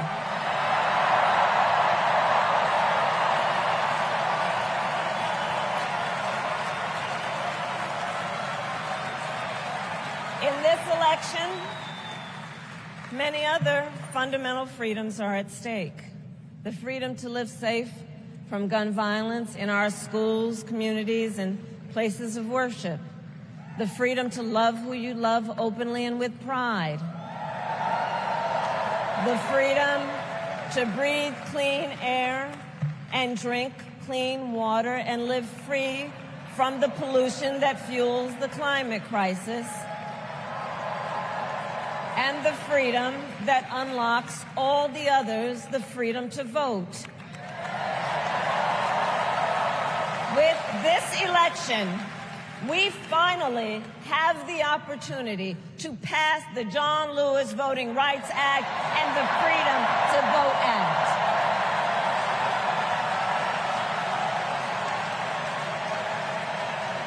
And let me be clear. After decades in law enforcement, I know the importance of safety and security, especially at our border. Last year, Joe and I brought together Democrats and conservative Republicans to write the strongest border bill in decades. The Border Patrol endorsed it. But Donald Trump believes a border deal would hurt his campaign. So he ordered his allies in Congress to kill the deal. Well, I refuse to play politics with our security. And here is my pledge to you. As president, I will bring back the bipartisan border security bill that he killed, and I will sign it into law. I know we can live up to our proud heritage as a nation of immigrants and reform our broken immigration system. We can create an earned pathway to citizenship and secure our border.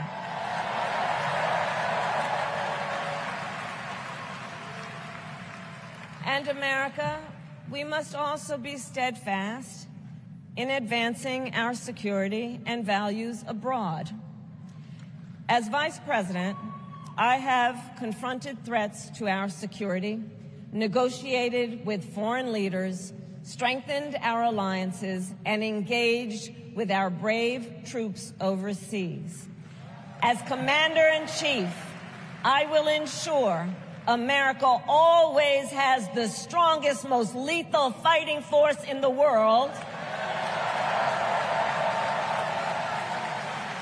And I will fulfill our sacred obligation to care for our troops and their families, and I will always honor and never disparage their service and their sacrifice.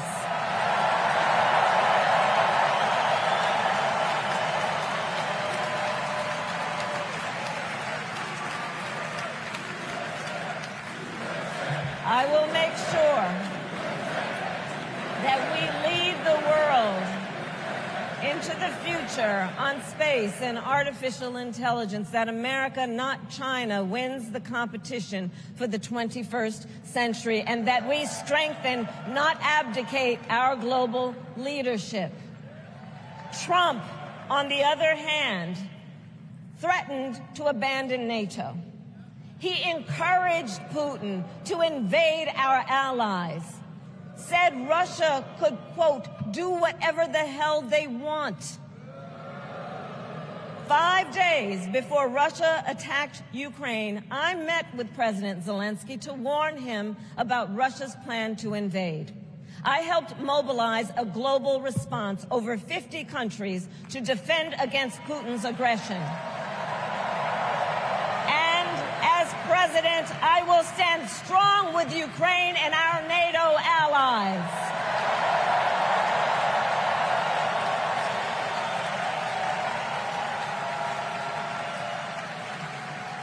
With respect to the war in Gaza, President Biden and I are working around the clock because now is the time to get a hostage deal and a ceasefire deal done.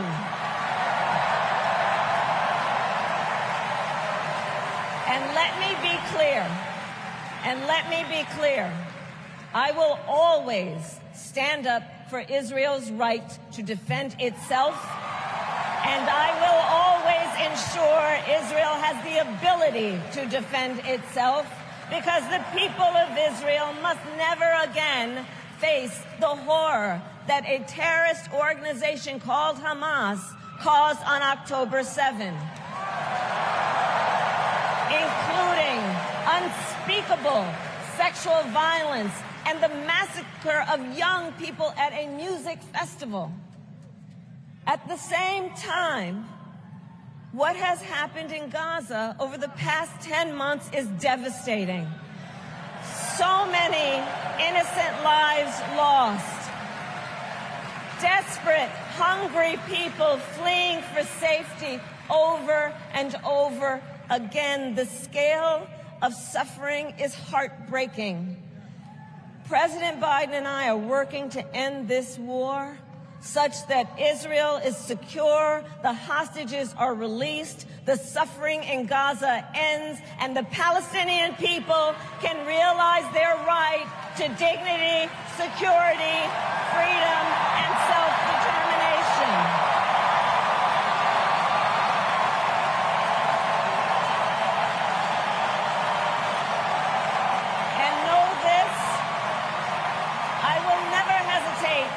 Take whatever action is necessary to defend our forces and our interests against Iran and Iran-backed terrorists. I will not cozy up to tyrants and dictators like Kim Jong-un who are rooting for Trump.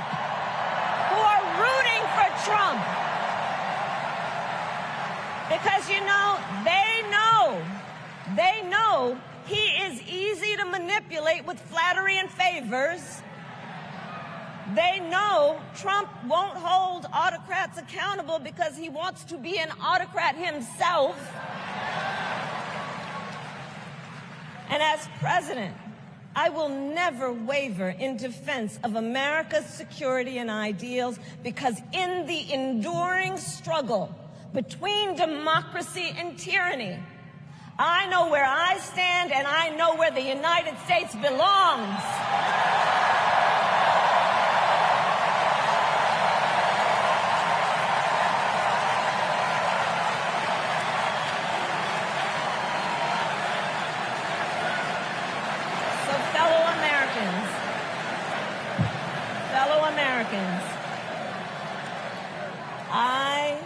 I love our country with all my heart. Everywhere I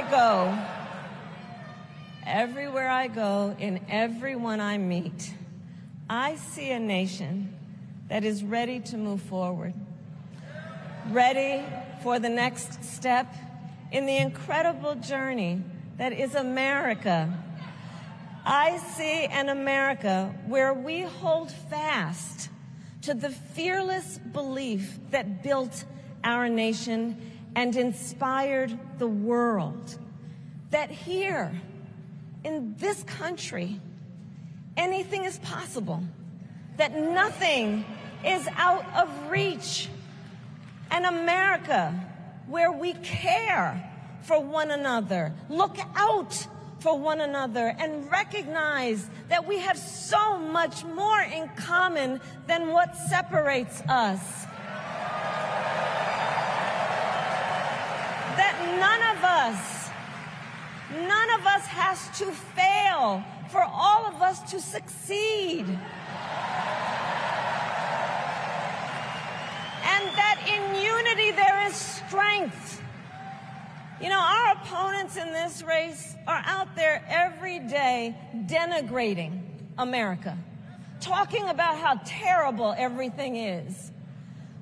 Well, my mother had another lesson she used to teach. Never let anyone tell you who you are. You show them who you are. America, let us show each other and the world who we are and what we stand for. Freedom, opportunity, compassion, dignity, fairness, and endless possibilities.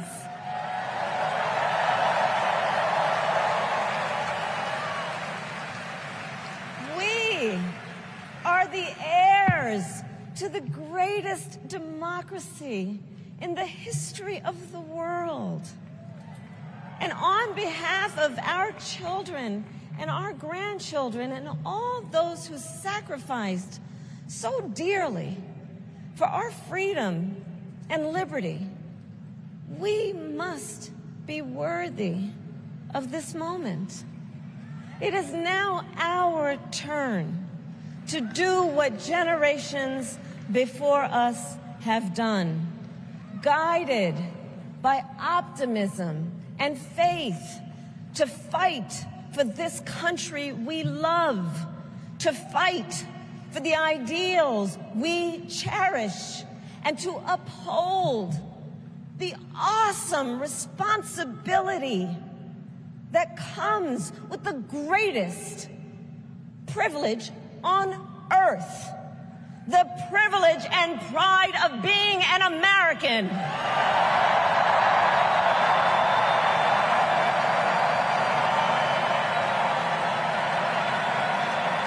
So let's get out there, let's fight for it, let's get out there, let's vote for it, and together let us write the next great chapter in the most extraordinary story ever told.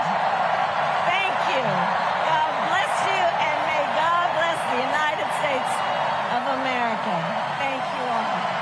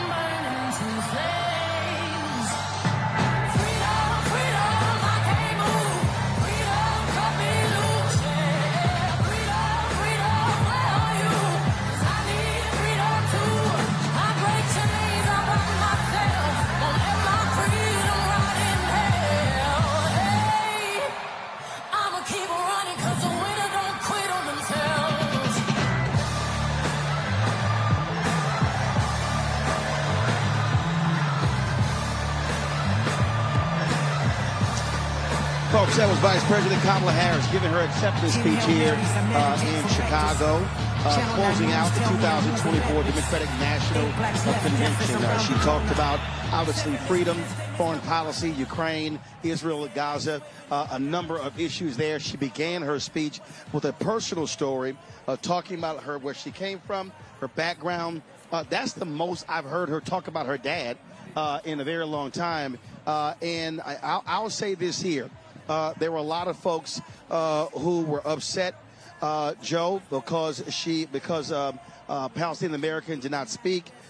What she spoke about when it came to Israel and Gaza, that was music to the ears for a lot of people. It was needed. And you could tell by the applause in that room, the roar in that room, they needed to hear that from her. I don't think there's any question about it. To be able to approach the Middle East issue with balance, with the proper balance that starts off, talks about, of course, Israel's right to defend itself, but at the same time recognizes the extreme suffering and the fact that it actually needs to end. And remember, she's the one that said ceasefire even before President Biden did. And so I would like to think that that would be helpful to those that really needed to hear that, and there can be progress towards that ceasefire. She did a really good job with that, I believe. There were moments in there where she went directly at Donald Trump, but her entire speech was not solely about him, Rebecca.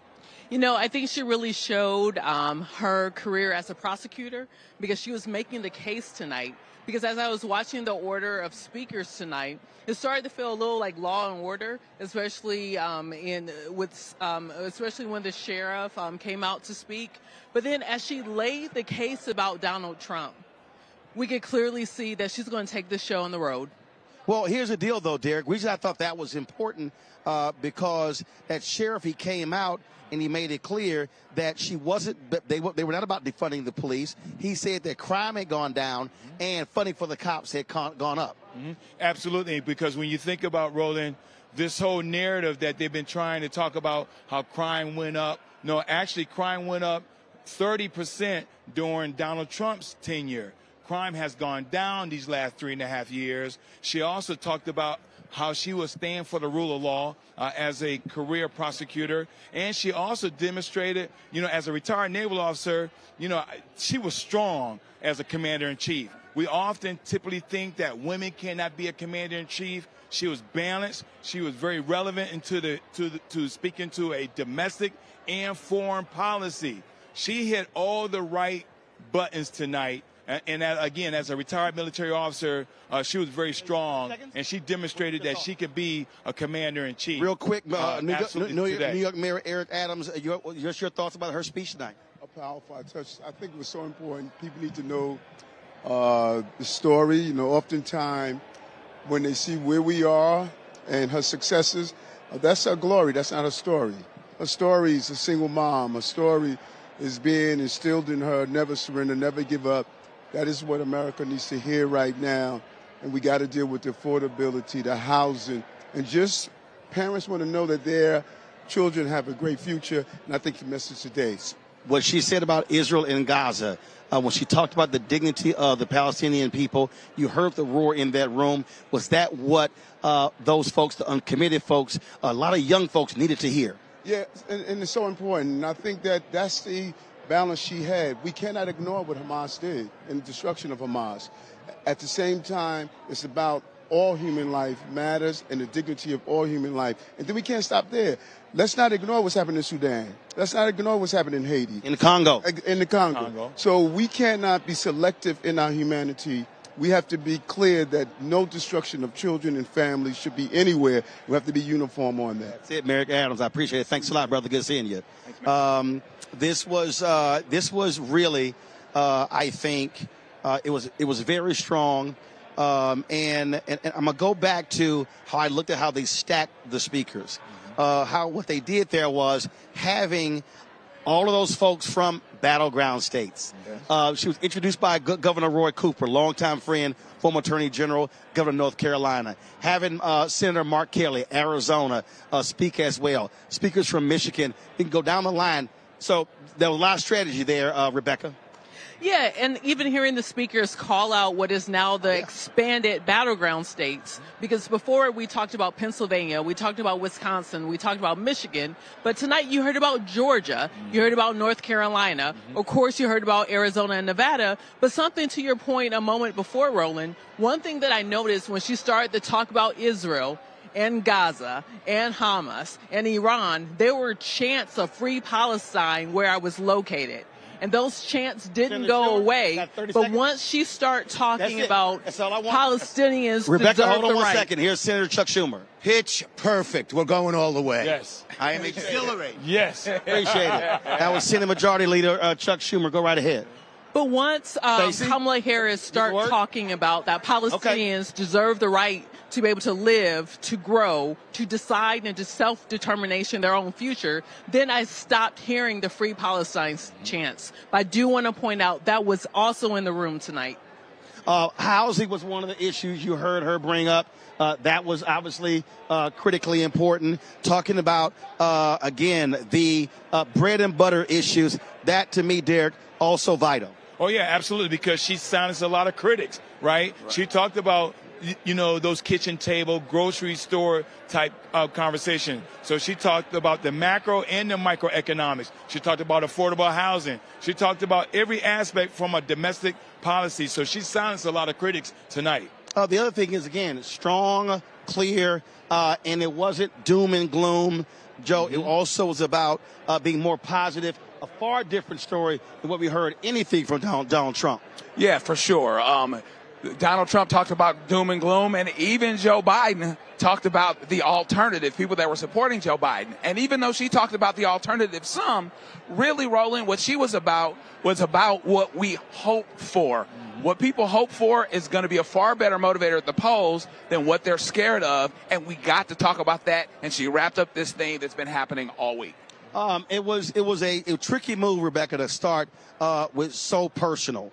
Starting so personal, laying that out. But she really wanted to make clear in terms of how she grew up, her mother, and also, again, I had never heard her talk that much about her father. You know, absolutely. But what I saw tonight was two sides of her speech. The first side was personal, really talking about who she was, what she has done up until this point, and then she accepted the Democratic nomination. Once she officially accepted the Democratic nomination, then she switched to a forceful of, hey, this is what my administration is going to look like on both domestic policy. Hold on, Don Cheeto. Go ahead. The speech was fantastic, very inspirational. Obviously, we know what we have to do. Come in here, Bridget. Good to see you, darling. It was great to be here with everyone. I'm so glad to see you doing what you're doing. Yes, you have been steadfast and 100% the whole time, and we need you. And we appreciate you, Roland. I just want to say that, brother. Love you. I see you out there on the course soon. Yes, sir. Yes, sir. Yes, sir. Appreciate it. Y'all, that was actor Don Cheeto. Rebecca, go ahead. Yeah, so the first half of her speech was deeply personal. Then she accepted the nomination. And then she switched over to talk about her next 4 years or what it would look like for her to be commander-in-chief. She was extremely strong on foreign policy, which is what we needed to hear tonight.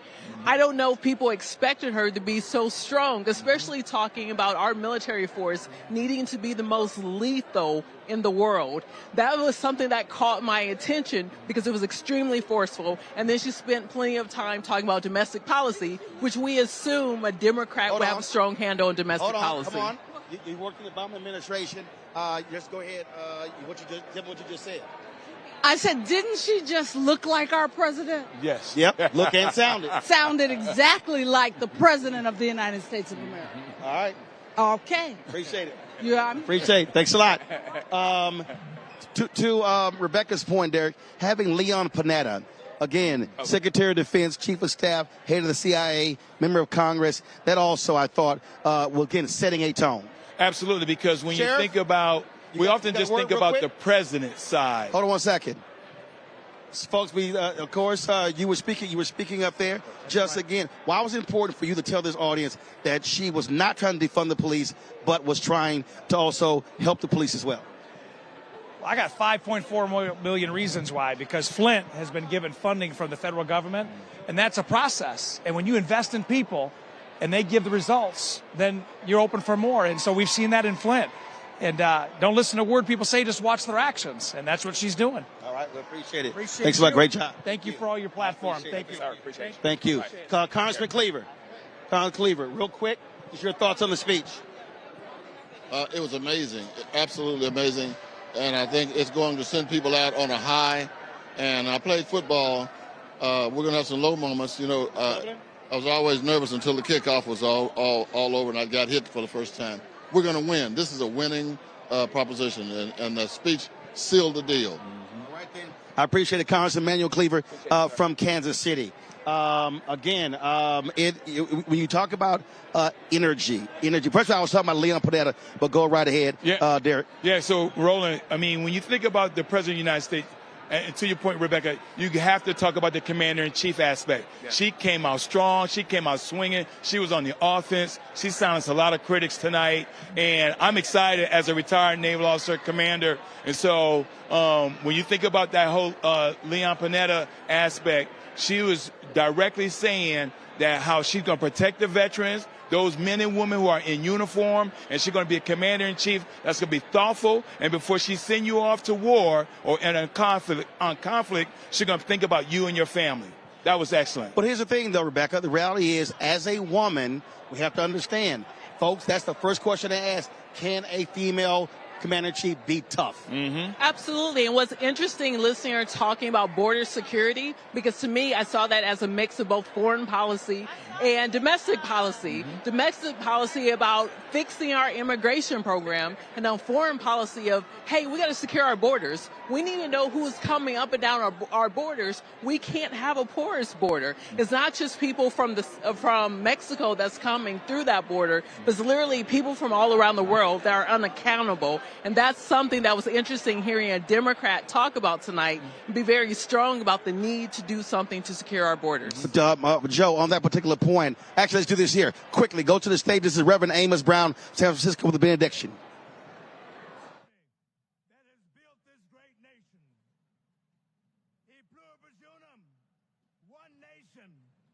Embraces us all, every race, creed, or color, regardless of sexual orientation, gender or gender expression, rich and poor, old and young, urban and rural.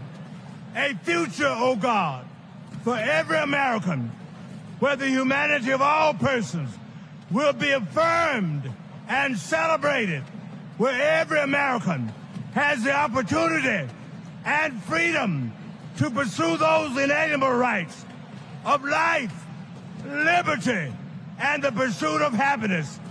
A future, oh God, where we live in peace and joy, where we set aside our rancor and division, where we heal our differences and celebrate our common purposes as one nation, one American community. That great city on a hill that serves as a beacon for all the people and all the nations. This is a journey we begin today, and we pray that the Almighty God will guide us on this path today, tomorrow, and for all the generations to come. Amen and amen.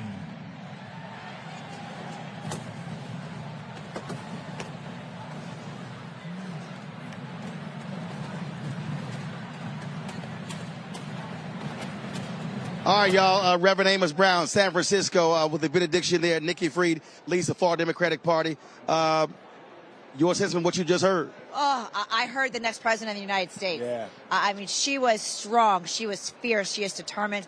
And most of all, she united our country tonight. I don't know how you didn't watch that and feel the inspiration everywhere across this country and the world. One of the things that jumps out, again, she was very strong in her language. And look, we have to be honest. There are people, even women, who question whether a woman could be a commander-in-chief. And so her tone was important. Her tone was absolutely important. And she gave her final closing. And she nailed it tonight, showing that women, we are going to break that glass ceiling once and for all and elect the first female president of the United States. All right, Nikki, we appreciate it. Thanks a bunch. See you on the road. Thanks a lot. It is, again, it has been an extraordinary week. here. If you give me a shout of what's happening at Convention Hall. This is Mignon Moore, who is the convention chair, doing a fantastic job. And so Mignon, some incredible work there. And so we definitely want to salute Mignon for the work she did. Secretary Vilsack, what's your thoughts on what you heard? We're not going back. We are not going back. We're going forward, my friend. She made that clear. Absolutely. Great speech. Great speech. Appreciate it. Thank you so very much. Tom Vilsack, Secretary of Agriculture. And so we appreciate that. Again, look, that's the last part of the night. Folks are streaming out of here. I know for a fact there are lots of parties that are going on. I've gotten text message to a lot of those parties. So those things are happening. We're going to be grabbing a few more folks here as well. Bring in Kwame, sit over there. I want to get your thoughts, your thoughts on what you heard tonight's speech. I think, number one, if you think about the power at which she thread the needle on the Gaza-Israel issue, right. The way that she really brought that home as a commander-in-chief, the way that she talked about dignity on self-determination both for Israel and Palestine, it has been wonderful. And I think that's a really strong arrow in her quiver to go forward. Jolanda, share your thoughts. I just thought that when she talked about herself and her life and her family and how she's just like us, I thought that was incredibly powerful. So she's compassionate. But I also thought she showed herself to be a true commander-in-chief. She talked about warning the Ukraine about the war 5 days before and how she gathered the allies. So she let us know stuff we didn't know, which is that she knows exactly how to be the commander-in-chief and how to command respect and understand the military. And I think one thing that she's done brilliantly is she's shown veterans, I'm not going to talk about you. I'm going to give you the respect that you deserve. I'm going to support you. And not only am I going to support you, I'm going to support your family. And that's important because a lot of time the families are just forgotten about. She talked about everything. It was a beautiful speech. She humanized herself. And if we didn't know who she was, we know exactly who she is. We know that she is ready to change the direction of this country. And we're tired of hearing complaints. We're ready to do something. Ready, willing, and able. I mean, Derek, that point about the veterans, there was a point where they brought out about 30 or so veterans to actually reinforce that point. That's right. See, because as a retired naval officer doing 22 years in the United States Navy, naval commander, one of the things that we always look for in our commander-in-chief, will you send us into war? Oh, go ahead, Roland. Go ahead. That's Congresswoman Frederick right Wilson from Florida. Just your thoughts about the Vice President's speech. Oh, it was absolutely fabulous, absolutely amazing. She took us to another level. I'm just in awe of such grace, such dignity, such intelligence, a brilliant woman who's going to lead us to a new future. I am so impressed. And of course, you're rocking the pink hat. Rocking the pink hat. But was that a cowboy hat? See, I was looking for your cowboy hat. It's called a fedora. But I got my AKA bag. I'm carrying it. You saw me with it. You saw me carrying it. Okay. I see you, sir. All right, we appreciate it. Thanks so much. Good seeing you. Roland, thank you so very much. Roland, I was Derek, finish your point. My father was a Marine. My father went away to Vietnam. My father came back, and they didn't take care of my father, and they didn't take care of my family. And my father blew his brains out. Always. And our family suffered. My mother suffered. And so to hear her speak about how she's going to support the families and she's going to support the veterans, I wish my father had support. Yeah. My father and my Uncle Rocky, I'm going to say my father's name, John Jones. My uncle's name, Rocky Jones. They both went away to Vietnam. They both came back different because the country didn't support them, and they both committed suicide. Oh, so veterans and their families need to be supported because it affects us. Yeah. It affects us. Yeah. Listen, I salute them because our country should always be there for our military veterans and their families. And so I salute their service.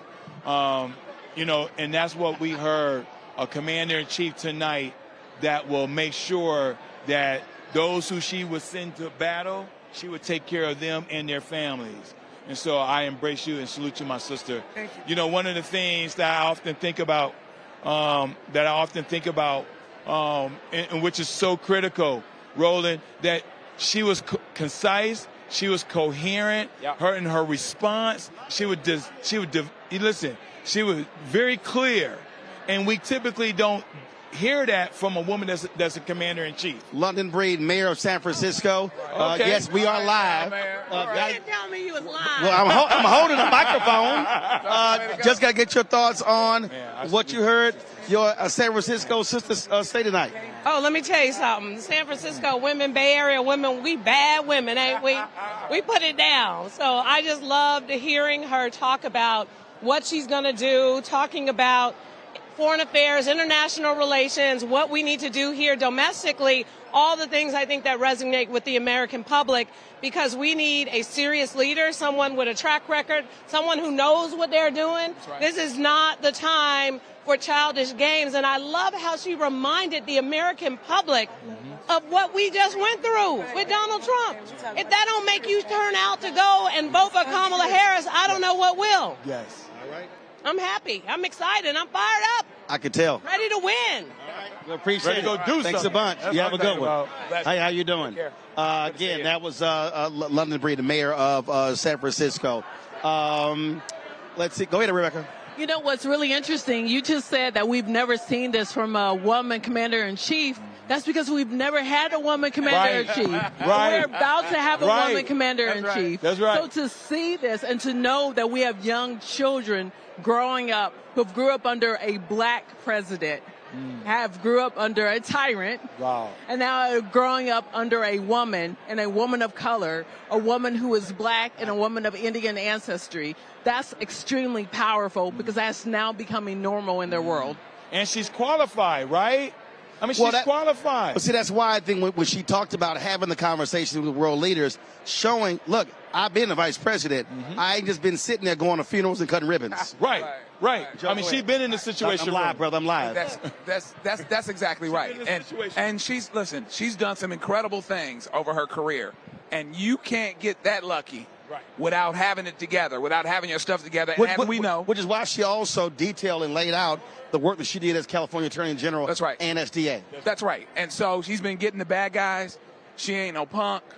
She's been going after folks, prosecuting the case, talking about things she knows, because us lawyers have to present based on evidence. Yes, we do. And so she's been doing that, and so she is primed for this, and she's prepared for it. She is. So take it easy. Win with Black Women 4 years ago. Y'all started a meeting to get her selected to be Biden's VP nominee.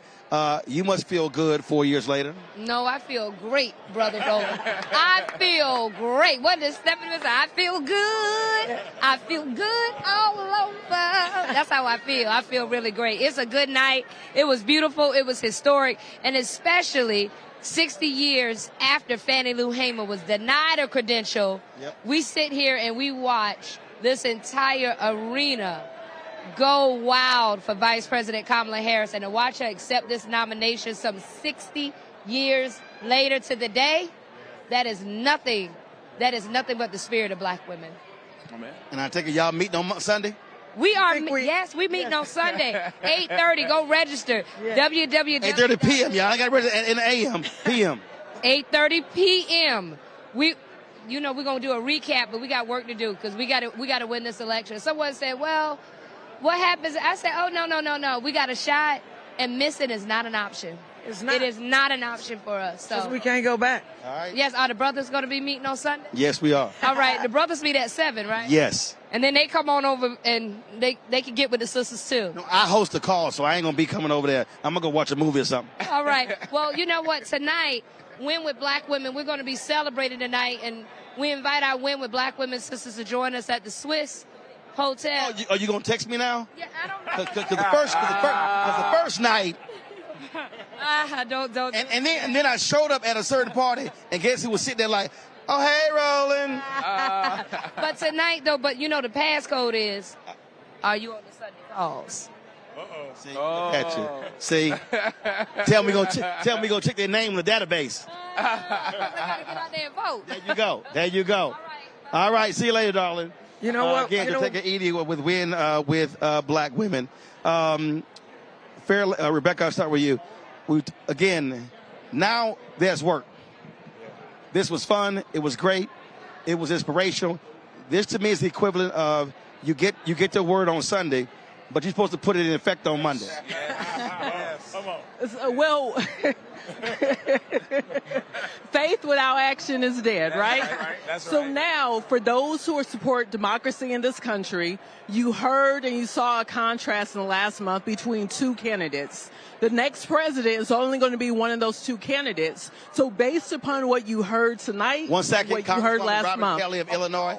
Hey, just your thoughts about tonight? What you heard? It was great. But we got to do the work. We could do all the cheering, all the partying, but if we don't work, we ain't going to win. So we got to do the work. All right, then. So I'm starting tomorrow. No, actually, you're going to get some sleep tomorrow because you've been busy for the last 2 weeks here. No, the DNC meets at 10 o'clock tomorrow. Oh, yeah, you got to go to work. Got to go to work. All right, we appreciate it. Thanks so much. Go ahead, Rebecca. So we partied tonight and we start working tomorrow.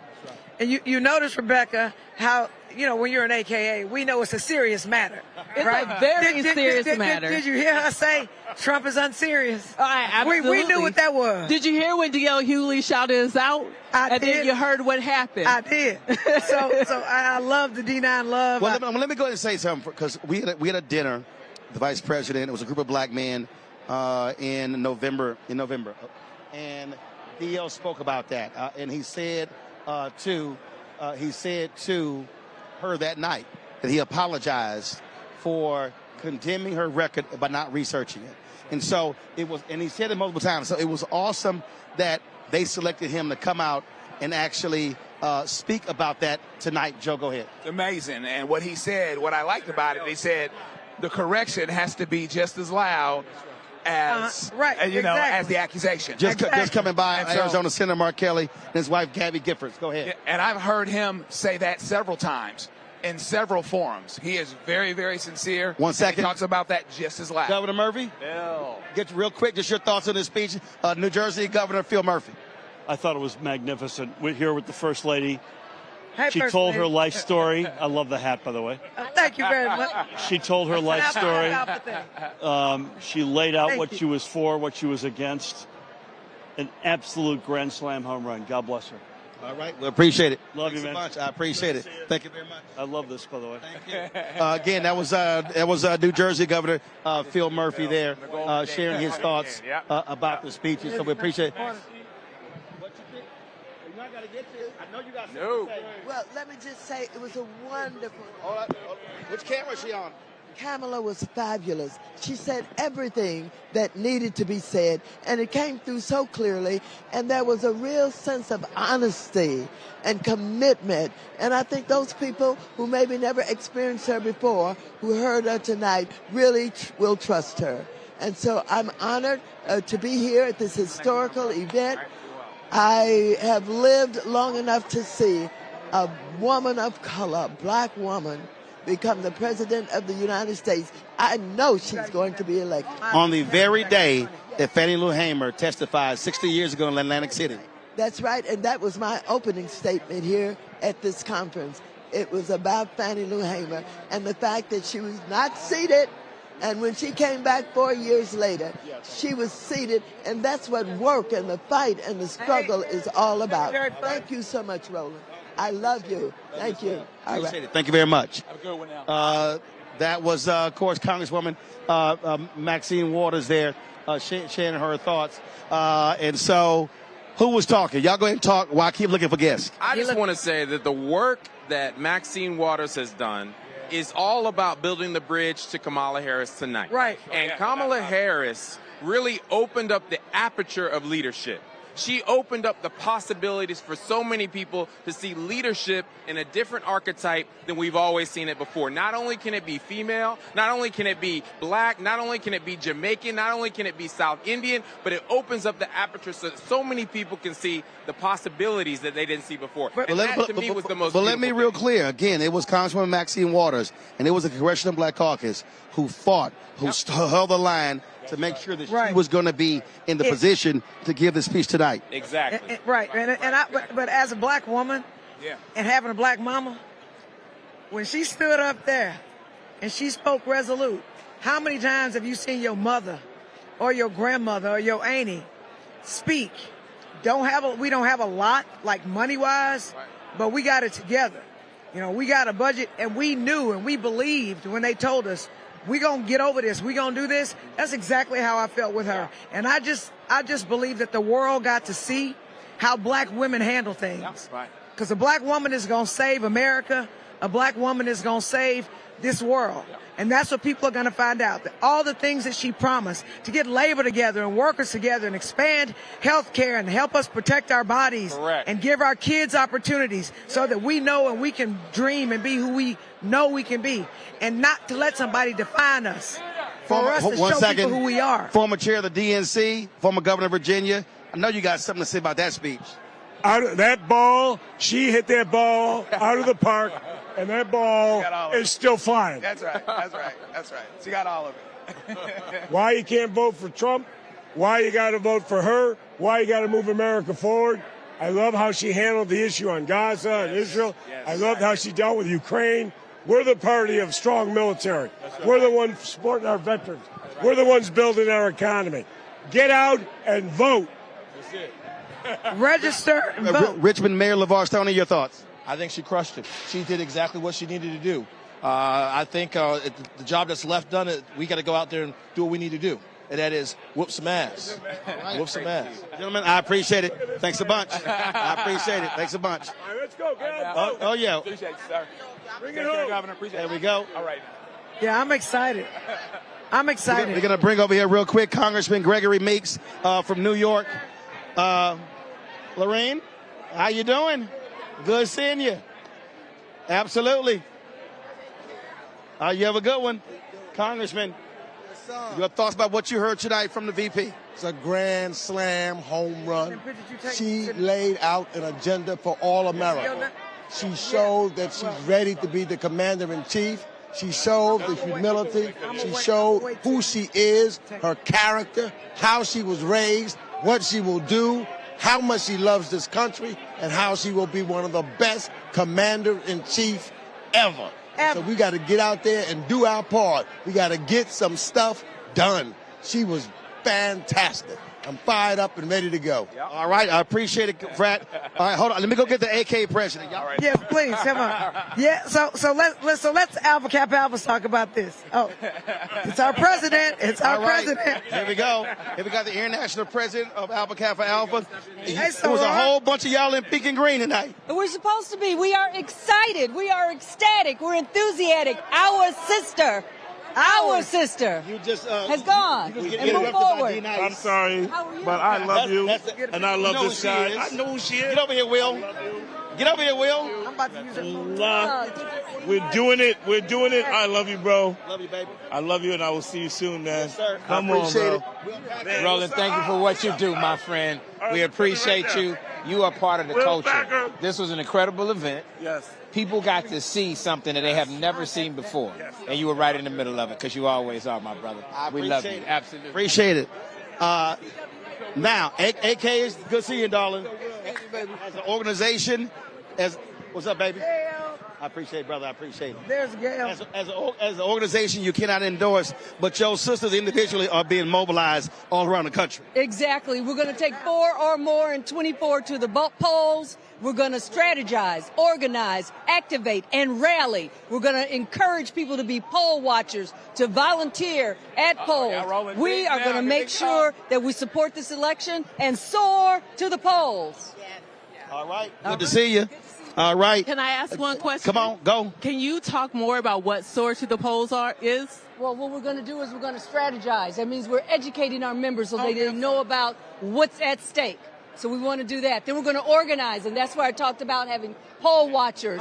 Folks volunteer at the polls to make sure we're visible and active with what's going on with the organization. Then we're going to activate, rally, and make sure we are at all the polls. Check out my video message. It dropped at 10:30. Just saw it. All right. We'll run on the show tomorrow. Great. I own it. I ain't going to ask nobody. There you go. I'm going to be looking for it. All right. Appreciate it. Love you. Secretary Granholm. Secretary Granholm. All right, she's head on out. Earlier I saw Mayor Andrew Dickens of Atlanta go by. Congresswoman Sewell.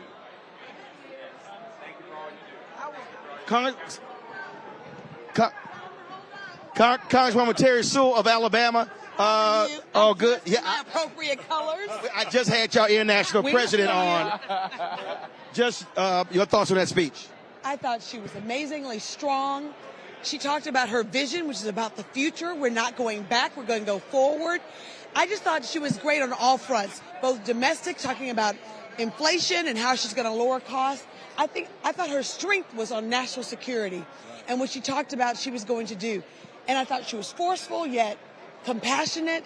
I just thought it was really great. I'm really excited about what the future holds, and I look forward to voting for and being a surrogate for Harris Waltz. You also had a potential new colleague on that stage tonight, too. Isn't that awesome? Shamari Figures, 2nd District of Alabama. It's a pickup opportunity, so it's an opportunity district.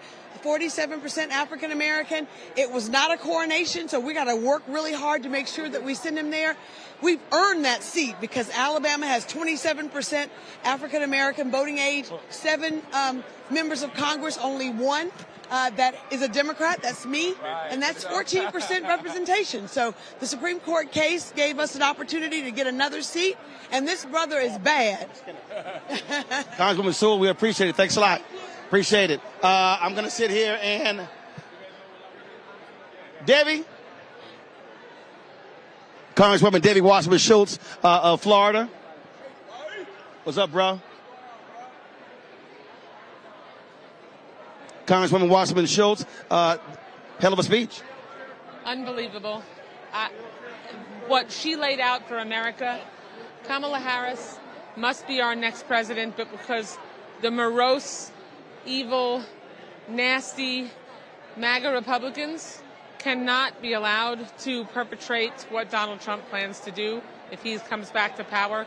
We need someone like Kamala Harris. We need her in office to fight for the middle class, to make sure we can have someone care about bringing grocery prices down, putting roofs over people's heads, making sure prescription drug prices are reduced, and making sure that we are a responsible democracy that can help make sure that worldwide we have influence on having everyone have the kind of freedom we have here in the United States. And got to get your thoughts on what she said about, again, Israel, Gaza, and how the room embraced it, her perspective on humanity and feelings on both sides. The unity tonight and throughout this week on the U.S.-Israel relationship, on the war in Gaza, on the necessity that every individual needs to be able to make sure they're free from conflict, and that we need to end terrorism, and that she will make sure she uses the power and leadership of the United States to do that. That's what I want going into this fall. We appreciate it. Thanks a lot. I appreciate it. Thank you. Thank you. Appreciate it. Folks, again, I mean, you see what they're saying. You see how they're feeling, Derek. But the point is, have to get to work. Have to mobilize, organize. It's great to have, the feeling, but tomorrow, you cannot take a day off between now and Election Day. Yeah, so listen, we have 75 days, but really less than that because in certain states, they're going to start voting in September. Right. And so we got to get out there, mobilize, organize, and execute. We got to make sure that not only we register folks, because we do an excellent job as the Divine Nine. We register folks, but we got to close that loop. We got to take them to the polls. We got to make sure Derek, I'm sorry. Hold on one second. Okay. Former Mayor of Chicago, there we go. Lori Lightfoot. History was made tonight. It absolutely was. It was really important for me for my 16-year-old black daughter to be here in the room, watching history be made, getting texts and messages from all across the country. I thought the vice president's speech was absolutely tremendous. She showed the strength of character. She told her family's story, but she sent a very clear message that she will be strong as a commander-in-chief. And that she's going to work every single day to bring our country together, to heal the pain that we've been suffering, but to forge forward because we're not going back. I thought it was a home run speech. All right, we appreciate it. Thank you so very much. Thank you. Thank you very much. Folks, Sabrina Fulton, the mother of Trayvon Martin. How you doing? How did you feel about that speech? I feel like it was inspiring. I feel like it was needed. We need to hear those words, those exact words she used. We needed to hear those. just to be inspired, just to get us rejuvenated again and make sure that we get out and vote.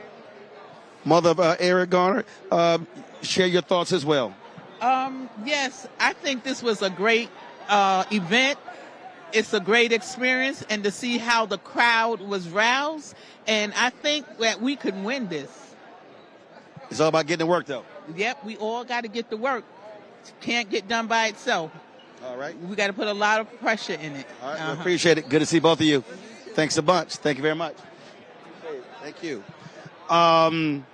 Finish your thoughts. But not just mobilizing and organizing. Folks also got to check their voter registration, because a lot of states, especially in the battleground states, they're being purged. I know in Georgia, they purged over 250,000 voters. And so we got to make sure that folks check their voting status and then re-register before that deadline, and so that way they can execute their vote without a problem. And then those who need to order absentee ballots, because we got a mailing system issue too in the southeastern. So there are a lot of issues that we got to deal with. And so it's sooner rather than later we got mobilized and organized. Folks, we're live on the Black Star Network. We're also live on TV One's digital platforms as well. Thousands of you have been with us all night. Of course, this is the conclusion of night 4 of the Democratic National Convention. Folks are coming out after hearing Vice President Kamala Harris's amazing speech. And so what we're doing is, of course, grabbing as many folks as possible, getting your thoughts and reaction to what we heard tonight. Coming down now is Brandon Johnson. He is the mayor of Chicago, and so certainly want to get his thoughts about what he heard tonight from Vice President Kamala Harris in his city. We also see Congresswoman Ayanna Pressley, who is here, so we're going to try to grab both of them to hear from them, and so that's what we want to do. So right now, Mayor Johnson, 60 years ago on this day, Fannie Lou Hamer was in Atlantic City demanding equity, demanding inclusion. And on this night, 60 years later, a black woman accepted nominations for President of the United States. Yeah. So thank you, black women. Seeing the world through the lens and the expertise of black women, that's the power. You know, one thing I can say for sure, if you ever want to get something right, see it through the lens of a black woman, because black women don't miss anything. Anything. I was raised by one, I'm married to one, but it's a powerful testament, because we know in 1968 and 72 with Fannie Lou and Shirley Chisholm, all of those hopes and aspirations, the writing of Ida B. Wells, you know, made tonight possible. And of course, you know, the wonderful representative out of Boston by way of Chicago, Ayanna Pressley, is just really the embodiment of that as well. So it's a great night for Chicago, of course, a great night for America. It's really a great night for our country, for our world. I appreciate it. Thanks a bunch. Congresswoman Pressley, on Monday you participated in a session regarding Congresswoman Shirley Chisholm. 1972, they had the Gary Convention, Black Political Convention in Gary, Indiana, not far from here. None of those brothers who were there wanted her to run for president. She wasn't even there. It was hurtful to her. She's somewhere smiling down on what took place tonight, because what happened tonight is what she was trying to make happen. She's absolutely somewhere smiling, and she's also saying, now let's get the job done. In the words of Kamala Harris's mother, don't do anything half-assed. You know, we're going to have to dig deep in these next 80-plus days. You know, let me just say, presidential intent is a very powerful thing, and Kamala Harris was presidential on that stage tonight. She met the moment. She offered a very crystallized vision for a more just America. We all now believe that that is in our reach, and it is possible. Black folks, don't we deserve some unbridled black joy? You know, so everybody just sit in it and soak it up. This is just, it's not surreal. It's real. It is real, and we deserve it. I will appreciate it. We definitely earned it. We appreciate it. We appreciate it. Thanks a lot. I appreciate it. Thank you very much. Thank you. Melanie Campbell, black. And the Color Girls, please. We cannot have any erasure of the role that they have played in this historic convention. There will be no erasure of your contributions in history, and certainly not in this historic moment. You deserve all the flowers. Sister, it's a we thing. that right, Roland? Yep. It's a week thing. We're going to do this together, y'all. Yes, hello. Talk about Black Women's Roundtable and that letter that 1,400 sisters sent to let the folks know, don't y'all skip over Kamala Harris, Vice President Kamala Harris. Oh, yes. We knew when they were starting to push President Biden out, they were trying to push out Biden and Harris. And so, like you know, Roland, we do what we have to do, roll up our sleeves. And they said no. The Biden-Harris ticket had to stand. And if he decides to step down from the position, there is no other choice, period, but Kamala Harris. And so it takes that kind of organizing and to be unapologetic about what we must do. So here we are. And now it's time to get to work and get across the finish line. I'm speaking in this point in my personal capacity, as you well know. We got you. Melanie, we appreciate it. Okay, appreciate it. Thank you, Roland, and thank you for all you're doing and always do to make sure our people know the information. And that's going to be powerful. Love you, brother. I appreciate it. Thanks a bunch. Thank you very much. See you on the highway. Oh, yeah, absolutely. We will be on the road, so that's going to happen. Joe, what we were just talking about, again, this is where the work begins. Oh, yeah. This is where folks now have to understand you got to get all your friends, all your family, all your neighbors, all your church members. And I keep saying this.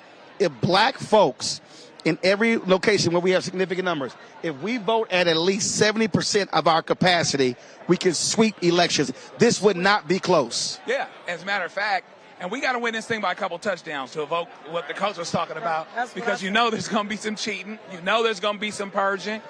I know brothers that arrive at the polls in certain states, figure out they're not registered, cannot do same-day registration, and so that is going to be very, very vital for us to get information. Roland just said a little bit earlier today, some states as little as 18 days from now start absentee, and a whole lot of people vote absentee, particularly in states where it's convenient to do so.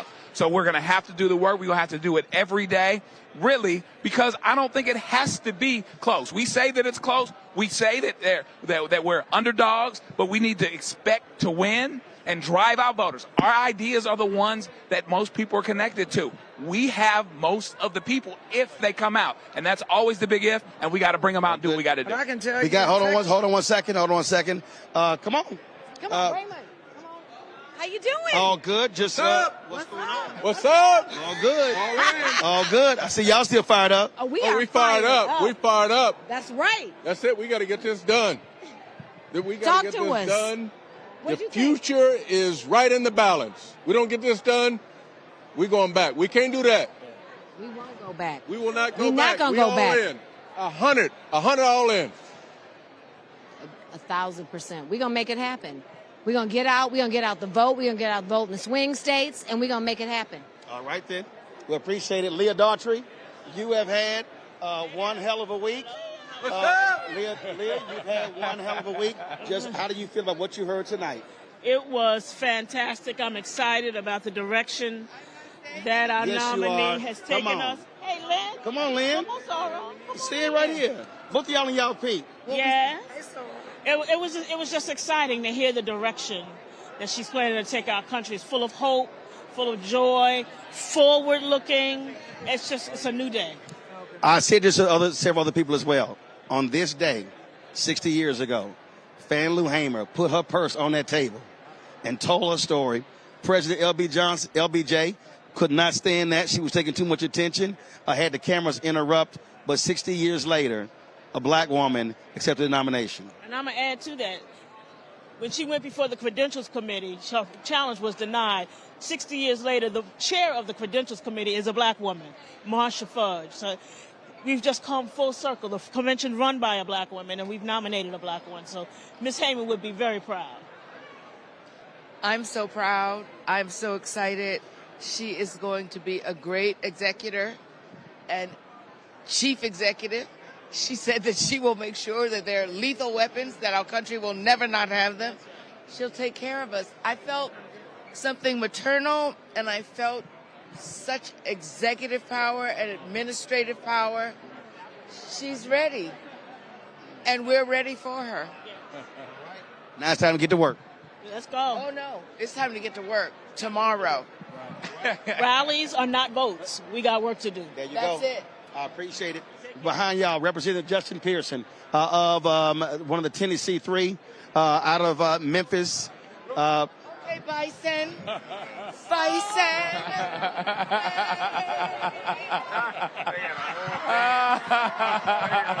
I told y'all this was the blackest show. I told y'all this was the blackest, realest show at the convention.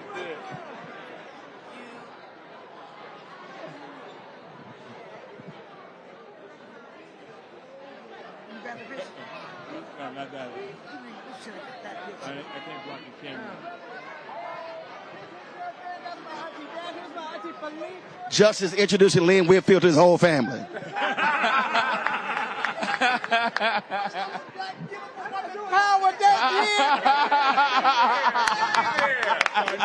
Nicole Hannah Jones.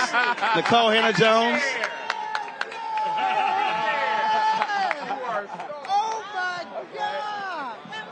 Nicole, real quick, your thoughts on the speech. Just your thoughts on the whole night. It's a historic night. So I was just glad to be here to report and witness on a historic night. That's all I got to say. That's cool. All right. All right. I appreciate it. I know. We gonna wait till Justin. We gonna wait till Justin have his fanboy moment. I mean, he gonna have his fanboy moment. He literally, he got the whole family. The whole family.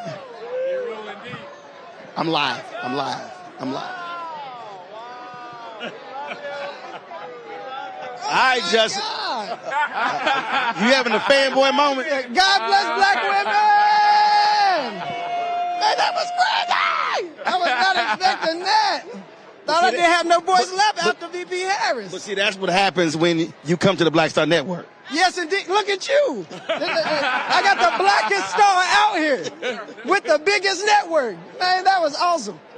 Your thoughts on what you heard tonight? I'm excited. I'm excited about the future. No, really? I am. I really am. I really am. Look, I really do think we got different visions for the country. And it is so good to hear somebody that's not talking about hate, not talking about oppression, not talking about separation, not talking about degradation, but talking about building a country that's big enough for everybody, building an economy that's big enough for everybody, that helps working class people, dealing with the housing crisis. My fiancée, Oceanae, y'all know she's from Los Angeles. The housing crisis is so real. Dealing with the issues of environmental and climate injustice that disproportionately hurts black communities. We need a leader for this time that meets the moral vision that we have for this country. And VP Harris and the team that she's going to assemble is going to meet that vision. So we fired up. Come on. How you feeling? Time for a black woman to become president. Yeah! Tell us about how we're going to get Gen Z voters to the poll. How are we going to take that TikTok energy, that Instagram energy, and turn it to action at the poll? Absolutely. I mean, TikTok, Instagram are sources of communication, but they're also places where people are gathering in similar ways that a lot of us go to churches, go to community centers, go to the gyms, right? TikTok and social media, the barbershop, it's a place for social gathering. And we have to use that and utilize it as a way to share information about vote.org, right? As a way for you to check your registration, to get registered, and to know where to go to the polls. And then we as a community can't forget the things that we know work, knocking on doors and making phone calls. We appreciate you. Felicia Rashad went by, so I had to go pay respect. No. See, she's a Jack Yates High School graduate, had to do that. Joining us right now, Cora Berry, activist, very much involved, of course, widow of Marion Berry. Cora, sisters like you have been putting in a lot of work for tonight to actually happen. Yeah, you know, I think about my grandmother, who was the first person who ever went to college. My mother ran for president 4 times and lived long enough to vote for the very first black president, and now this. And it's a lot of work that goes in on this. You know the backstory. And so this is gratifying, and you know how we are. We're just starting. But the thing that, and we've been talking about it all week, if it wasn't for the Congressional Black Caucus, if it wasn't for black women, if it wasn't for brothers as well who were like, oh, y'all keep skipping over her name, y'all about to have some hell rain down on y'all if you go to this convention in Chicago and her name ain't at the top of that ticket. They were trying that. But black folks said, F around and find out. Now, you know about the black women mafia. You know, we always on the case. I know that. I know that. Getting over. Why you want to take all my stuff? Because you're wearing orange. That's the Knicks color, baby. Oh, my. Here he go. This is red, honey. This is Delta. How you doing, sir? No. Tanya. Come on, Tanya. Get in here. Spike Lee just busting up stuff. He didn't care. Of course, Spike. You're all white, man. You're very white clean. I'm going to go catch up with Felicia. All right, darling. It's a great night. Love you. You know, Spike, Tanya, how y'all feeling? You know, some happy Negroes. Democrats. Happy Democrats right now. You know she's going to clean it up a little bit. When they had the roll call, you were standing right out front, and we showed you, and you were jubilant. But again, for both of you, to sit in that arena, to hear that on a historic night, 60 years after Fannie Lou Hamer testified. Historic. Not historic. Historic. Come on now. It's just, I have to say, I'm overwhelmed. I'm excited, I'm fired up, and I feel like it's going to be all right as long as we all get out there and make sure everybody votes. Can't give an okie doke. We are very lucky. No Rudy Poo. We are very lucky to have her in that position. You know what? No shenanigans. Can't be bamboozled. No skullduggery. Led her straight. No subterfuge. Run them up. Love you, man. Love you, baby. I appreciate it. Good seeing y'all. I appreciate it. Sorry to Bogart here. It's all good. It's all good. That's why this is the blackest show here. That's what he said. Virginia Speaker of the House, Don Scott, just your thoughts about tonight. Hold that. I need some water. Hold that. I can tell you right now, man, Donald Trump don't want no part of that. What we just saw tonight, Right. You ready to get it, though. he don't want no part of it. Too late. It is so fun now. Yeah. We don't have to manage expectations anymore. We don't have to say we got to make sure he does that and do that. You know, we can just let it go. We're excited. We know that she's going to handle him. We know that she can bring it to him. I know his people are shaking in their boots right now, trying to figure out what the heck they're going to do with her because she is so sharp. She's on her game. She was made for this moment. Her whole life has been built around service and being able to come and deal with a time like this. I love Kamala for the people. Kamala for the people. Come on in, and when he comes to see her, she's going to show up for the people because she's right. He's been a predatory person. Everything that he's done, from discriminating against black people to May 1st, 1989, putting that article out, trying to sentence those kids to death, and then coming back later on and assaulting that woman. The jury said it, not me. The civil, they found him guilty of sexual assault, and then regular everyday citizens finding him guilty. 12 everyday people, 34 times. 34 times 12, that's 480 times. I can't get my wife to agree with me 480 times for nothing. Come on, man. 12 ordinary people. So here he is now. He got to go see her. And then where I am in a state like Virginia, we got over 750,000 veterans. He just disparaged the Congressional Medal of Freedom, Congressional Medal of Honor. I'm a veteran, former naval officer. You a vet. Thank you for your service. And this man comes in and says that the Presidential Medal of Freedom, where somebody wrote him a check, is more valuable than a Congressional Medal of Honor where somebody put their life and limb on the line. We're going to get him. Kamala got him right now. I'm good. We can just stand back. But we got to go out and do the work and get her back. But we ready. We ready. Herman Hospital, baby. Powell McCron, Texas A&M. We know what's up. A5 Powell McCron, Texas A&M, baby. Good to see you, Frat. That's it. Yes, all right. You're all right. All right, Frat. Good to see you, baby. Joining us right now, folks. Joining us right now is, we got a couple of people. We got Kara Mosley Braun right here. We got Sheila E. right here. Just both of y'all, what did y'all think about tonight? It's fabulous. I was really very impressed and delighted. She talked a lot more about issues than I expected. I mean, I kind of thought she was going to gloss over. Wow. She didn't. She went in detail, and it was pretty amazing. It was really wonderful.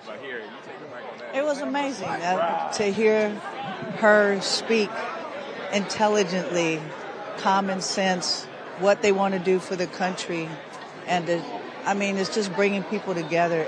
It was amazing, bringing hope and peace and joy. And I cried. It was just beautiful. You and John Legend had a little fun last night. Well, you know, we can't talk about that. Anyway.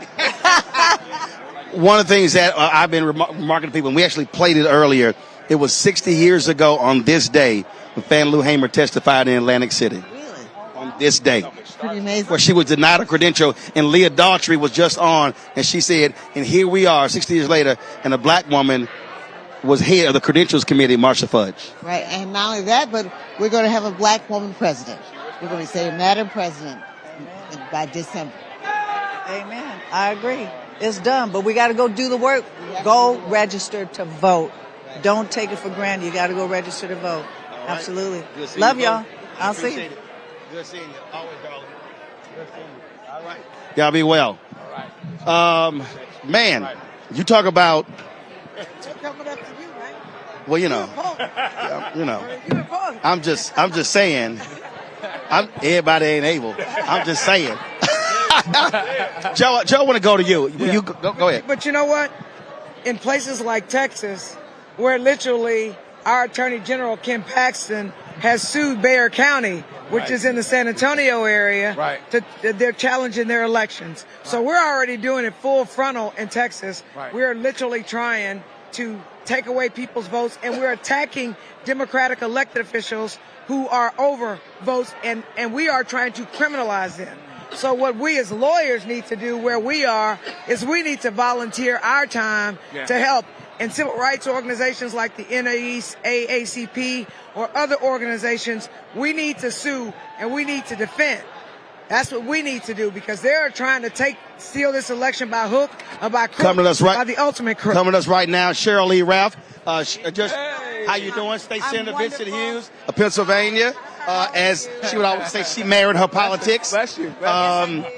First of all, I'll start with you. To sit in that room and watch a sister accept the nomination, I know you got to feel good. First of all, I feel so excellent because I remember January of 2019 when hardly anybody believed that she was going to even win for president. Okay, maybe she didn't. She became the nominee for vice presidency, and that was excellent. But I always knew she could be exactly where she is right now, and we're headed towards the presidency. And that was one of the best speeches ever made. I'm just saying. You're from the state of Pennsylvania. Your state is going to be crucial in this election. Well, Pennsylvania, all roads lead to the White House, lead through Pennsylvania. I think I have to say, Roland, and there's no, you can't be in Chicago and not connect this to Reverend Jackson in '84 and '88, and the growth from that moment to this moment that we're in right now. We always make sure we need to look at this in context. Pennsylvania is fired up. It's ready to go. The number of officers all across the state of Pennsylvania are huge. The growth in volunteers are huge. Brothers are coming out, okay? All right? They're getting their sense about themselves. Yes. It's coming together. This is all coming together nicely. But it's up to us. We got to start tonight. I'm I said this on the men's call. It's up to us to do the work that has to be done. Everybody, take your hill. Wherever you at, take your hill. That's it, baby. I appreciate it. Cook County State's Attorney Kim Foxx. Just want to get your thoughts about tonight. It was amazing. It was everything that I knew that this country needed. Didn't know that the country was ready for. But she is well prepared for the moment, and I think she made, as a prosecutor, a compelling closing argument for why she should be the next president of the United States. Kim, we appreciate it. Thanks a bunch. All right, folks, joining us right now is, of course, the grandmother of Juneteenth, Opal Lee, from Texas. And so certainly got to get your thoughts on being in the room to watch what happened tonight. Well, I was awed. I enjoyed it a lot. And I don't know a whole lot about what's going on, but I'm learning. Okay? And so, after the speeches with all the different people, and then Kamala Harris tore the place apart. Those people were off the chain. I have never seen that much enthusiasm in my whole put together. And she's going to be the next president. There's no doubt about it. Because I'm going to help her. All right. Good to see you. Donna Brazile, really? Are you really crouching back here, getting on camera?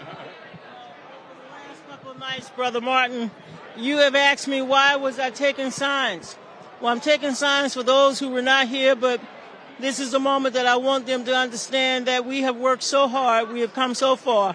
And thank you, Ms. Opal, and thank you so many for giving us this opportunity to share in this journey. So I had to come and say, brother, I'm not taking any more signs.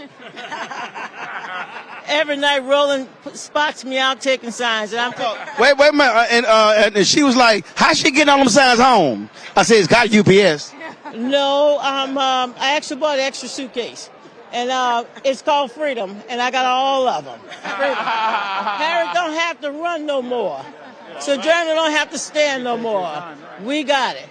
Thank you all. We appreciate it. Thanks so much, darling. Good to see you. Thank you, Miss Lee. See, y'all were trying to figure out why I was moving the furniture.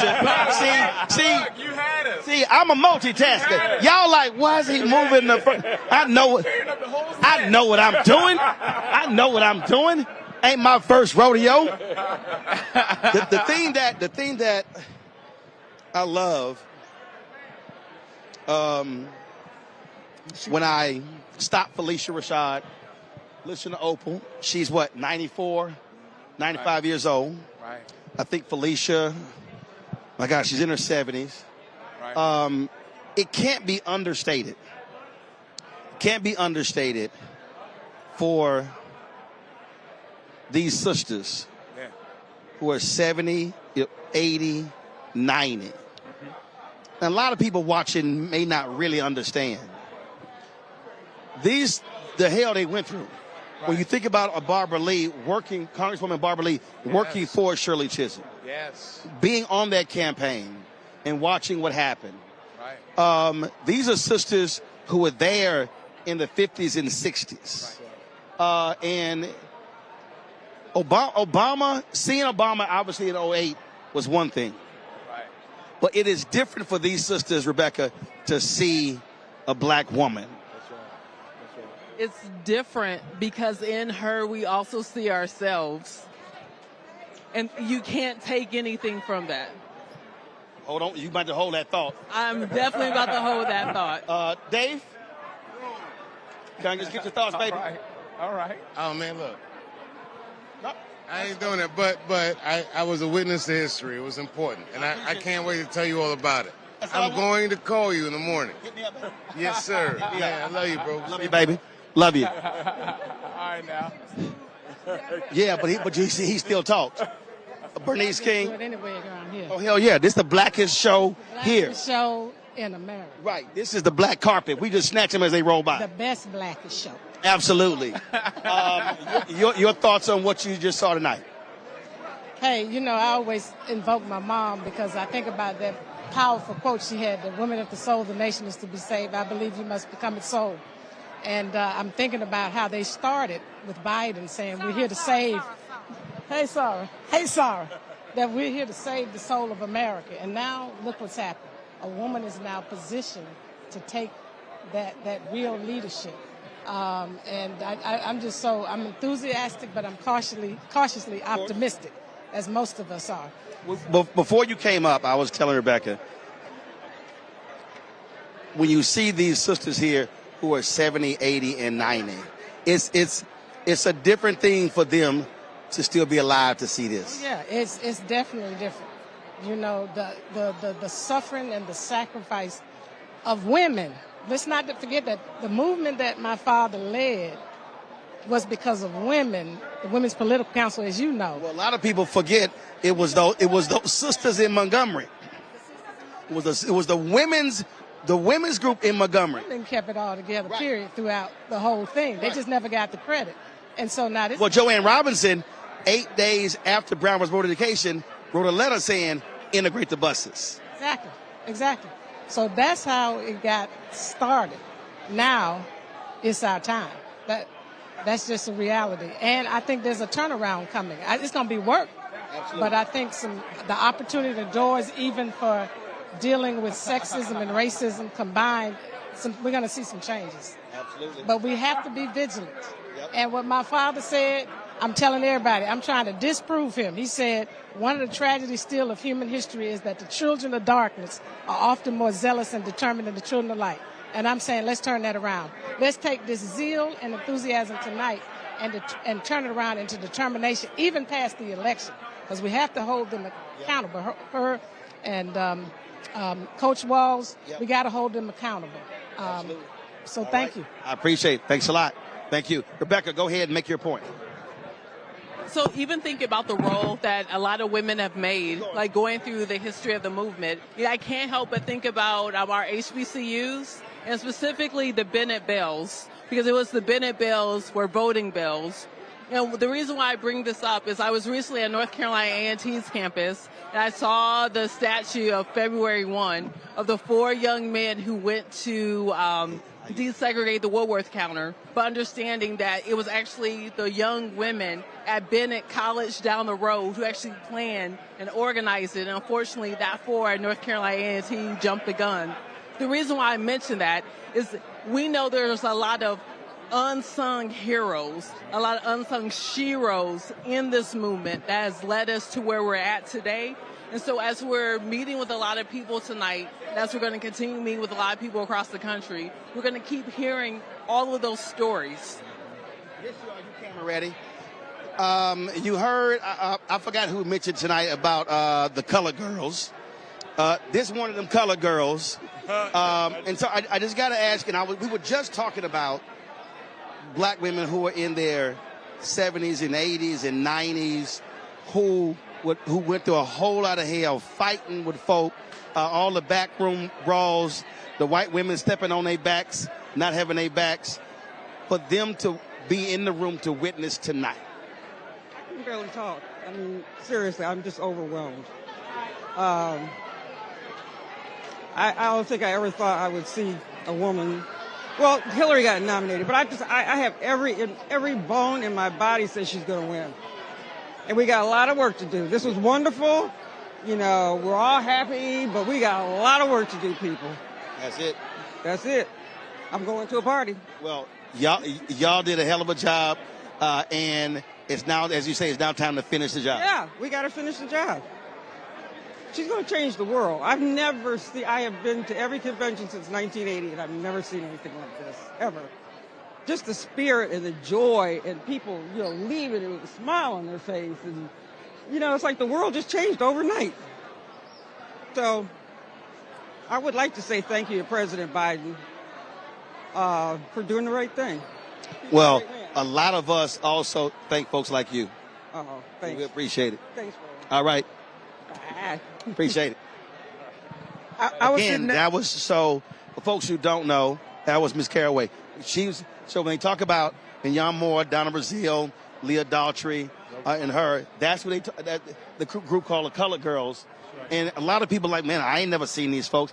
That's who was working behind the scenes, working the system, and again, swinging and fighting and catching hell to create this day. I sat next to Representative Terry Hodge from Texas. She's 83.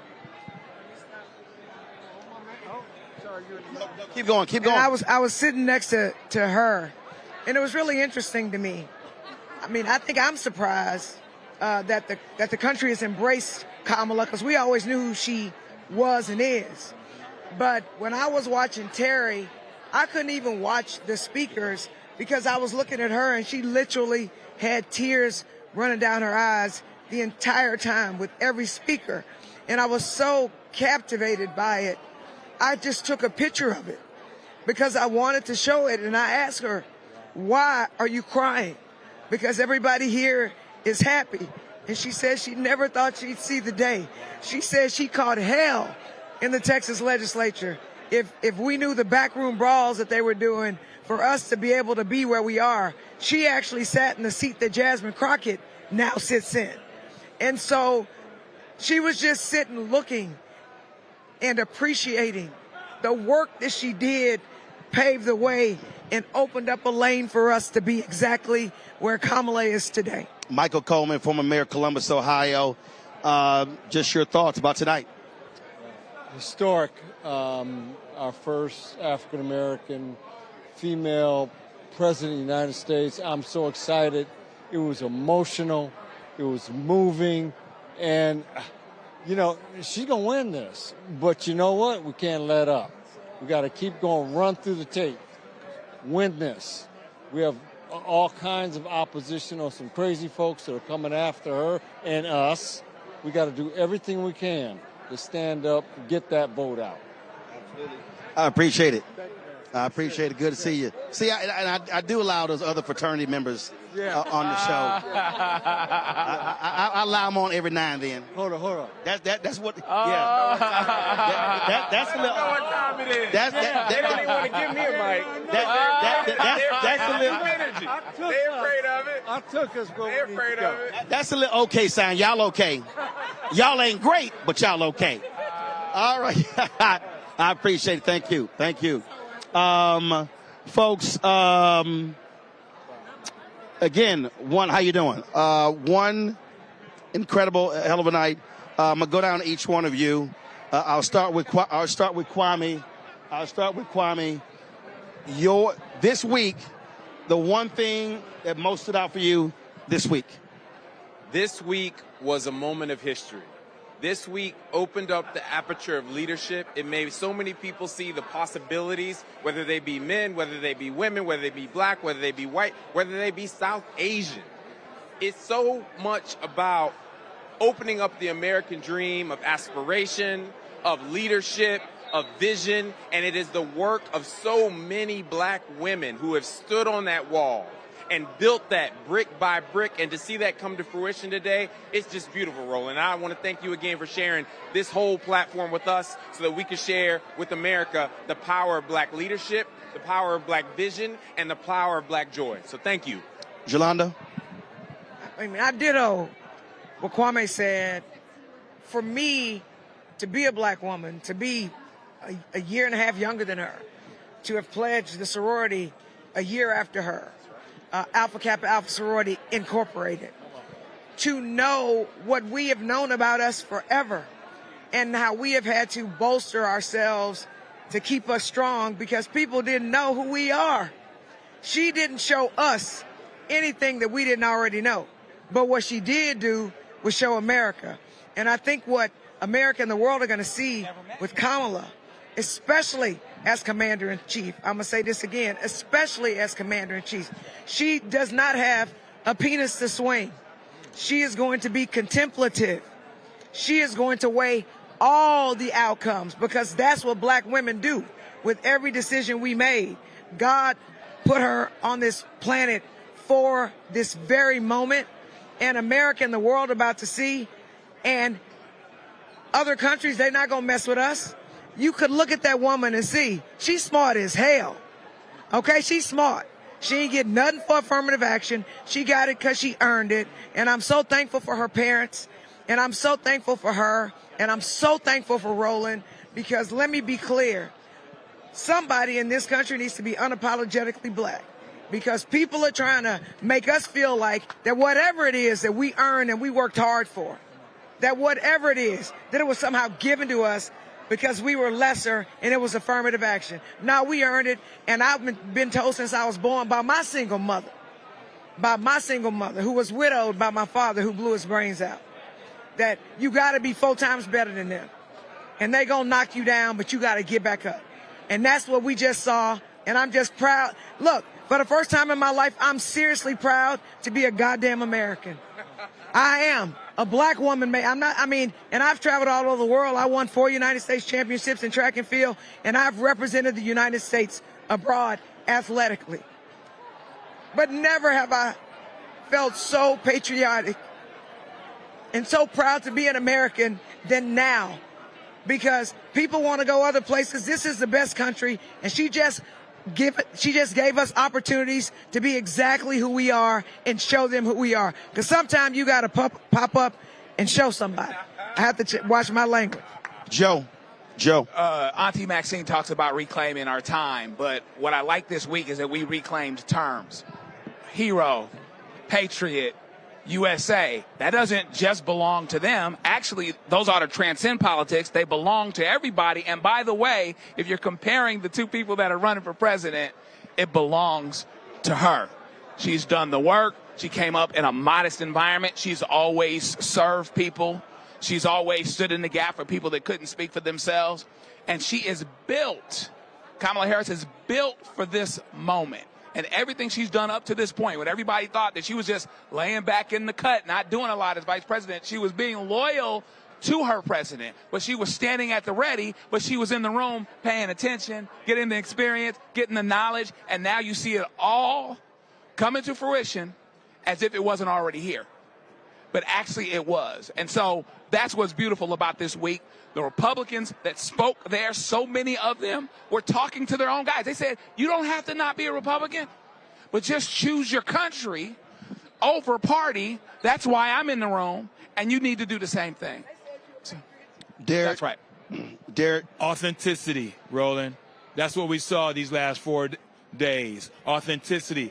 We can embrace the color of our skin. We can embrace the music. We continue to change. Even the way roll calls were done, it will be never done again the old way. It will be done this way going forward. Authenticity to speak our truth. Authenticity to embrace our excellence, authenticity to demonstrate who we are and be okay. It was authenticity where Barack and Michelle Obama, it was no more this when they go low, we go high. We go and hit you in your mouth, and we're going to show business where it is. We're going to meet you where you are. It was authenticity this week, Roland, and I appreciate you continue to be authentic as well, because the way you displayed who all your panelists were, and when you cut us to the show and back to the show, it was the same way as America needs to see us every day. Every day we embrace our ancestors. Authenticity, brother. I appreciate you.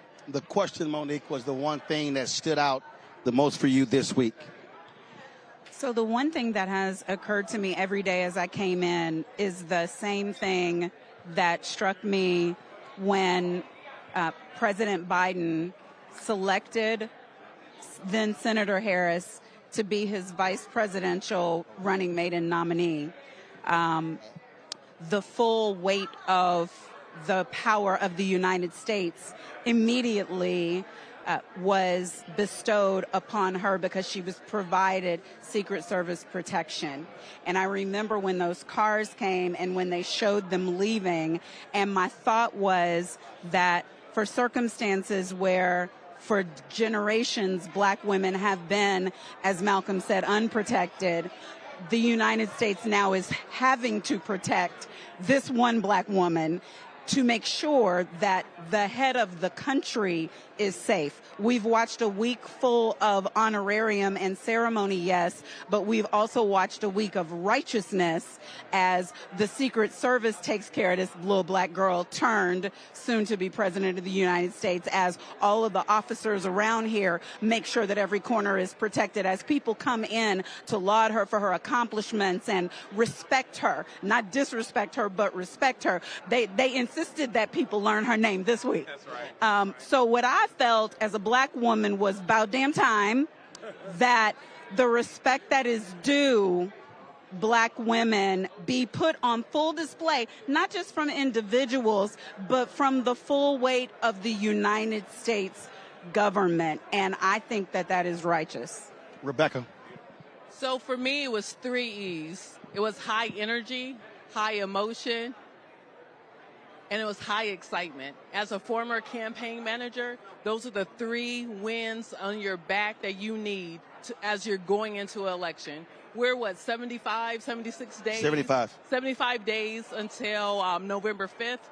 But the thing is, we're about 18 days until early voting starts in some states. In Pennsylvania, then a few days after that is Virginia, and then on across the country. So what we're seeing is all of the things that need to go right is what's happening behind Kamala Harris's campaign. And so based upon that, if I was going to give a guess tonight after watching what happened this week, I do think that we just saw and we just heard from the 47th President of the United States of America.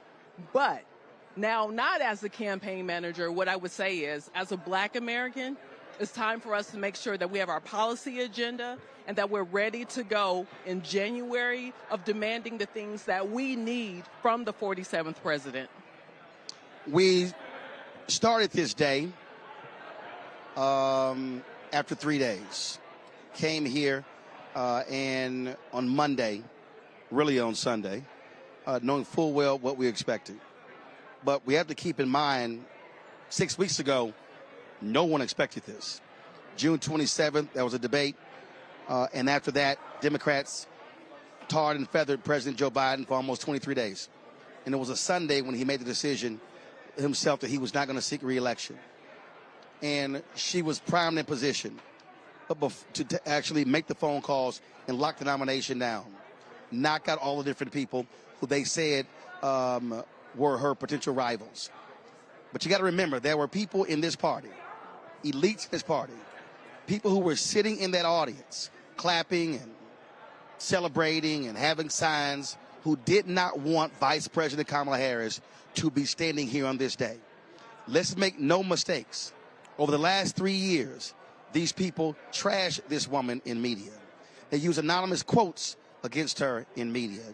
They targeted her in media. They went to President Joe Biden and told him he needed to drop her from this ticket. And he told them, hell no. And then they put the pressure by saying we should have an open convention. I remember all the calls for a mini primary. Let's have a sprint, a series of debates with all the candidates before the convention and make the decision. On that Sunday, one of the first folks she called was President Bill Clinton. And then she called Secretary Hillary Clinton. And they immediately endorsed her. President Barack Obama did not. He called for an open convention. He was late to the party. Nancy Pelosi was late to the party. But all of these people who trashed this woman, who said she wasn't qualified, who said that she was an embarrassment to the ticket, they were all shocked when she locked this thing down in 48 hours. And over the past 6 weeks, what you have seen is a flawless campaign. The selection of her vice president, running mate, Minnesota Governor Tim Walz. For 6 weeks, how they've raised more than $600 million. How more than 50,000 people have volunteered in various states across this country. What it says is, when your enemies underestimate you, you show them who you are. And that's exactly what she did. While here, my one thing that stood out the most was on Tuesday night. While the Obamas were here speaking, she was in Milwaukee, packed out an arena in Milwaukee. How do you pack out an arena 80 miles away and you leave an arena 20,000 people on the same night? That shows you what we're seeing in this across this country with the enthusiasm. And let's be perfectly clear. There are people who still do not believe in her. There are men who do not believe in her. There are women who do not believe in her. But there are more of us, if we do the work, who can actually make her president. And if we do the work in Michigan, in Pennsylvania, in Nevada, in Arizona, in Georgia, in North Carolina, in Wisconsin, and extend that to Florida and Texas, we can stop these MAGA nuts. We can stop these Republicans. In Texas, the DA in Tarrant County is still pursuing Crystal Mason. Almost 7 years after she voted, they're trying to make an example out of that black woman. So we must understand that evil is in front of us. And if we are going to stop evil, it is going to require people of conscience to stand up and use their power. And so if it means you sitting your friends down and saying, we're not going to hoop today, or we're not going to sit here and play music today, or we're not going to sit here and just have brunch and drinks today and talk about why it's important for us to support her, that's what we have to do. We also have to understand that everybody has a role. You don't have to be most knowledgeable about stuff. Yesterday, we had a brother, 12 years old, who was going around this convention giving racist Charlie Kirk and Mike Lindell others hell. Now, if a 12-year-old black boy from Atlanta could be breaking down public policy, I know some of y'all grown-ass people watching and listening could be doing the exact same thing. And so now is not the time for any excuses. Now is not the time to say I can't. Now not the time to say, well, I've gone through some stuff. Now is not the time to say, well, you know what, the couch is an option. Because I'm going to tell y'all what I said in 2008 when it came to Obama. And this is real simple. If you don't vote, shut the fuck up. I don't want to hear complaints about roads and bridges, and I don't want to hear y'all yelling tangibles, because the reality is you can't get something before they win. You can only get it if they win. And let's be clear, if she wins, then our job is to also demand a return on our investment, which is what our job is. I want to say this, close this out. Today, doing this show, has been difficult because we talk about all of the sisters in the joy today. And for me, one of those didn't see the show today. So this morning, about 7:30 in the morning, my brother called me to say that my second sister had died this morning. And so this is her right here. So her 4 daughters, who we raised. And so my parents, who are 77, don't have their daughter. But understand, the work that we do, she died at 49, but the work that we do is also for her 4 daughters and for my nieces, the youngest who are 21. And so when we talk about voting, we talk about using our power, it ain't for all of us today. It's for these sisters who can't vote today. Because understand, if Donald Trump wins, and Clarence Thomas and Sam Alito retires, he will appoint young Supreme Court justices who will be on that bench 40 years from now. That means if there's a 10-year-old black girl somewhere in America, they will be justices until those girls are 60. And so if you are saying, I don't know what I'm going to do, then you better understand that your vote today is impacting somebody who can't even vote today. And so my sister Kenya can't vote. She's now gone on to glory. But if you are still here and breathing, now Jimmy Carter said this. Jimmy Carter been in hospice for I don't know how long. He went in hospice before Rosalynn Carter, and Rosalynn passed away. But Jimmy Carter told his grandson who spoke here, he said, I'm holding on as long as I can so I can vote for Kamala. Now, if a man who is in hospice, who's almost 100, can do that, some of y'all who are in your 20s and 30s and 40s and 50s can do the exact same thing. And so we wanted to be here. We told y'all we were going to show you as much blackness as possible.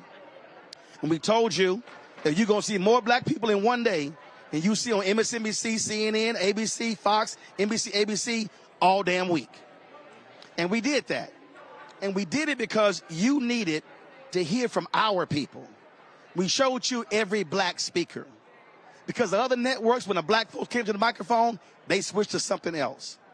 So you have witnessed for 4 days why black-owned media matters.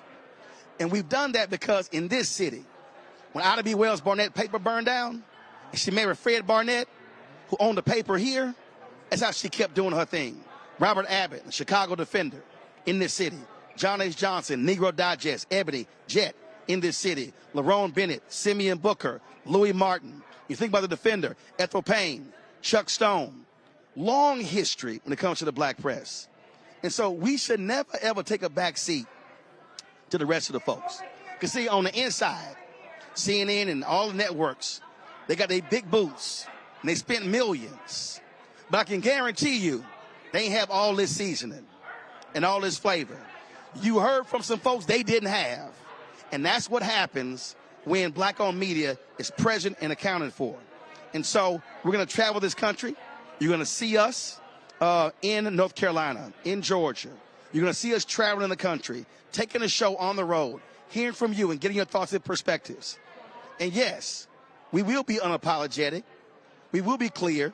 And I had somebody say, well, Roland, but you should be an objective journalist. Let me be real clear. Rupert Murdoch ain't objective. Fox News not objective. And so when you own it, you can do what you do. Our goal is to put this sister in the White House. And so we want you to do your part as well. So let me thank everybody who's been a panelist this week. Let me thank our crew, everybody who's been on our crew for great work as well. We start today at 5 p.m. We cover stuff in the daytime, and we're going to keep being unapologetic, bringing you the news that nobody else wants to, but your support is also critical for the work that we do. And so we want you to join our Bring the Funk fan club. Send your check and money order to P.O. Box 57196, Washington, D.C. 20037-0196. Cash App, $ RM Unfiltered. PayPal, or Martin Unfiltered. Venmo is RM Unfiltered. Zelle, Roland at RolandSMartin.com. Roland at RolandMartinUnfiltered.com. Don't forget, download the Black Star Network app. Apple phone, Android phone, Apple TV, Android TV, Roku, Amazon Fire TV, Xbox One, Samsung Smart TV. We're back in D.C. tomorrow. We're going to take y'all phone calls because I don't feel like doing no damn work tomorrow. So, and again, I hope you all enjoyed this. Tonight, we simulcast this on TV One Cable Network. So shout out to Michelle Rice, Alfred Liggins, Kathy Hughes. They hit me up and they said, hey, we want to simulcast. So we appreciate that as well. I want to thank all of you. Y'all been supporting us. Y'all been thanking us. And so you see how black folks do this. They will come, and this happens all around the country. They will sit here and give me their money on the spot, and trust me, it will be used. It will be used. Roland Martin. I appreciate it, brother. I appreciate it. So, and this gonna pay for half of the gas for Deshaun to drive our equipment back to Chicago. So again, thank all of y'all. We appreciate it. Thank you so very much. Support Black-owned media, and y'all know how we always sign off when we're done. Y'all know how we do that, right? Okay, y'all gotta do it with me. On 1, 2, 3. Holla!